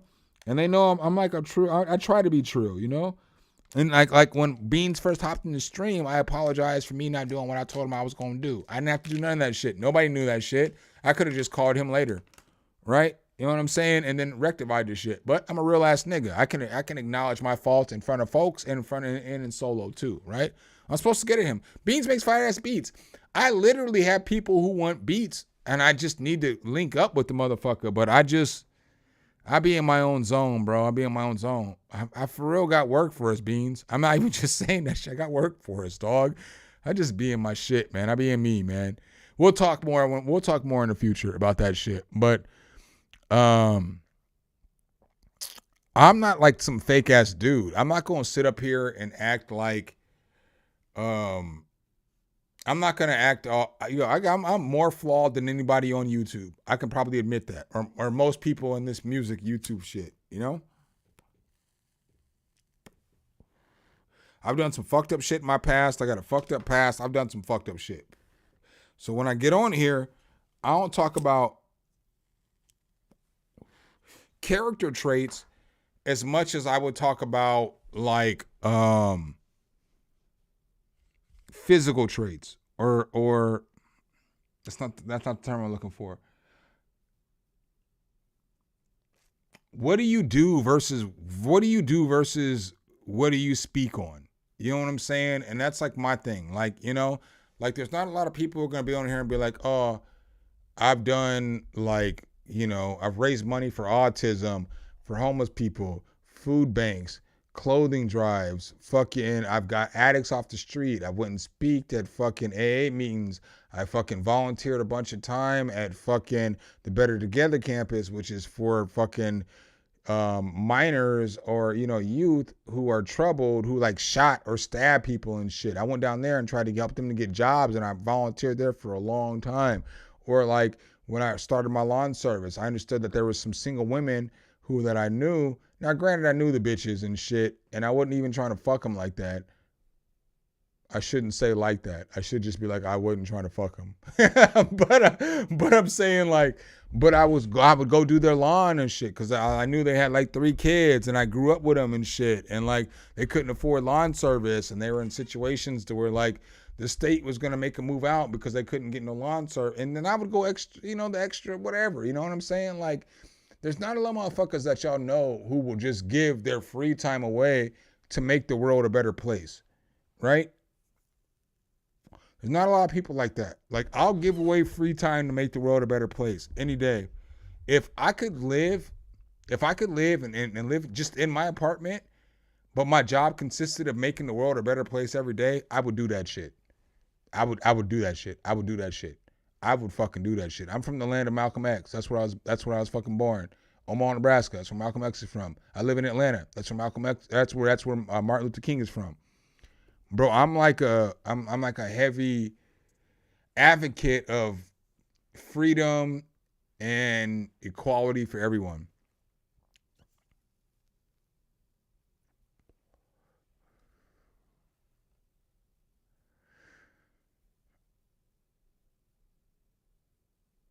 But you get it, man. I mean, I don't have to tell these motherfuckers who I am because they know who I am, you know? Like, there's people in the chat who actually know me, and they can hit me up whenever they want to, you know? But not everybody's like that, dog. Not everybody's going to speak the whole truth. They're going to speak the popular truth to get views, or they're going to speak the popular shit to do this, or the popular shit to do this. We ain't doing that around here. We ain't doing that around here. You fuck with me today, you better fuck with me tomorrow. You know what I'm saying? Because I'm going to be on the same shit. You see, we are 8 months removed, and you see how I'm speaking on this battle with Kendrick and Drake. I'm still standing firm on my fucking shit. I ain't being disrespectful. I think Kendrick won. Again, like we just asked Young Beans, and he will tell you I'm more like Kendrick than Drake, but I don't think that the battle played out right. So, I mean, y'all always gonna get some real shit from me. What's good, nobody you knew? What is good, man? Hit that like button if you ain't hit the like button yet. Yeah, maybe I'll do more streams like this where I just rant for a little bit, but I'll get good topics. I'll do my due diligence. Every time I hear the word due diligence, I can't even bring up I don't want to fucking not copyright the stream. But I think of there's a Mexican couple on Instagram that I used to follow. I'm not on Instagram anymore, so I don't follow them anymore. But she comes outside and the husband's like cleaning up and doing all the lawn work and shit. And she's like, "You just doing your due diligence." And he said, "What'd you say?" And she said, "Due diligence." And he said, "Do what?" Due diligence. He said, "Due diligence?" And she's like, yeah. He said, "You can't come out here to," yeah, but it's just funny. Every time I hear the word due diligence, I just crack the fuck up because I always think about that Instagram, that IG moment. That shit was funny as fuck, bro. That's one of the funniest moments on the whole of IG.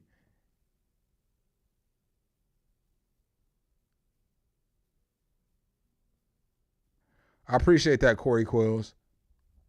Hey, every time I see that shit, I think it's funny. And then like Young Beans, I'm gonna lean on you for a second, right? Just let me lean on you for a second. I'm not gonna lean on you to not say I'm a racist.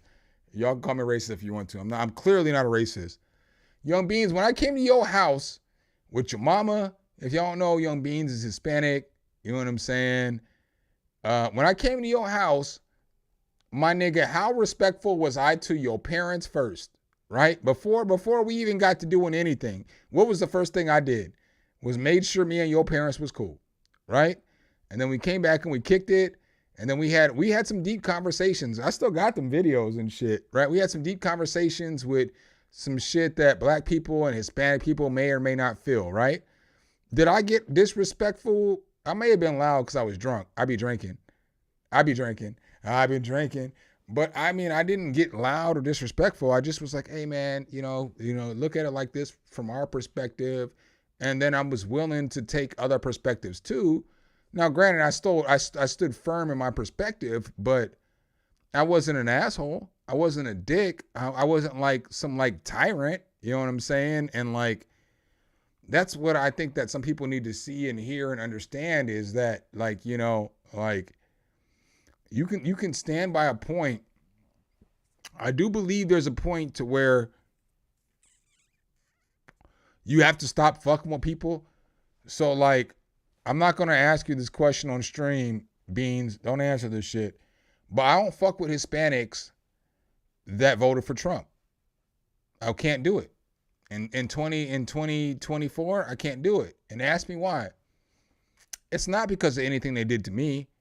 It's because of what they did to other Hispanic people, right? So I know now we're getting off into some other off-topic shit. I know sometimes y'all don't like to hear me talk about politics, but I can't fuck with a Hispanic that would vote for a motherfucker that would want to deport Hispanics.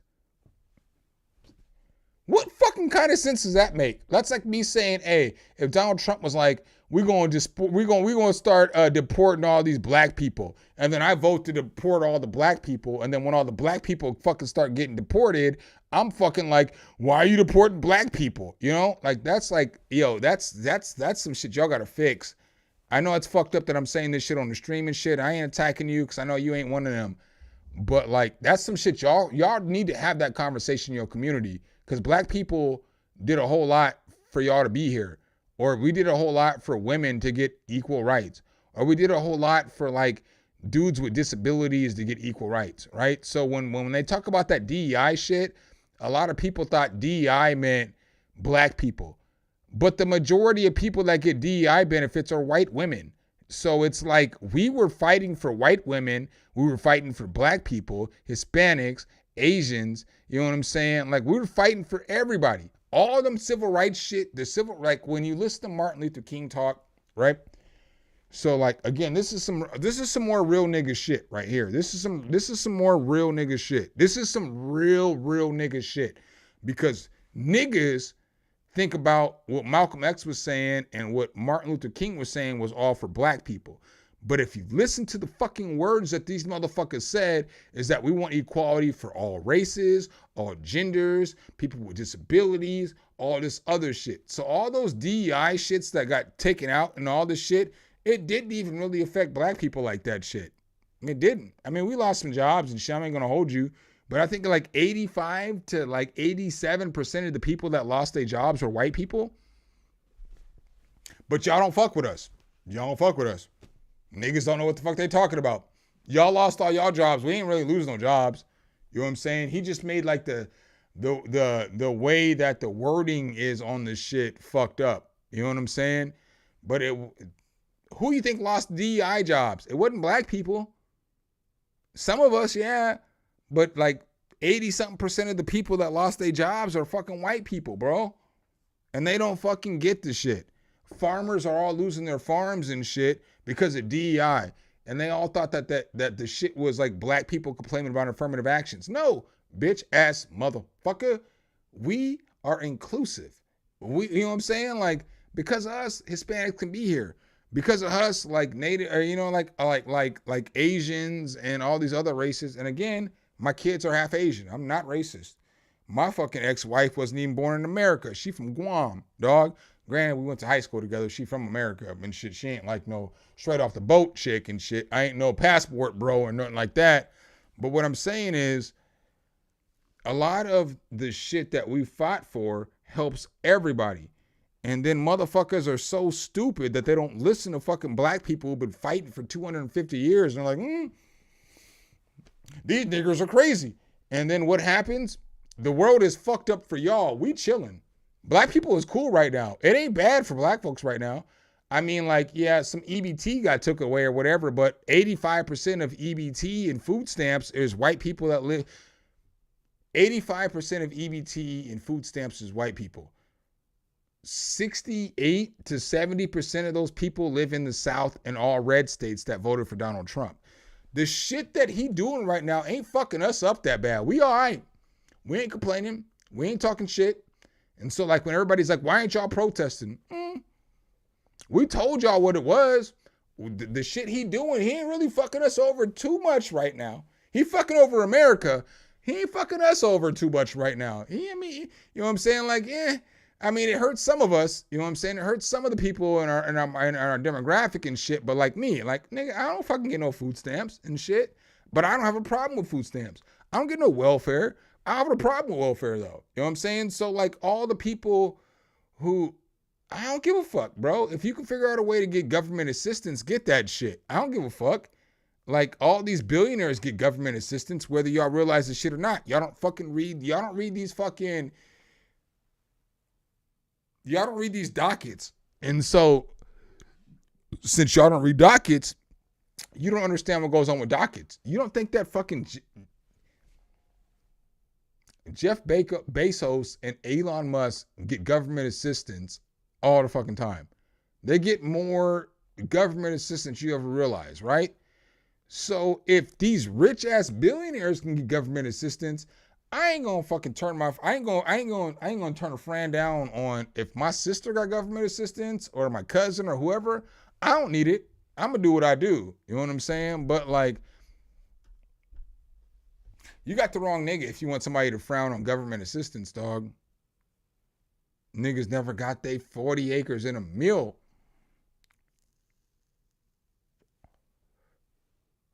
Yeah, they ain't legalized the herb here in Georgia. No, I don't disagree, but you gotta fight the fight, dog. So let me give you guys a story. I was gonna tell this story earlier. This is a real life, honest to God story. This is like the truest shit. I swear to God. So earlier today, I'm out on my deck, right? And so where I live at, I told you I'm in a gated community. And then like on the other side of my fence is Kroger and a huge ass shopping plaza, right? So I'm outside and I'm smoking a black just like I am right now. And there's this nigga outside and he's rapping something. I don't even know the fucking song. I mean, I want to say it's 21 Savage, but I'm probably wrong because I'm old. You know, I don't fucking know. You know, and he's just fucking screaming and rapping at the top of his lungs. And I mean, I'm telling y'all, this nigga was so fucking loud. And so I'm outside. I'm like, hey, dog, shut the fuck up. Like on my deck, because I'm outside. Because like, I don't want to hear this shit. You know what I'm saying? Like, I don't want to hear this shit. And so like the nigga don't hear me. So I put my fucking black out and I walk downstairs and then I go over to the apartment. Or I go over to Kroger. Because like where Kroger's at for me, it's like the back end of the parking lot. And in my apartment complex, I can walk right down here and there's like a fucking, maybe one day I'll show y'all.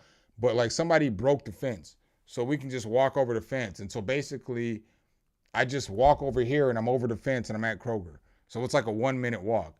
So I walk over there. And when I get over there, I'm not going to hold y'all. I was like, damn, this nigga like 6'3", 240. I gotta be careful with the way I approach this young nigga. But I'm like, hey dog, you can't be doing all this shit over here, man. And he's like, what are you talking about?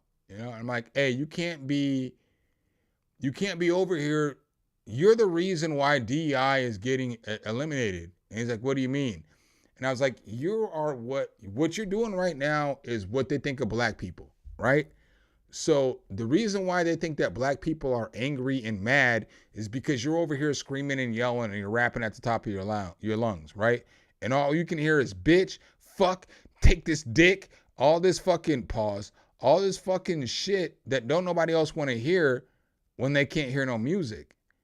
And so he's looking at me and he's like, what do you mean? And I said, so why do you think all these initiatives and why do you think think that black people are aggressive? Why do you think all this other shit?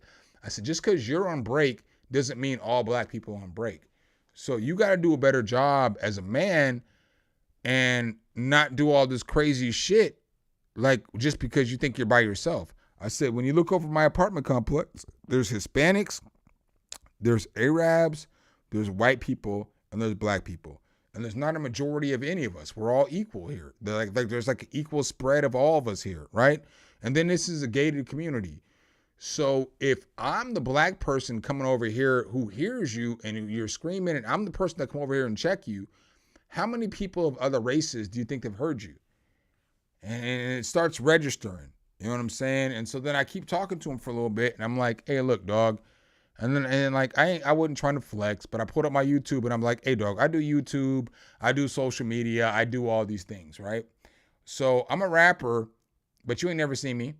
You never heard me rapping. How long you worked over here? And he was like 9 months. I said, I lived here for a year. Have you ever seen me before? He said, in the store a couple of times. Would you recognize me by my voice? He said, no.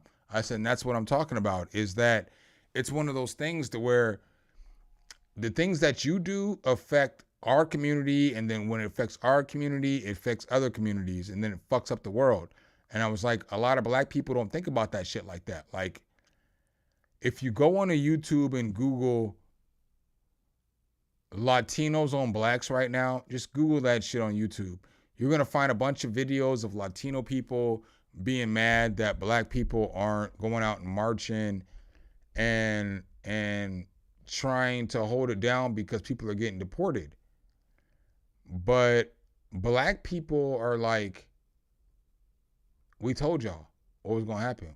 We told y'all, hey, if you vote for this nigga, he about to deport your grandmama. Don't vote for him.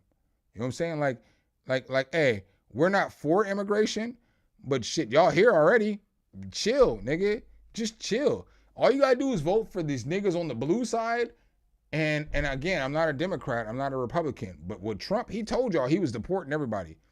So it's just little things like we told y'all, hey, he said he was gonna do this shit. What do you want me to do? Like, I'm not gonna go march. I'm absolutely, this ain't BLM. It's not the same shit. And that's what like a lot of people look at this shit as is like, you know, some Hispanics are like, well, we march with y'all for BLM. Oh yeah, I mean, kind of. I mean, like when black people are marching for BLM, that affects y'all too, because Hispanics get killed at the same rate by the cops as us. Hispanics have the same, you know, it's almost close to, you know, the Hispanic on Hispanic crime. I don't think black on black crime is a thing. I don't think Hispanic on Hispanic crime is a thing. I don't think white on white crime is a thing. I think that you're going to commit crimes on the people that live in the area that you live in. And since most black people live in the hood or live where black communities, white people live white communities, you know, whatever the case is. So it's like, I think black on black crime was like 89%. I could be off on these numbers. I could be off a little bit. I feel like Latino is like 82 on 82%. White people is like 70 on 70. So the majority of the crimes that are committed by people that are their own race, right? So if that's the case, then there's no such thing as black on black crime. Crime is crime, right? That's just what I believe.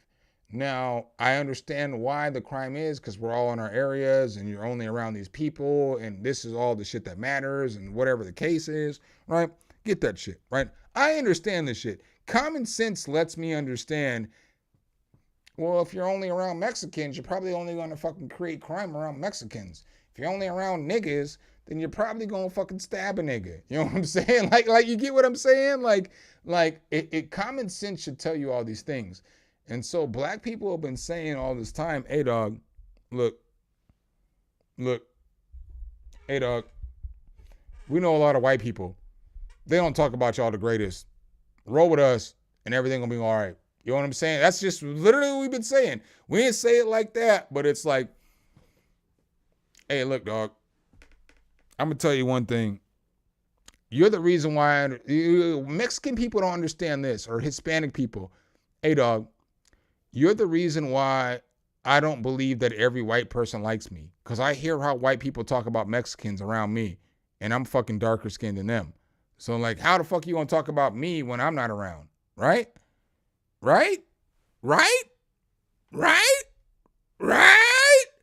So it's like, you know, I'm not saying, again, I'm not racist, so I don't think all white people are racist. Without white people, black people wouldn't be free. We'd still be slaves in the USA, because it took a lot of y'all to help fight for us and do all the things that you need to do for us to become free. So I'm not racist. I recognize all that shit. But there's a lot of racist ass motherfuckers out there, and they don't think that you understand that they're racist because they're racist towards other races. And like I don't fuck with people who be like, oh, all fucking Muslim people are terrorists. Can't fuck with you, dog. I gotta dip out. I don't fuck with you no more. Or you can't be like, oh, fucking these fucking Mexicans came across the border and stole my jobs. Well, nigga, you weren't qualified, because this motherfucking Pedro don't even speak English, right? So if Pedro took your motherfucking job and he don't speak English, you wasn't working hard enough, dog. You wasn't doing what the fuck you was supposed to do at work every day to get the job done, to solidify your promotion or whatever the fucking is that you was looking for, right? That's just the way that I feel, you know? So again, if I'm coming across as sounding racist, I swear to God I'm not, bro. Kids are half fucking Asian. I've dated more white people, more white women than any fucking body on this stream. I promise y'all that. I promise y'all that.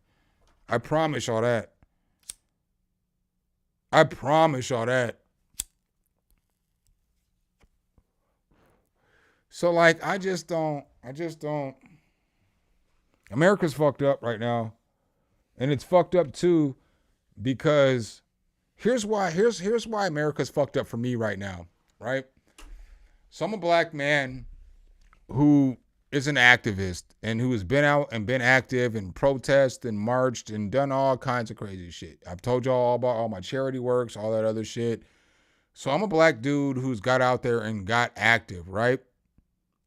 I'll tell you what I'm not doing for the next 4 years is getting active. Bro, I'm about to just sit at home, do my little YouTube, and then there's going to be a Democrat's going to win next election cycle because there's no way after Trump's first month has been crazy.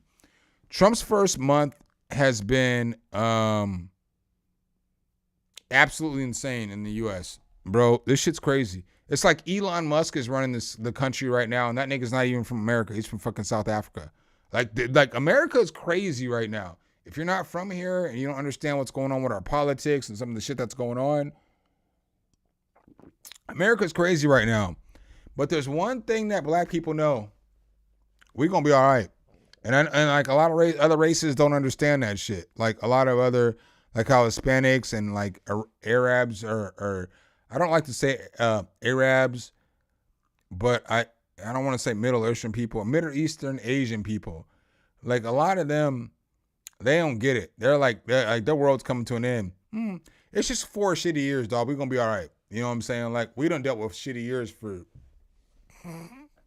200 and well, it's gonna be a 250th anniversary next year. So we've been dealing with shitty ass behavior for 250. You're gonna be all right, but we ain't doing shit. We ain't marching. We ain't getting out there and doing shit. We ain't getting shot. We ain't getting gassed. We ain't getting pepper sprayed and other shit. Cause we do that shit for y'all. We do that shit for everybody. And y'all voted for the motherfucker to send all your people back to fucking Mexico. Don't ask us for help. Go ask those motherfuckers that you voted for.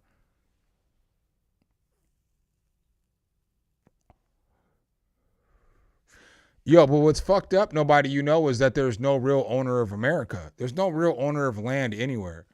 And that's why the shit's all fucked up. There's no real owner of land anywhere. I get what you're saying. And I get like where you're coming from. But there's no real owner of land anywhere. So nobody owns anything. God created all this shit. And he gave us fucking free reign and free will to roam. Nobody owns any of this land. We're supposed to share this shit.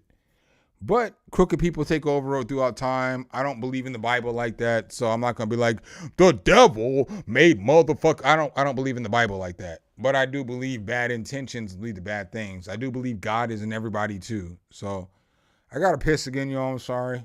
I'm playing another track. Be right back. But yeah, man, I sit back and I see things from all the perspectives I've been in life, right? Because like I said earlier, no, I'll say this when I come back. Let me play a track real quick.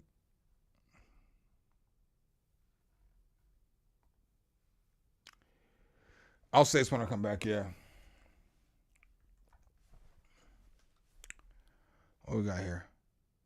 Come on.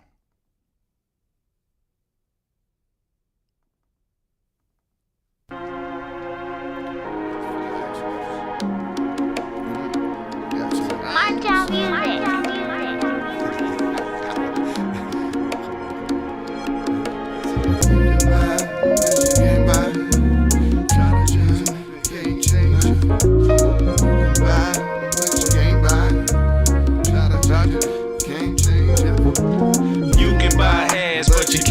Class. Try to change your future, can't change your past. You can buy has, but you can't buy class. Try to change your future, can't change your past. You can buy has, but you can't buy class. Try to change your future, can't change your past. You can buy has, but you can't buy class. Try to change your future, can't change your past. You can try and put a price tag on the things that you do.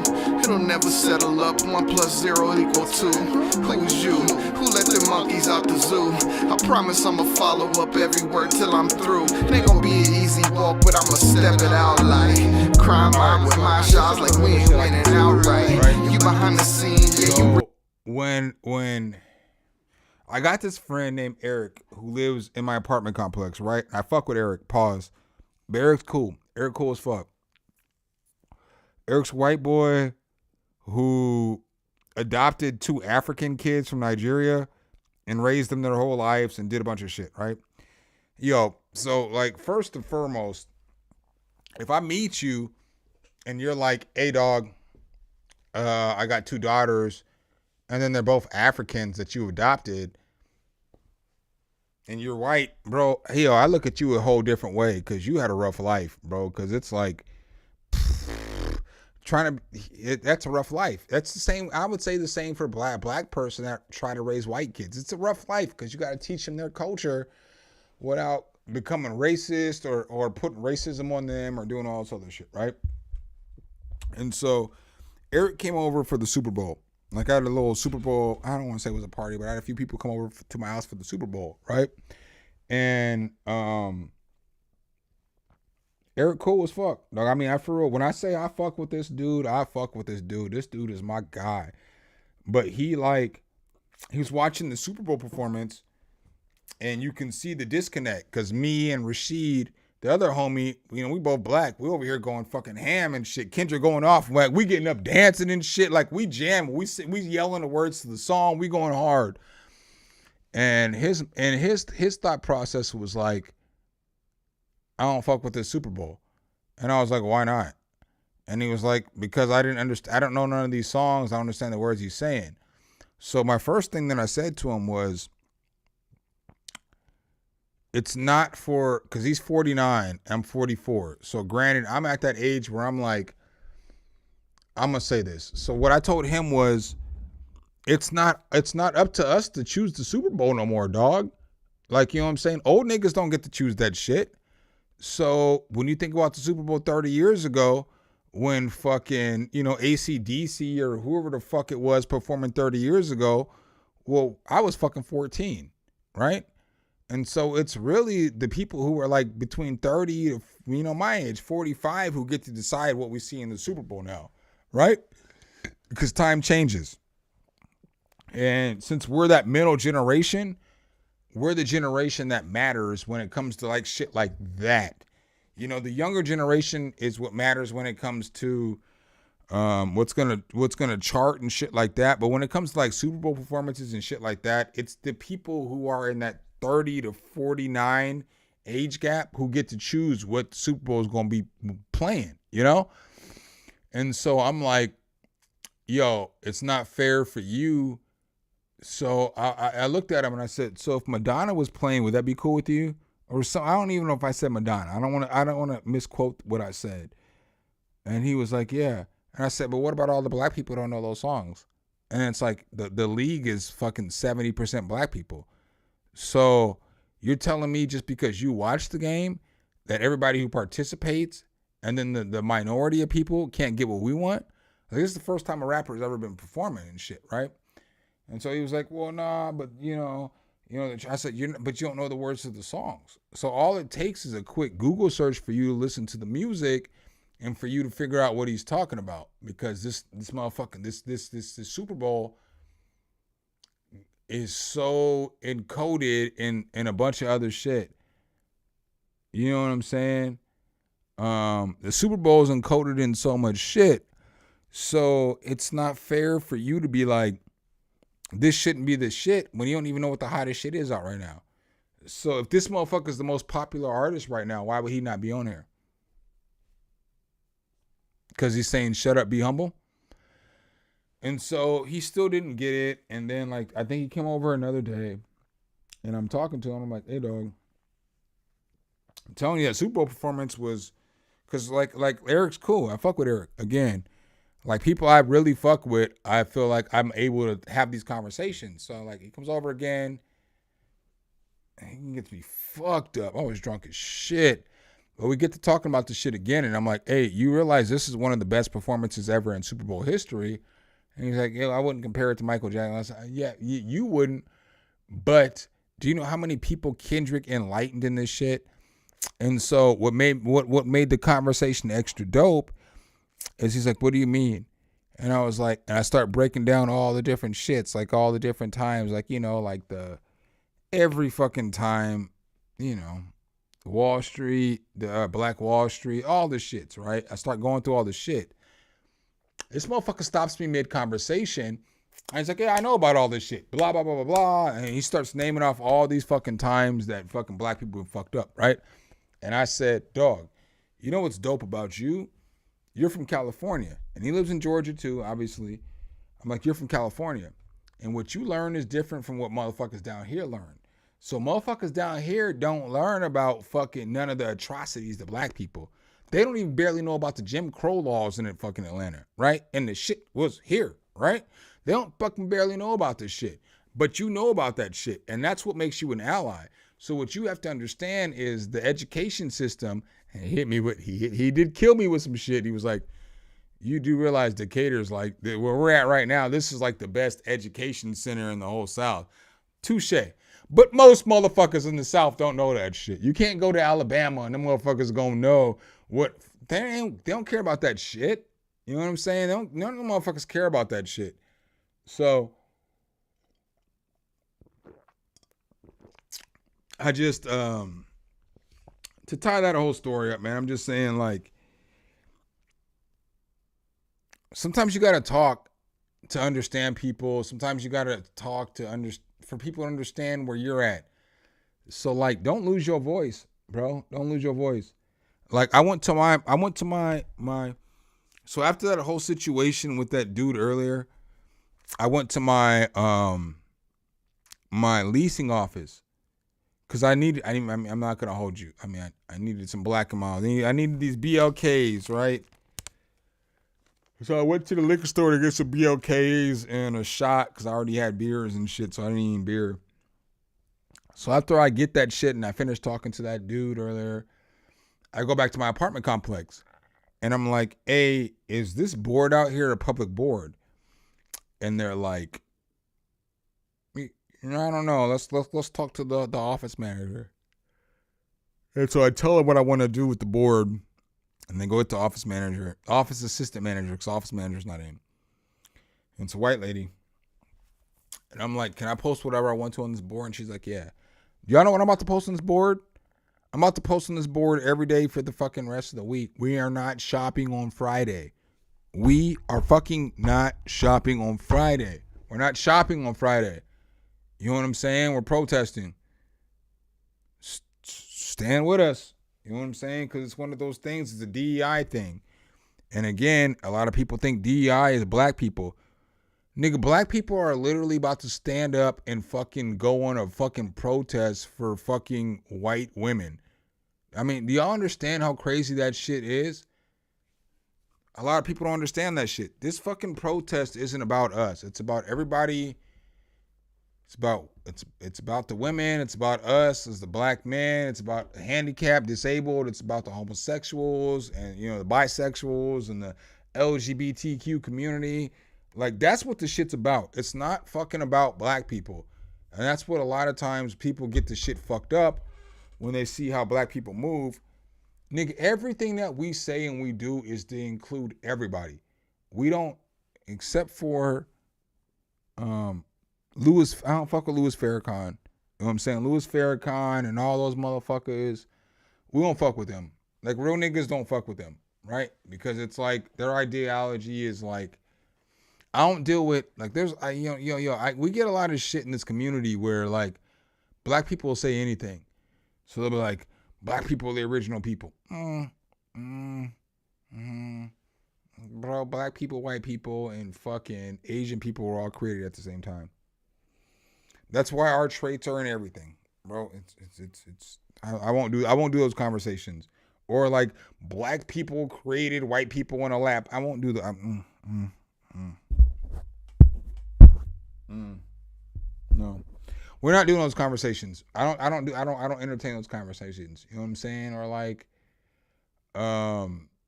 conversations like, where I've even heard white people say, "Oh, well, white people used to be black people. We just faded." Bitch, how come ain't nobody faded in the last 1,000 years, dog? Evolution, I don't really believe in evolution like that, but that's a different conversation.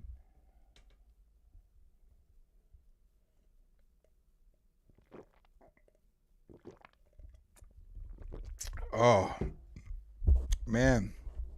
I definitely didn't expect to be on stream for 4.5 hours tonight. I'm going to tell y'all that. Maybe I can do more of these streams. I don't be having confidence in myself to do a stream where I just talk like this, you know? Probably got to have some drinks, though, and good topics, you know? But, like, I don't know, man. I just think that this world could do better. I try my best. I'm lying.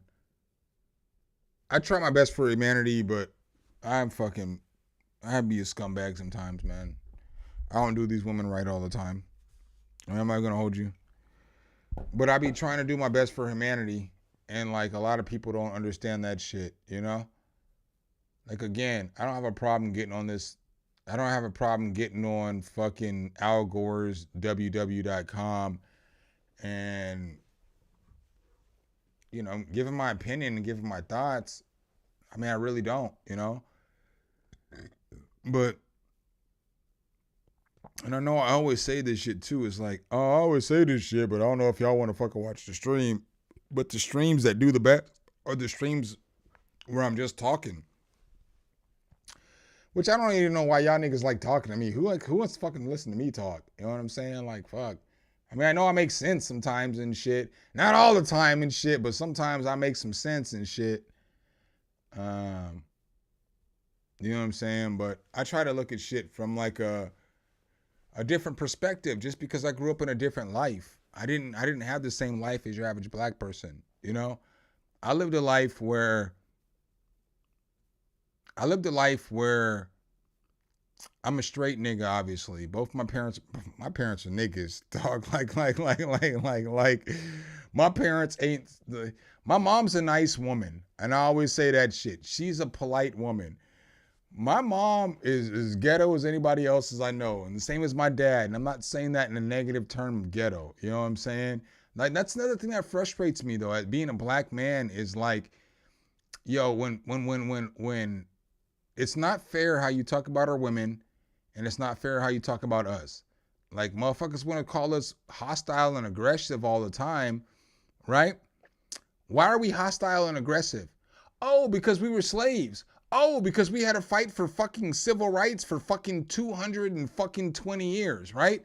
So if you don't think none of that angerness that us screaming at y'all and yelling at y'all trickled back into our community, and then we learned how to communicate with each other and we dealt with each other, because like my cousin gonna talk to me just as ghetto she gonna talk to anybody else, so she ain't gonna hold back, right? But why does she talk like that? Because of 220 something years before the civil rights movements of shit being not right, and that's only way motherfuckers know how to talk. We figure out how to talk to each other like that. Why do you think that fucking, I get in Chicago, I get in Memphis, I get in some parts of Atlanta where black people, you know, they kill each other and shit, but that goes back to what I said earlier. It's black on black, white on white, Mexican on Mexican. Most crime rate is on the race that you live near. You know what I'm saying? So you can say all that shit, but why are black people the way that we are? Is motherfucker, for 250 years we've been having to scream. Some people say 400 years, depending on what your fucking research is, right? But that's why black people are the way that they are, is because for fucking 250 years, motherfuckers was getting hit in the head with fucking sticks. Motherfuckers was getting lynched. Motherfuckers was getting whipped. Motherfuckers was getting dragged through the dirt, right? So you expect for motherfuckers all day, just all of a sudden one day be like, ho hum, what's cracking? That's not how life works, bro. That's not how life works. You got generations and generations and generations and generations of people ingrained ready to fight. And that's not nothing that we did to ourselves. We're enslaved, bro. Like, I don't know, man. That's not where I wanted to go with this conversation, but that's just the realest shit, bro. The reason why black people are so aggressive is because we've been enslaved for so long and had to be aggressive to not be enslaved, and that shit has been embedded in our communities. And then we're in low impoverished areas where they don't give our schooling the right kind of money. So like, again, I know how school, I went to school. I went to like one of the best schools in my state, right? Probably one of the top 3 schools in my state for high school, just because of where I live, you know? Like, I fucking lucked out. I don't think my parents knew that that school was going to be so good, because now it's like the fucking, you know, time has passed and now the school is even better. It's probably the best state. It's Bellevue West is probably the best school in the state of Nebraska, right? Because everybody tries to transfer there. All the athletes, all the educational people, everybody tries to go to that school because you can get scholarships out of that school. When I went there, it wasn't like that. It wasn't like we didn't get to recruit all the best athletes and they came there. But now that's what it's turned into. Like, all the best athletes go to that school. You can live in the fucking hood in North Omaha, 30 minutes away, whatever. We'll figure out some address for you. You can come here and live and be like the best athlete and shit, right? A lot of people don't see that shit either. They don't see how.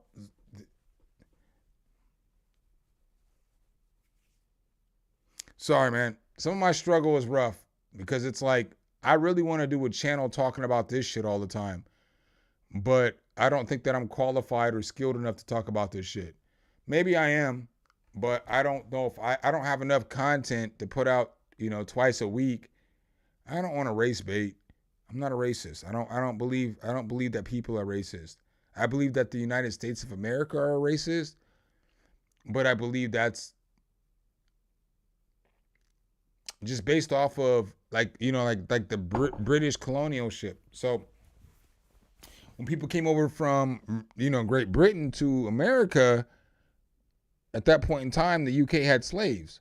So that was some normal shit. So again, I'm not excusing people's behavior. You should know that slavery is not okay. But in that same response, it's what they were already used to. And so it's just a hard one. You know what I'm saying? Like, America will always be inherently racist. America won't believe that shit. But the fucking proof is in the pudding. Nigga, you had slaves, and then you didn't give slaves their 40 acres and a mule. And then after you refused to give the slaves the 40 acres and a mule you promised, you gave a bunch of white people 160 acres of land that they could just run and stake out. You guys funded the suburbs, but wouldn't fund any loans for black people. So black people couldn't move to the suburbs. So y'all created the suburbs in all these cities, and we couldn't get those loans. Or like black farmers, y'all X'd us out. You know what I'm saying? Like, y'all didn't give any breaks to any black farmers, and then y'all gave all of the fucking tax cuts and all the breaks to the white farmers, and now there's no black farmers. Like, Cowboys was originally, I'm a Cowboys fan, Dallas Cowboys fan. Cowboy was originally a racist term, and then a bunch of black people started farming, and they started calling the black people the Cowboys. And then they didn't give us any loans, and then all that shit. Bro, if y'all want to talk history, y'all got the right one. That's, again, when I tell y'all, other channels aren't like this. Liam! What's up, dog? I love you, bro. Hope you're well. But yeah, man, when you get on my channel, like, I can talk about shit other motherfuckers can't talk about, Telling y'all, experience is everything. A lot of people go through experiences and do a lot of learning, do a lot of reading, a lot of shit you never see. You don't know about them.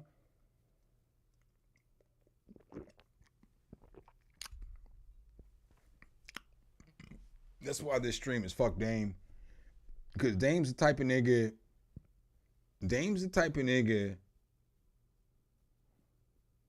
who would learn how to argue a point. So Dame's the type of nigga who would spend years trying to learn how to argue a point. Versus me, I'm the type of nigga that would try to understand a point. I don't know if y'all understand the difference between that shit. So before I argue my point, I want to hear what you say. I want to hear your experience. I want to hear what you've learned. I want to hear what you've lived. And then I'm going to base my opinion off that shit. But there's other people who don't give a fuck. They just think that because they're black, they've had the worst life. Nigga, there's some Mexicans that have a worse life than you, or whatever. There's some Jewish people or whatever the case is, Like,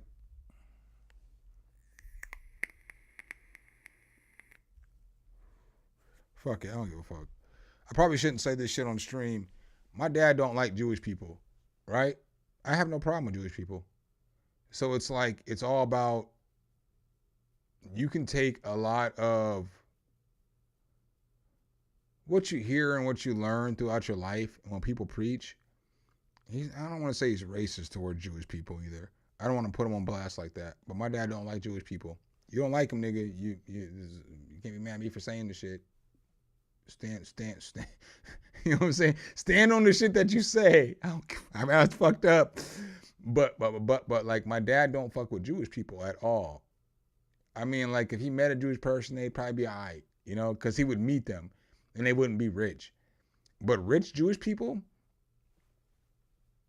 my dad don't fuck with them at all. And a lot of the shit that he's saying is true. I'm not gonna get into any of the shit on the stream because I'm not trying to get doxxed. I'm not trying to get fucking demonetized. I'm not trying to turn into Kanye. So I'm not gonna get into any of those thoughts on the stream. I'm gonna keep it more so into the area and sewed into like what I can say to not get demonetized. But I understand why he feels the way he feels, but I'll never feel the way he feels. I'll never feel that way. I will never feel that way. I've met some Jewish people that have fucking looked out for me and done some fucking dope ass shit for me, bro. I met some Jewish people that have done some dope shit for me. Like, obviously my dad's my dad, but I know some Jewish people that have done more for me than any other races and shit, right? So I'm not gonna hate on a fucking Jewish person for being Jewish, you know, or doing what you do. I don't do that shit, you know? I'm not gonna hate on a Mexican person if you're Mexican. I'm gonna hate on you if you do some racist or you do some weird ass shit, you know?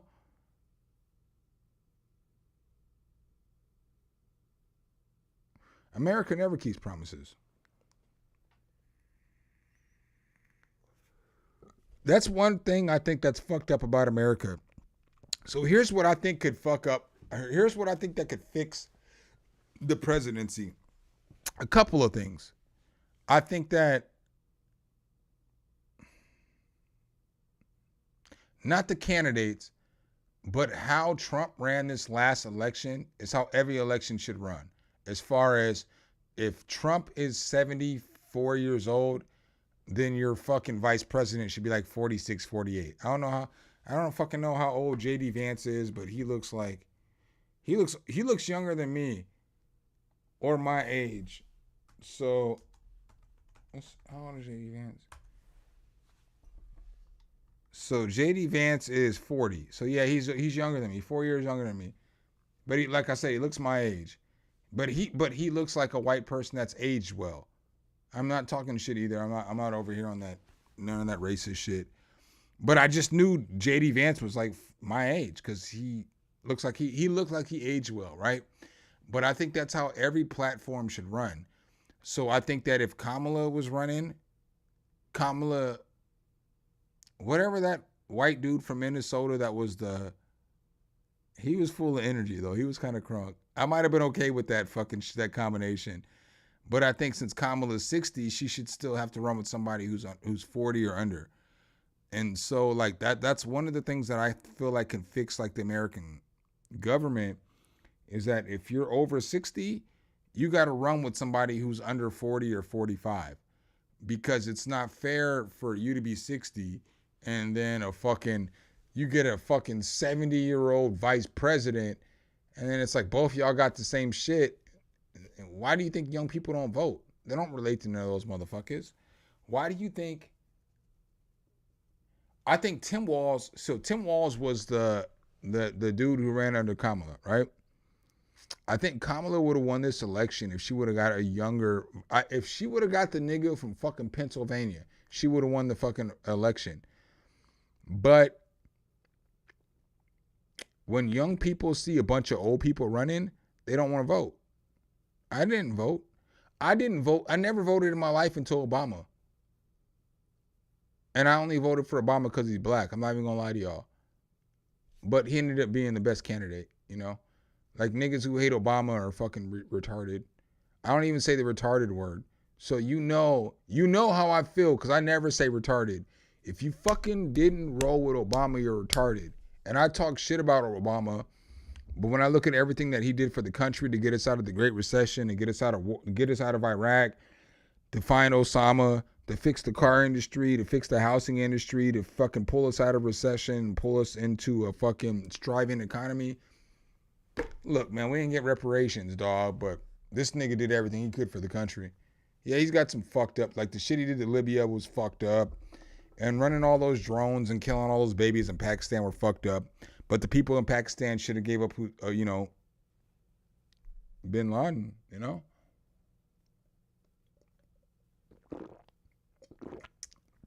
And I'm not even somebody who thinks that, like, I might get canceled. Y'all gonna get me canceled tonight. I might be one of those people who, I don't necessarily think Osama bin Laden was a bad guy. I typically don't think that terrorists are bad guys because America's a terrorist country. So we go anywhere we want to and we do anything we want to. We'll kill anybody we want to. We'll put a base here. And then now we're fucking monitoring your country. We do whatever the fuck we want to do.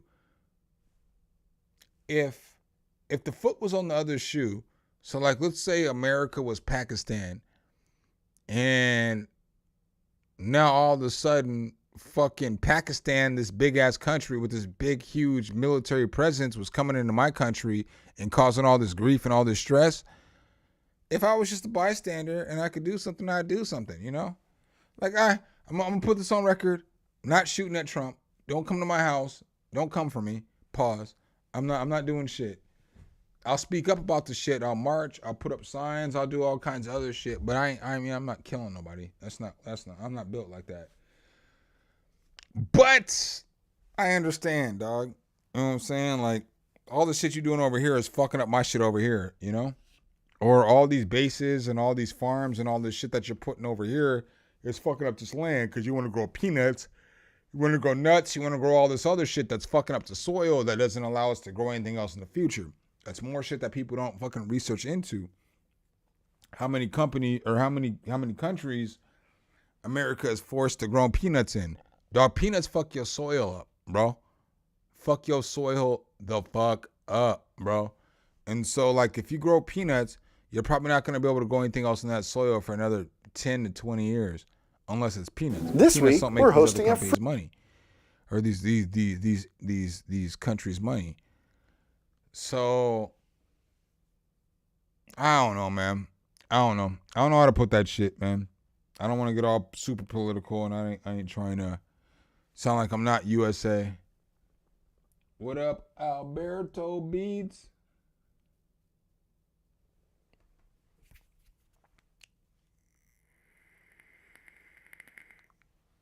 I can't believe y'all stuck around with me this long.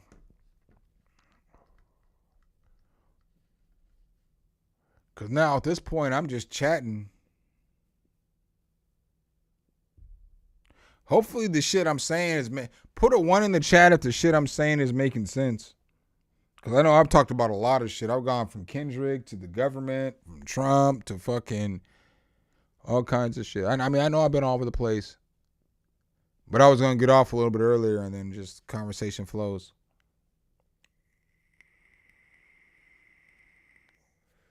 You know, sometimes it takes the people to make a difference, dog. I don't know how to say this shit. Like, there was a point in time in my life where I wanted to be the difference. So I spent years. I'm